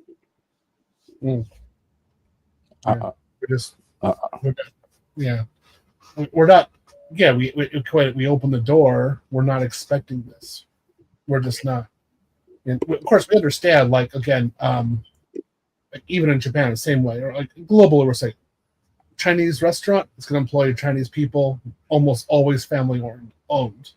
We've got no problem with that. That makes sense, right? Curry store, all family owned, only Indians, no problem. For the most part, we've got no problem with that. That's not an issue, right? But we have a problem is if it's over a 2 or 3 year time period, certain departments all of a sudden all turn to one nationality. All of them. We're like, hey, something up here. It's not, wait, what? Something wrong. Yeah. I want to bring in Adam and Soul Poster in the background. Okay, so Adam is also an Indian person. Adam, how you doing? You right? Yeah, I'm an Indian. Yeah. So Adam, you mentioned you've been discriminated against about your caste, right? Do you want to speak on that a bit? Yeah. So I think I was in the call before. I leave for a different call for my work call. So what's going on in this IT industry is that people of certain groups are hiring based on what the caste you belong to. And how you know the caste is that, when somebody was pointing out, is based on your last name. So people from, I'm just give it up. People from the South would like to hire people in the southern part of the country, and what caste you belong to. You're just gonna bring in people from your own caste. And if you're not from the caste, and if you don't play the game with the other Indians, they're gonna find something and get you out. And it has happened with me because I don't want to play the game. I want to play the good hiring manager. I have to pay the price, and I learned it the hard way. I have to leave the organization, uh, and it is happening in almost all the companies around United States. Uh, they're bringing in employees on, like somebody is pointing out. I'm a U.S. citizen, so I have seen it with my own eyes. They will let somebody go through like a PIP, put them on a PIP, get the person out from the team, create a vacancy, say like, hey, we don't have an opening out here. We're gonna bring in a contractor. So the Indian manager, who the hiring manager is, has a connection to someone they know with his own consulting company, and they bring the guy on board. And I have seen it like, and the HR will do nothing on this thing because all the HR is care is just he or she has a job rec. They're gonna bring the guy in, the person in. Everybody makes money. That's what is happening, and you could see like it's getting to a point like it's getting flooded. And someone was pointing out that those guys are high paid. No, I personally have seen what's the salary and what's the pay rate get those guys are getting. It's a fraction of what somebody who was a full-time employee was getting paid. Uh, yeah, it's not right. I think we are losing our diversity out here, and I'm really happy that we are speaking on this openly at this time. Awesome, man. No, I'm happy that you're chiming in as well and speaking from an Indian perspective, which is good, man. So thanks for that, Adam, and thanks for your honesty. It's good. Let me, Mr. Soul Poster, did you want to say something? Actually, sorry, hold up for that. Sorry, I think who was there before? Mr. Tariq Yeah. Ramadan. Yeah, I'd like to say something. So I'm half Arab and half Indian, and yeah, I've been living in Canada for the last 10 years, and not only there's discrimination in jobs, also in housing, and not only they want people from a certain backgrounds. They will say we want a Punjabi girl in Kijiji. They'll say that they want certain people in any kind of housing. And right now, housing in Canada, it's very short. So they do that on purpose. I also have a friend who's Romanian, and he works in the Romanian Ministry of Commerce. The Romanian Ministry of Commerce specifically will contact the Indian embassy and ask them, hey, we want to can you bring in more Indians? So this thing is also starting to happen in Europe. And I have another friend who works also for the Bulgarian government, and this is also starting to happen in Eastern Europe. So this is not only like going to happen in North America; it's happening everywhere. It's even happening in the Middle East. In the Middle East, they're just flooding it with a lot of Indian people in IT and in many industries, including security and what so on. Wow. So you being half Arab, half Indian, you get a very unique scope as to what's happening there in Canada. Yes. Do you feel like because you're half Arab, you get discriminated by other Indian people? Yes, I do. Absolutely. Like not only that, even my mother, rest in peace, she was also discriminated. The government removed her citizenship, and yeah, it's bad, man. It's bad, bro. It's the racism is next level in India. It's extreme tribalism, man, to the next level. It's worse than Jim Crow, man. It's next level, man. My mom lost her citizenship by the Modi government. You know, worse than Jim Crow. Flipping heck, is that bad? Bro, it's that bad, man. Like they're really bad, man. The especially the Indian government, they're very predatory. They want to spread their influence. And not only that, the people who will get H-1B visa, once they will get their green card, they'll have access to citizenship. Once they'll have access to citizenship, they'll have access not only, forget IT, they'll be inside the government. They will hijack the entire government. You already see this with Kash Patel, right? Influencing. Wow. You have also the vice president of our upcoming vice president of the United States, his wife is also Indian. So it's getting bad, man. It's getting bad. They're having a crazy power, and I don't know, man. I don't know what's gonna happen, man. We talk about China as a threat. I don't think so, man. I don't think so. Let me ask this right. So, I'm guessing you're in Toronto. I'm in London, Ontario, man. I'm 2 hours away Okay. south of Toronto. My father was a diplomat in China. He's originally Palestinian. He was a diplomat in China, so that's how I have a very wide So, experience. to tell me about, I don't know if you have a lot of black friends there, but do you? I have Are your a black very friends? good yes. One of my best friend, he's black. He works in TD, and he's in IT. And man, the discrimination he gets. He's originally Sudanese, but now he's naturalized Canadian. Man, the discrimination he gets, it's next level. And he every day complains. He's extremely depressed, and it's too much. It's like mental torture for him, and I really feel bad for him, man. Like, I hope he does. Yeah, it's bad, man. What does he go through in his work? Brother, they tell him to do something, like his Indian manager would tell him to do something, and then he would do it, and then his Indian manager was like, "No, I didn't tell you to do that." It's like they would just play with him, and they would all be speaking in their language, and he feels isolated. They all speak in their language because basically like 90% is Indian, right? And they're all speaking in their language. There's maybe one Chinese, one Korean, and they'll be speaking in their language, and I've worked with them, because I understand Hindi. A lot of times they're speaking behind the person's back, and they're abusing. They always say like "ban chod," I don't want to say, but I'll say it in Hindi, "ban chod," like they would like really use bad words, and they would yeah, it's bad, man. It's bad. What does that word mean? I was obviously not saying it full, but what does it mean? Is that the? It's Huh? like mean sister effer, you know what I mean? Jeez, wow. Yeah. It's bad, man, dude. They just swear behind your back, man. Wow, this is. It's bad, man. It's bad, bro. It's next level bad, and they automatically they make fun of you behind your back. But the thing is, I know Hindi, so yeah, they didn't like me because I was like half. It's like, oh, how his mom could marry an Arab man. They don't like that. Also, they don't like when the women marry outside. Like date a different race. Forget caste, like race, man. Man, it's bad, bro. It's bad, man. Flipping heck, bruv. Oh man, like. Look, I lived in China, and I thought China is not bad, man. I have Chinese friends. I have half Chinese, half Chinese, and half black, and they have Chinese passports.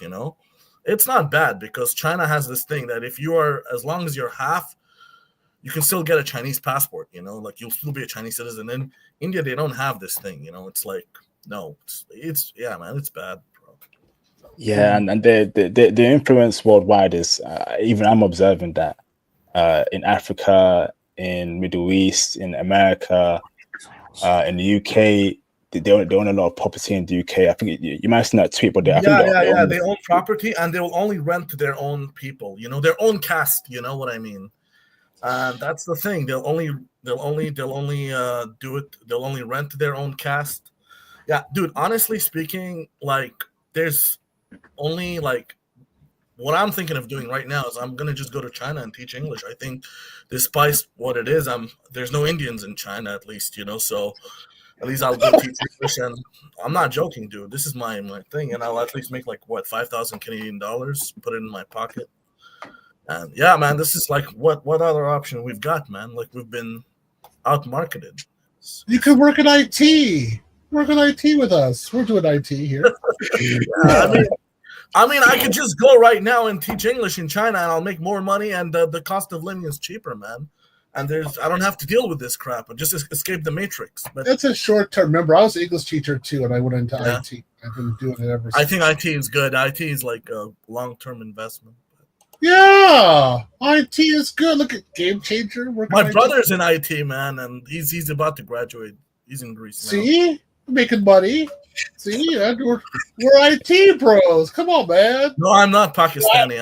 I'm half Palestinian, man. Yeah. Okay, Let, that's let, cool. let me Yeah. If you're gonna go that route, then I suggest hitting up Brother Romel. He just was teaching in China, so maybe hitting him up for that. Yeah. let me go to. Trust me, man. There's a lot of racism, man. Yeah. I know, bro. Canada is probably Western America and the UK. I know So, because go on, bro. Who was that? I want to say something about this thing about the Indians, and I'm sorry that what's going on right now, but I want to speak it before. So the reason that you're talking about that in Kenya the Indians have housing and they rent it out to somebody of their own caste and they don't like people of certain color. The problem is this, that see, I know the reason, because when India was ruled by the British for over 200 plus years, they induced this thing about the fair skin so much that people in India only like the light skin. So if you are a dark skin from India, or you're a darker caste, like a lower caste, they don't like you no matter what. So you would never see, and I'm just going to be honest, you're going to never see an Indian guy or gal dating or marrying somebody who is from Africa. Very rarely you would see one. You would always see them marrying somebody Caucasian. And the reason is this, that the British induced thing of the skin color in the Indian so much that they hate. Like, you go look at the Bollywood movies and stuff, you would only see like people with a fair skin. You would never see a dark skinned actor or actress out there. It's sad because I am dark skinned and I've been humiliated all my life growing up in India because I am dark skinned. And it's been like I have faced so much racism growing up in India. They say people in the States are racist. Hell no. People in the Indians are more racist than they are here. I was humiliated because of my caste, or because I'm dark skinned growing up there. It's insane what I faced like growing up because I'm dark skinned because of my caste. So racism in the United States, it's a heaven for me. I'll be honest. Can I ask you a question real quick? Because I had experience with this. I wanted to hear your honest opinion, because I had a stream with IP a couple months ago about dating Indian women, right? And I had my own.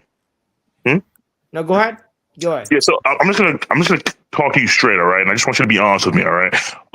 You're right?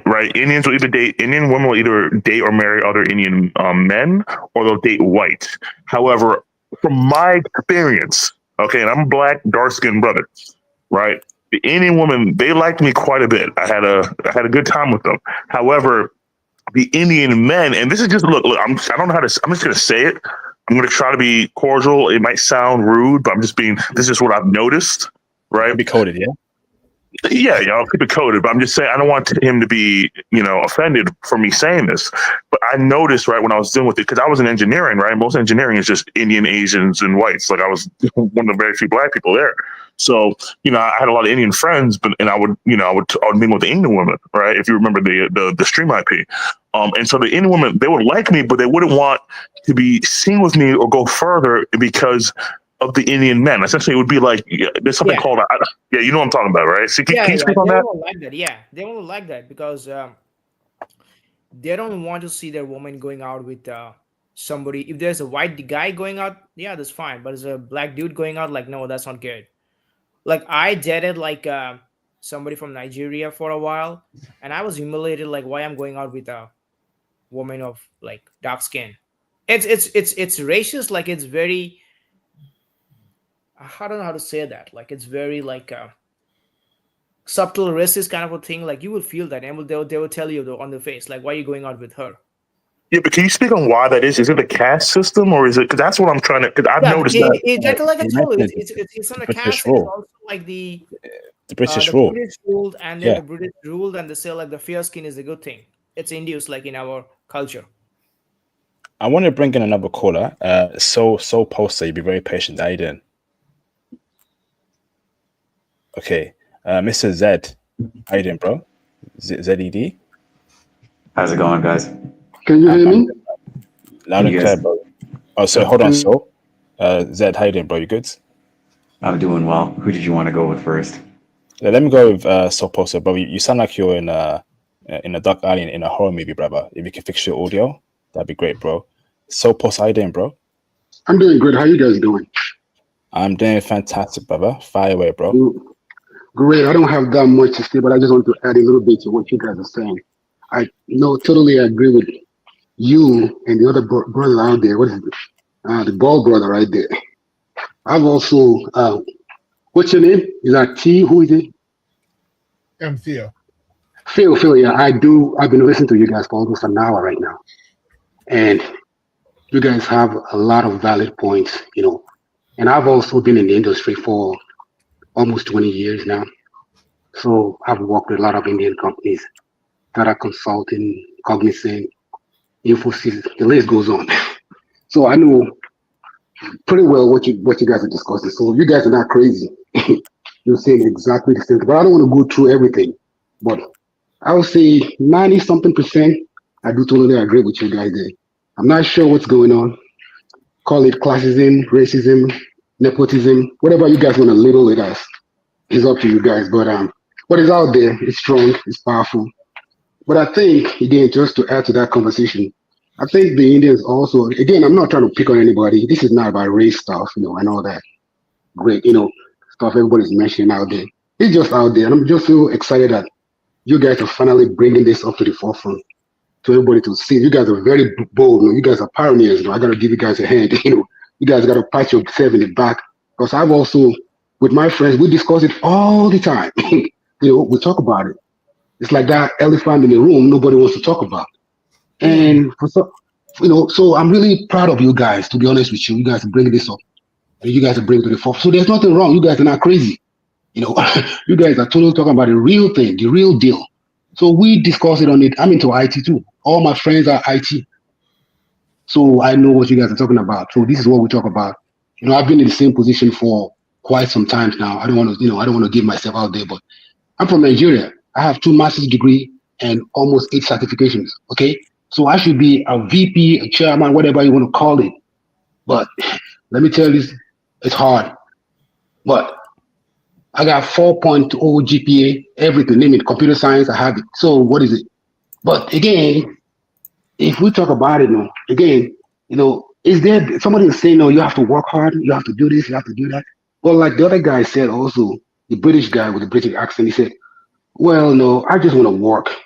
No, I don't want to create a company right now. Well, some of us just want to work. Some of us don't want to create a company, which is fine. And some of us can build a company also. That's fine. But some people just want to work. They want to feed their family. Okay, that's fine too. So let everybody be what they want it to be.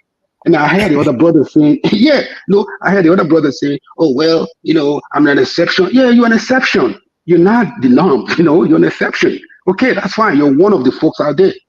But some people just want to work. They want to feed their family. Let them, so it's not, I don't want the Indians to take it personal. I know we're bashing on Indians, blah, blah, blah, blah. We've all done the work.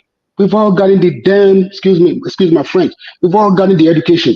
So these guys are not talking out of their behind. They're talking the real truth. So nobody is speaking on Indians. There's nothing wrong with Indians. They work hard. They've been in the industry for about 30 years. They've done it.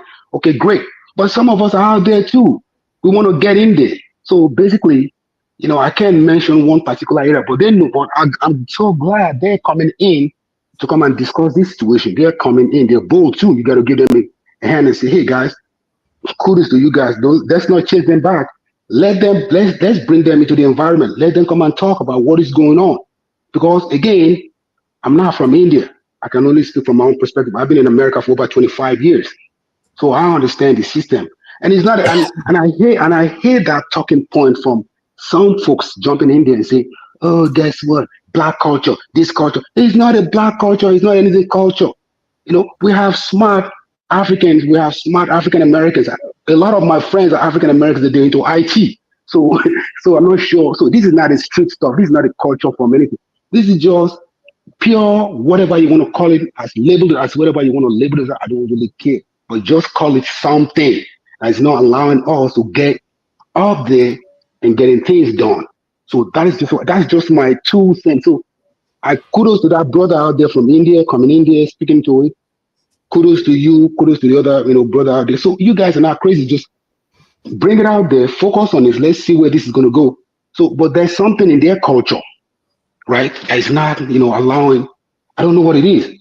I don't want to say discrimination because whatever it is, racism, I don't know what it is, but there's something, and we all know. We just don't want to put a label on it. That culture, Well, the it's hierarchy tribalism. system. Yeah, that hierarchy system has been brought to America. So we need to start dismantling that. Again, people are talking about culture of this. Without African Americans setting up the standard for us in America, everybody won't be here. I won't be here. I will be in Nigeria. A lot of people will be in India. So we need to give kudos to African Americans for setting up the standard for us to all be here enjoying this 14th Amendment. So we all need to bow down to the African Americans. So everybody's bashing African American, is this, is that, is their culture? No, they have been fighting. They've been in the forefront fighting for our behind. And we finally got here. Then we want to start throwing stones. Oh, is this, is that? No, let's call it what it is. There's a system here in America. If you here, you need to hire certain percentages of people. You can't be bringing your own kinds in there, hiring the blah, blah, blah. Yeah, everybody wants to. The whites want to hire the whites. The Indians want to hire the Indians. Of course, but the blacks are not, they want to, they want to be part of the system also. So we all need to bring everybody in there.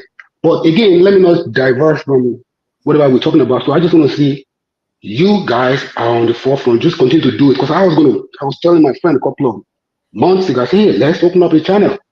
Luckily, I ran into this I don't know how you popped up on my feed. I just got nosy. I said, let me just listen to these guys. And I'm listening to him.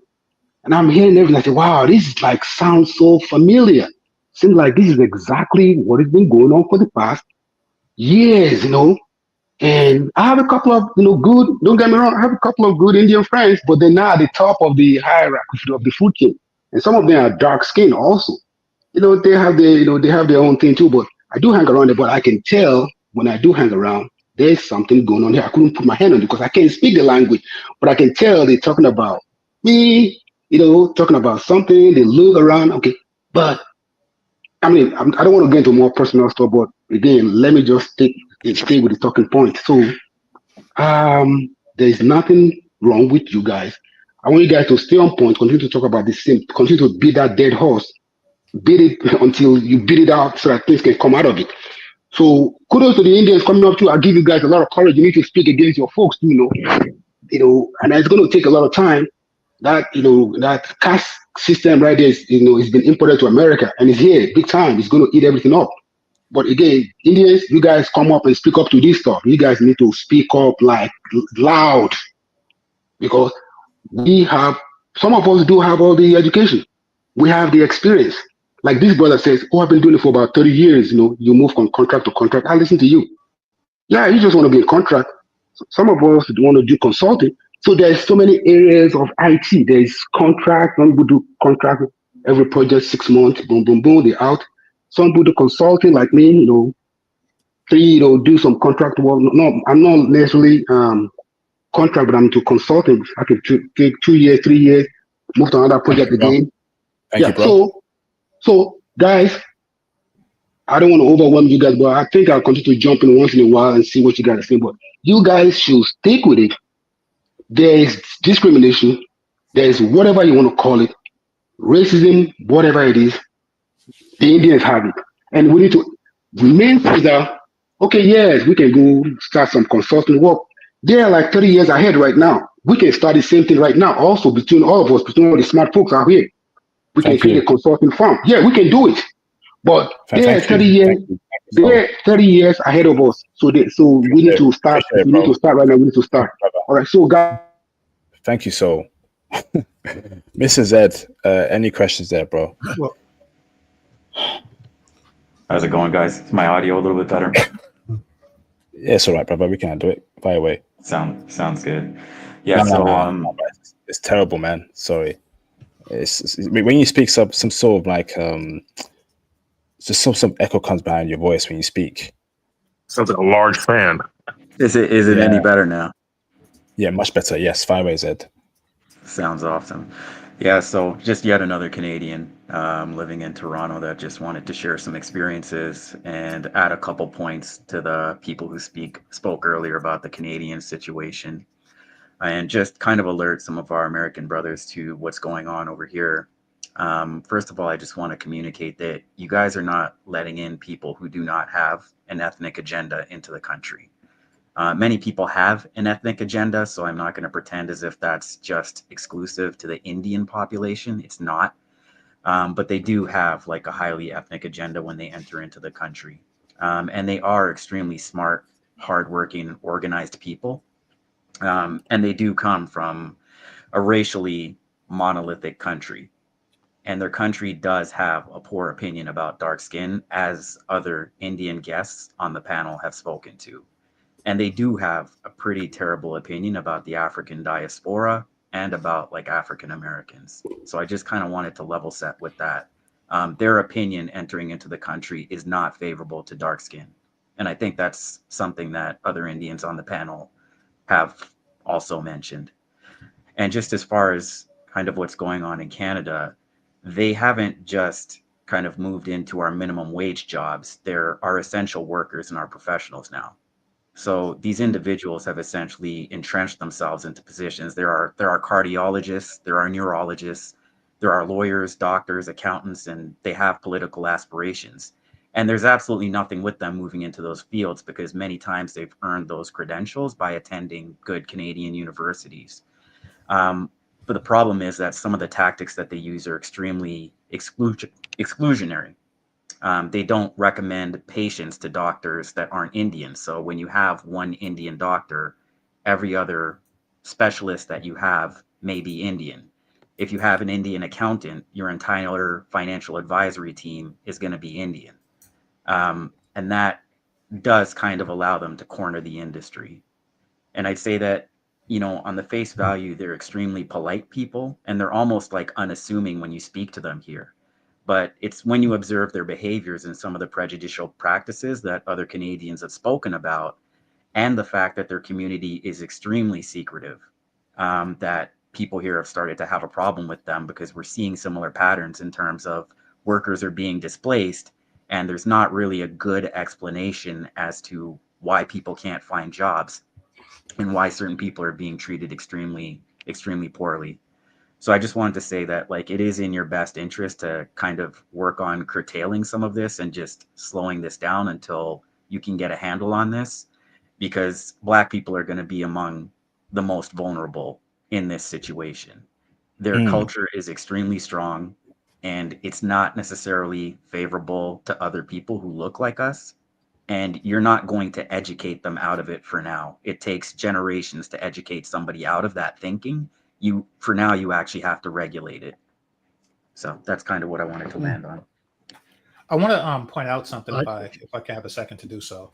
That H-1B, at least here in the U.S., H-1B visas are not just given to Indians, people from India. It's given to people from Nigeria, from really all over the world. It's just that this particular problem, and this is to the people who say, you know, it's an everybody thing, you know, it's all cultures. African immigrants don't come here and discriminate the way, you know, Indians do once they get their H-1B and once they have the power to do so. This is a unique cultural clash between that particular nation and the rest of the world. This is a very unique thing. You know, this is a very unique agenda that, and they present a problem that I really don't see in any other culture but theirs. Facts. Yeah, Absolute that facts, goes man. back to my original point that Somebody said, they're also extremely organized. Somebody said, what's the percentage? The percentage, because H-1Bs is based on the number of people in the country, and they have 1 billion people in their country, the percentage of is going to be much higher from there than anywhere else that don't have 1 billion people. So if I could chime in for a quick sec, because I've spent several years working in the U.S. as a Canadian. They've also gamed the system. They have consulting companies that for every one Indian, and some of the Indians on the panel can speak up on this, for every one Indian applicant, they will put in 10 to 20 H-1B applications. The H-1B is a lottery-based system. It cuts off after I can't remember how many, but they do have consulting agencies that for every one person will create 20 fake jobs. So that person has a higher likelihood of being selected because their name is being entered into the draw 20 times instead of one time. So that actually also explains the overabundance of Indian recipients of that H-1B visa. Wow. Let me bring in ADW in the background. What's going on, ADW? How you doing? You good? ADW. Okay. No, this has been a great convo. I'm gonna hop off in 10 minutes. 4 hours, 20 minutes. I have work in 4 hours. So if you can support the channel, Work is what overrated. Work is overrated. Just do this. I wish I could. Brothers, if you can support the channel, hit some super chat, hit some PayPal donations if you really enjoy the stream. Again, join the Python course coming at the end of this month, and looking forward to teaching you, brothers. But yeah, I'm nearly spent. I need to go to bed soon, wake up early. But this has been a great stream. But let's carry on for a bit more. We got one point with you, IP. You are very aware of all the hiring at the fast food restaurants, so you need to go home and cook more often. I'm just saying. All right, get the groceries and bring them home, and then cook there. You'll be better. Okay, my little point. Go ahead, keep on. No, this year, but I've been cooking a lot more often this year. But I just have my chicken, rice, and broccoli I had a couple hours ago. So once a week, but I have a cheat day once a week. That's my plan. Is that okay? It's good, yeah. Once a week. That's okay. Is that cool? We good.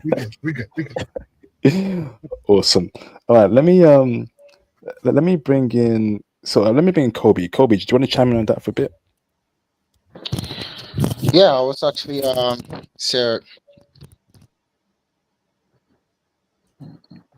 Fire away, Kobe. Already. Can you hear me now? Awesome. Yeah, but not like going back to my conversation with the other guy, not to say that we are doing anything wrong, but time and time again, if you look at human nature, going back to centuries ago, ethnocentric cultures have an insane nepotism culture. If you bring them in mass, they are going to bring the same habits they had from where they actually originated. It's just something you cannot get rid of. You can regulate however much you want, but as long as they are getting the opportunities to get into these positions, make the amount of money they make, and actually generate their own in-group GDP in the United States, I'm sorry. You cannot rely on regulations alone to counter what you're doing. It's not feasible. Okay. That actually, it sounds like you were saying stuff to say stuff.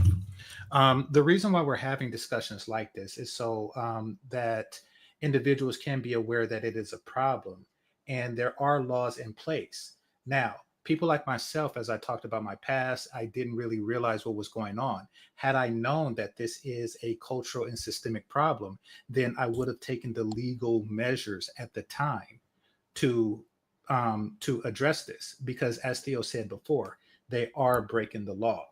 It's a very subtle thing, and a lot of people may not know that that's what they're doing, but they are. There are anti-discrimination laws in this country for a reason, and we have to assure that these laws are enforced. There is something you could do. Right. Great. At that So, time, you can do something. I'm sorry? Sorry there, Kobe. I'm cutting you off there. Just want to add this last point, right? And also I think Adam can chime in as well. But I feel like if you look at the history of India, white people have used them as a buffer class in South Africa and other African countries. So they have a business connection with white people that's been in place for several years. I've noticed that.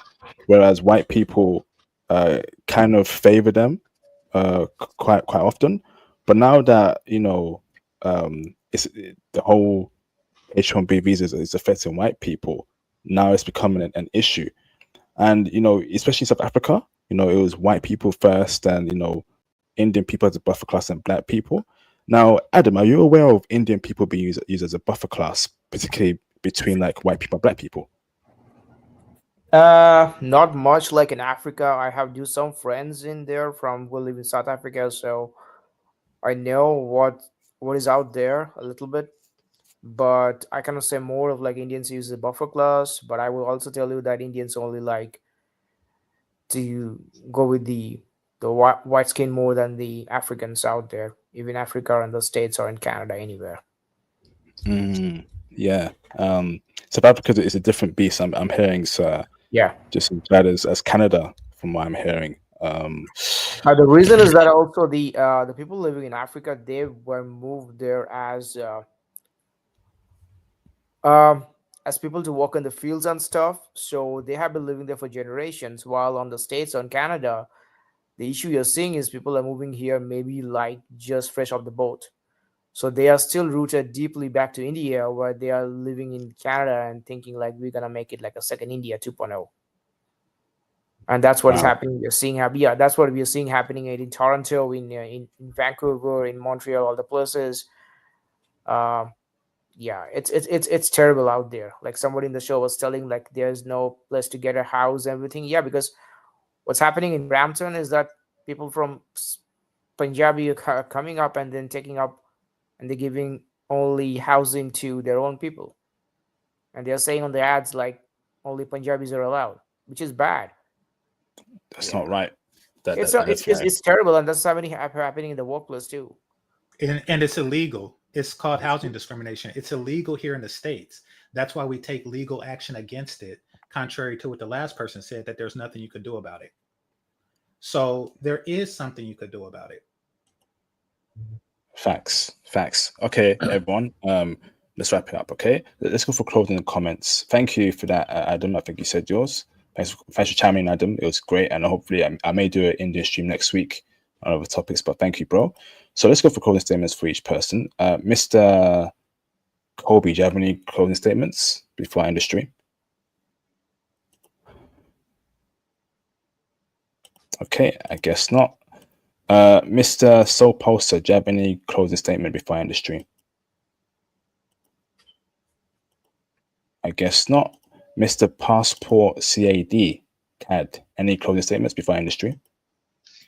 No, just thank you for having me on. I hope next week you do have another segment, because I want to get into the security issue that we have actually with the mass immigration from Indians over here. We've had it with Chinese before, from them hacking our treasury, etc. But we also have a huge crime and security issue now with mass immigration from India. But if you have another segment next week, I can touch on that. Thank you. Passport, reach out to me on IG as well. That'd be great to catch for Canadian brother. Thank you, bro. Awesome. All right. So, Mr. Zed, do you have any closing statements? Yeah, I just wanted to say thanks for having this session. It's really important. And yeah, don't sleep on this. It's not a good situation, and you don't want things to get as out of hand as Canada is right now. You know, our prime minister just resigned principally because of this issue, because if he just completely dropped the ball on our immigration situation, and it's not like him resigning is going to fix this. It's going to take many years. So this is serious. Facts. Thank you, Zed. Much appreciated. Mr. Tariq Ramadan, do you have any closing statements? Yes. Or whenever you consume anything like, food or anything, please eat locally. Don't support places that hire mass Indians. Don't buy Teslas. Boycott all these companies that are doing this H-1B scam. So that's what I'll say, and I hope to join you in your next segment whenever I want to talk about security issues. Yeah. Awesome. Thank you for that, Tariq. Take it easy, man. Thanks. Mr. Jam, do you have any closing statements? Yeah, I do. I just wanted to speak on, I don't know who the guy was talking about, but I'm just glad that people push back on the whole fact that the whole pull yourself on the bootstrap narrative. It's like we have so much documented cases of that just not being quite the case. All right, like this whole thing of like, oh, the reason why blacks are down is because we don't work hard enough. I mean, there might be some truth to that, right? There's some truth to everything, but that's not the entire truth. It's not even close to the entire truth, right? I mean, we have documented cases of us being equally or even higher or even higher qualified in the competition. I'm going to work twice as hard just to get half as far. So the fact that, IP and as well as Theo, I mean, you guys have been legends in the field. You guys have done more than most people in this space, and y'all speaking to the discrimination. I mean, I just should just tell you something. I mean, especially Theo. My guy is like learning. I mean, him and I both learning Portuguese as we speak.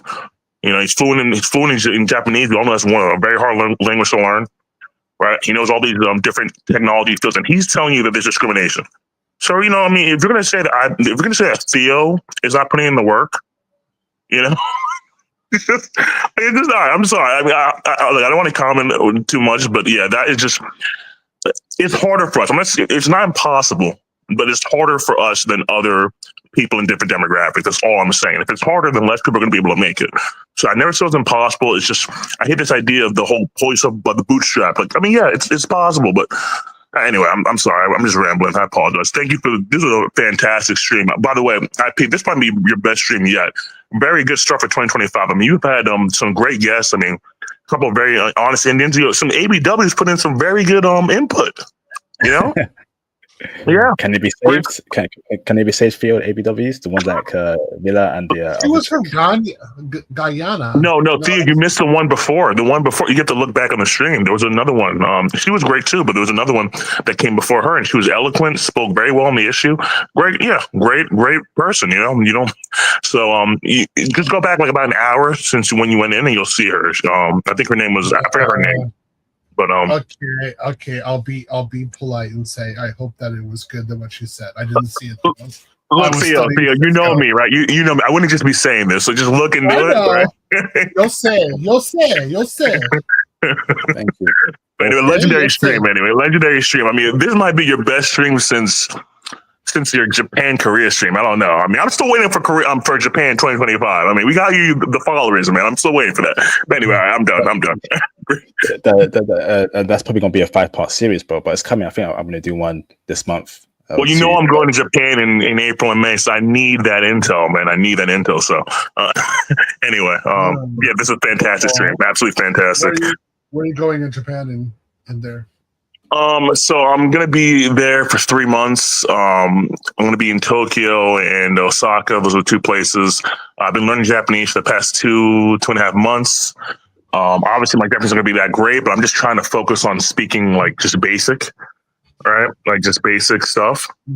Not necessarily focus on reading or kanji, just decent stuff. And if it intrigues my interest while I'm there, then I'll learn even more. Kind of like what I do with Portuguese. So. Reach out to me. I'll hook you up, right? All right, thank you. I have you on Facebook, so I'll reach out to you there. Thank you. Yeah, no problem. All right, Shout later. out to Doug for the support. Thank you. We need the next conclave in Vancouver, but brisket and maple syrup. Joke. Oh, I got one more. Sorry, I got one more thing before I go. The person who talked before me, right? I'm pretty sure I recognize his voice. He was trying to reach out to me because he was in Brazil, but I never got his information. So if you can, I get it, but I just recognize his voice from the previous stream. I know you tried to reach out to me, but I never got his information. So if you could, if you can, it is what it is. But I just recognize the guy who was talking before me. He sounds like he's from Canada, but I'm pretty sure he was. I'm not sure if he's in Brazil now, but the last time he was on the stream, or at least the last time he was here while I was listening, he was in Brazil. He was trying to reach out to me, but I never got a chance to speak to him. Okay. Canadian? What? Passport CAD? Yeah, the dude who talked right before me, like before you dropped him off. That dude, he was trying to get.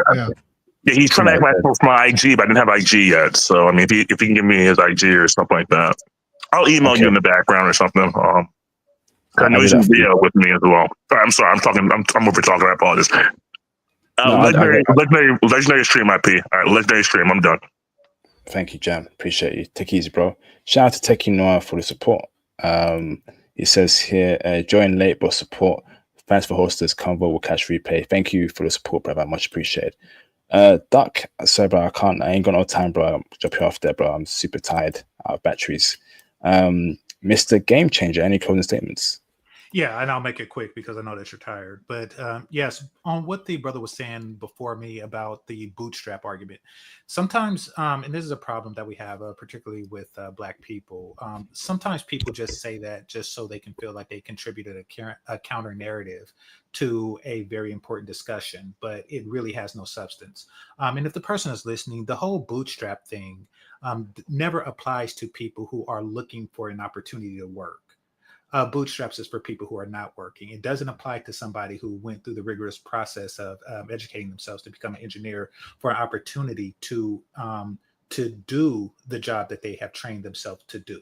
That is a fruitless argument, and it's kind of stupid, for lack of a better word.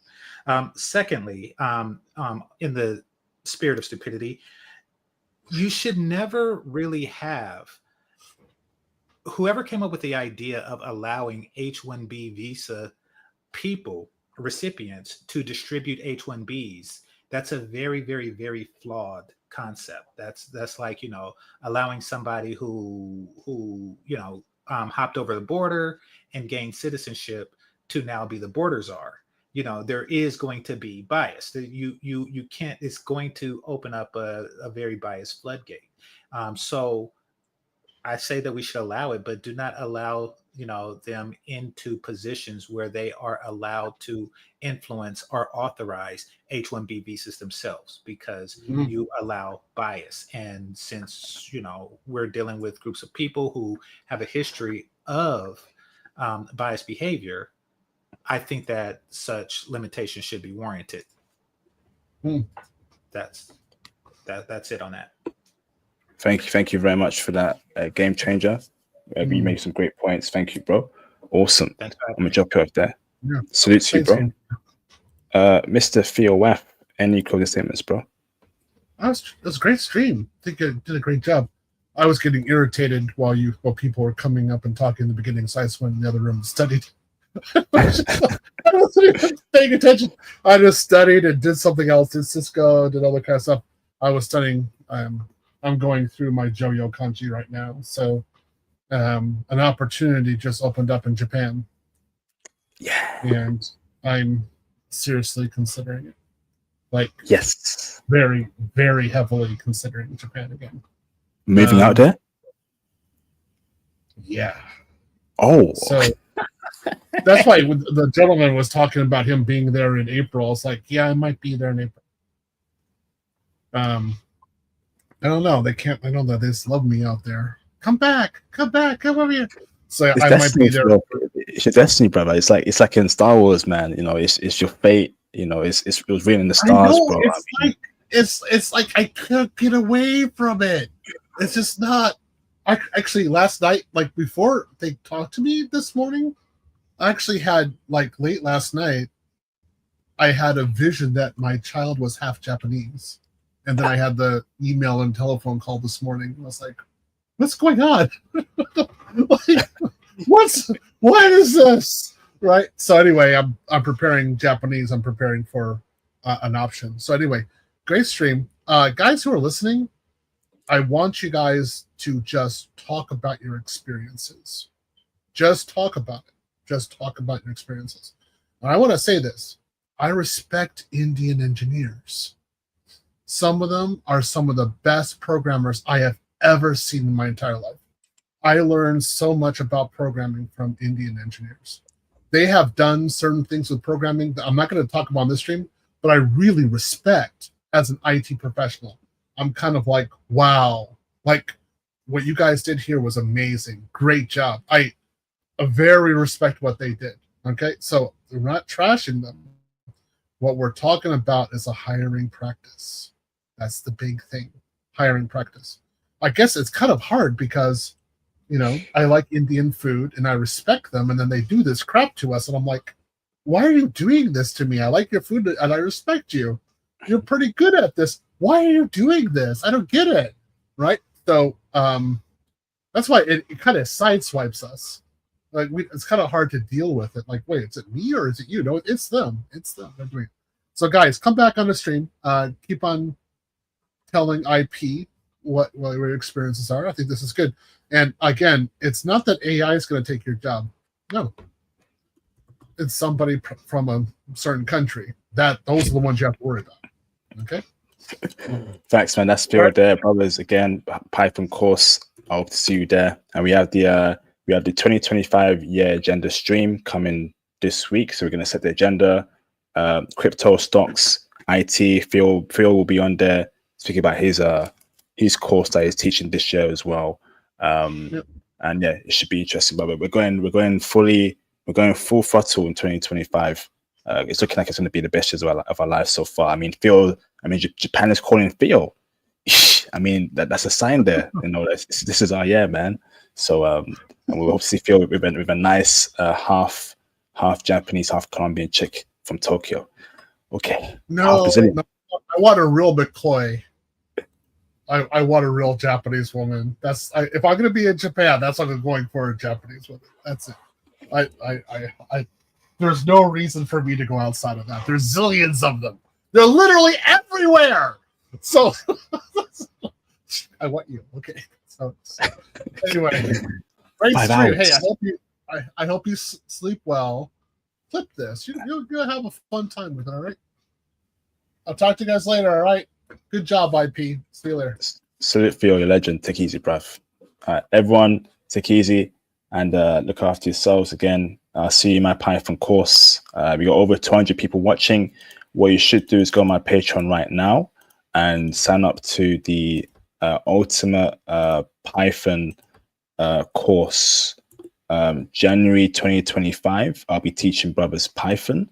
It is the best IT language, right, to know.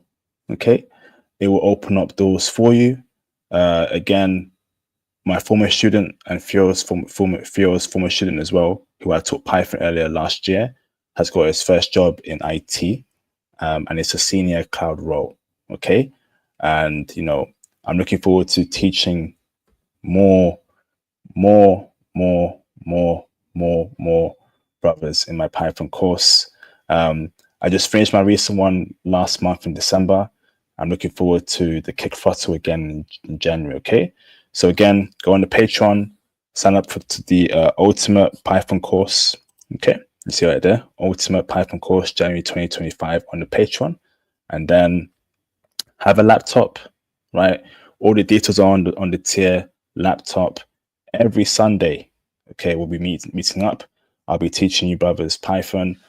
It'll be a proper classroom session, lecture slides, coding, mini homework. Okay, homework must be done. Okay, I love marking homework, and yeah, we gotta keep on pushing, man. 2025 is going to be an explosive year. Okay, 7 days in, I feel good, bro. So classes will be around 1 hour to 2 hours max. Sometimes maybe 2 hours 30 minutes, depending on what we do in class. So I feel good this year. Okay, I feel like a new man this year. I'm eating healthier. I'm in the gym. My mindset is very positive. I feel good, man. I really do. I want it all this year, brothers, man. I want it all. Okay, and let's do it, man. Let's do it.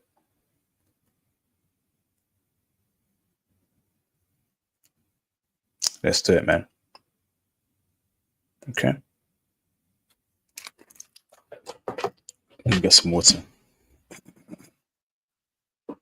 I'll show you the Patreon page. So if you go on the Patreon right here, you see, let me share my screen. And make sure you subscribe to the channel too if you're new. You know, join the movement. I'll show you over here. Where is it?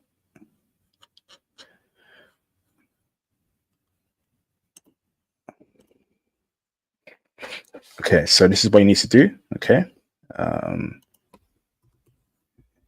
International passport. You go on the Patreon, and then you see. Oh, I'll be dropping the Ukraine and DR Patreon exclusives. Okay, I'll be dropping that this week. Okay, I'll be dropping that. So I'm still clipping that. There you go. That's my former student, Duck. Discipline makes things easier. Organize your life. It's gonna be alright. It's gonna be fine. Discipline, discipline, discipline, discipline. Where's everyone listening from? We have today was a crazy stream, right? A lot of people watching. Where's everyone listening in from? What country? What city? And if you're a passport bro, this is the best passport bro channel on the goddamn internet, man. We got some interesting streams coming this month.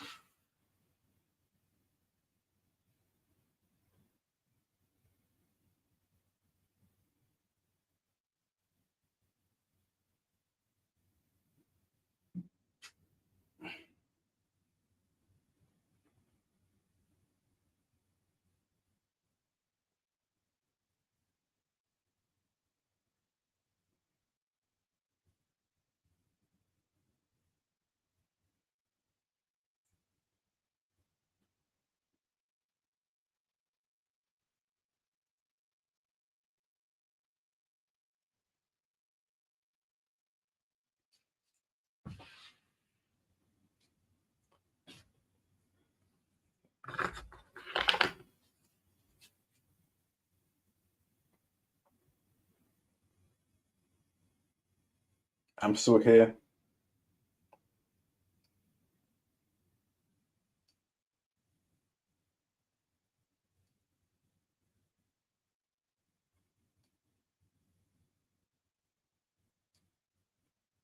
Hey, mustard on the beat, hold Debo. Any rap dude here, freak though. Man down, call the ambulance, tell them breathe, bro. Let a rapper to the cross, you work on that teaser.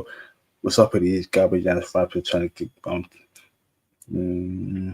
they're not like us. They're not like us. They're not like us. They're not like us. They're not like us. You've been debating on this with Puck. I've been the opposite way. Go.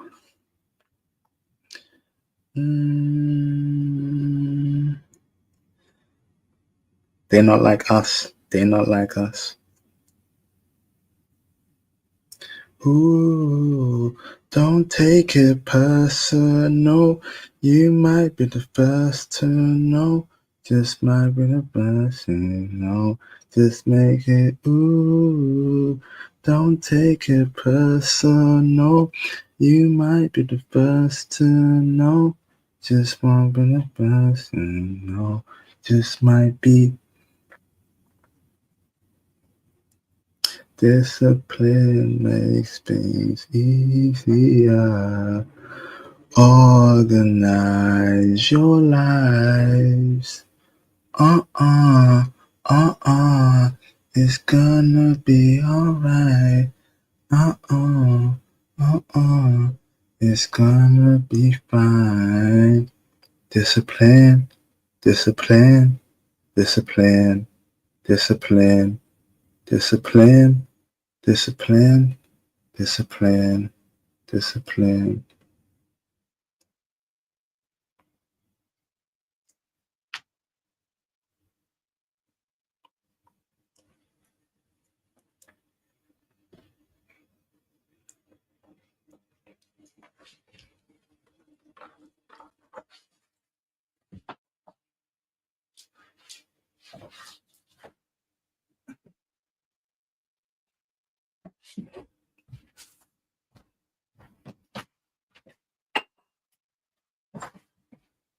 I woke up,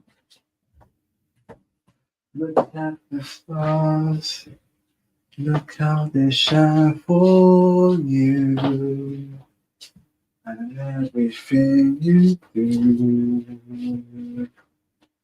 It was all yellow, I swam along, I took the train for you, and everything you do. It was all yellow. It's true. Look how they shine for you.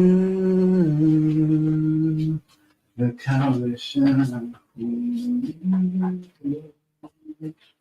Look how they shine. Look at the stars. Look how they shine for you. And everything you do.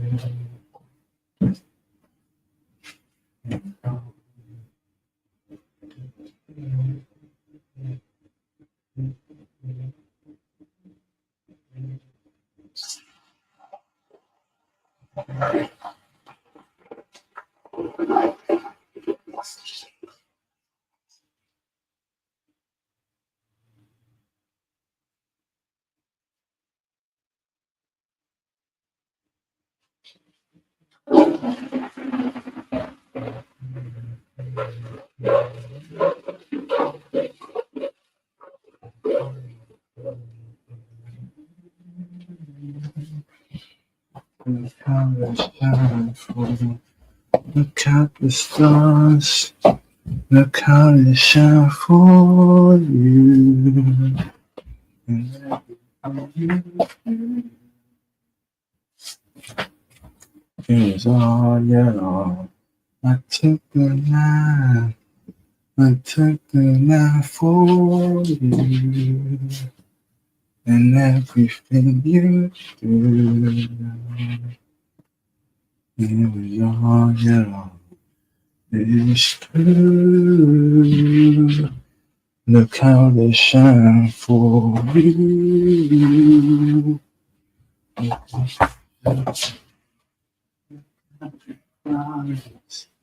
Look how they shine for you. And everything you do. Yeah, and it was all yellow. I took the line. I took the line for you.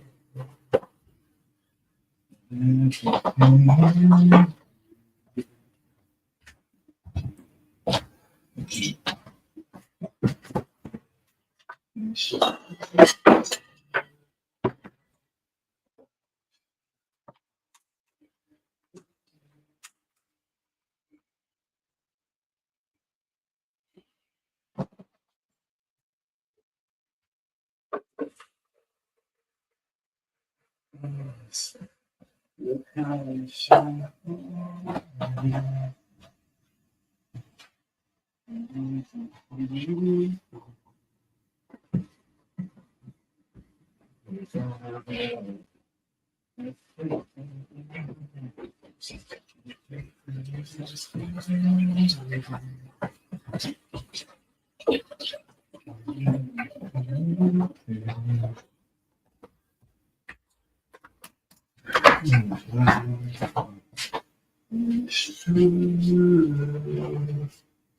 Look how they shine for you. Look how they shine for you. Look at the stars. Look how they shine for you. And everything you do. It was all yellow.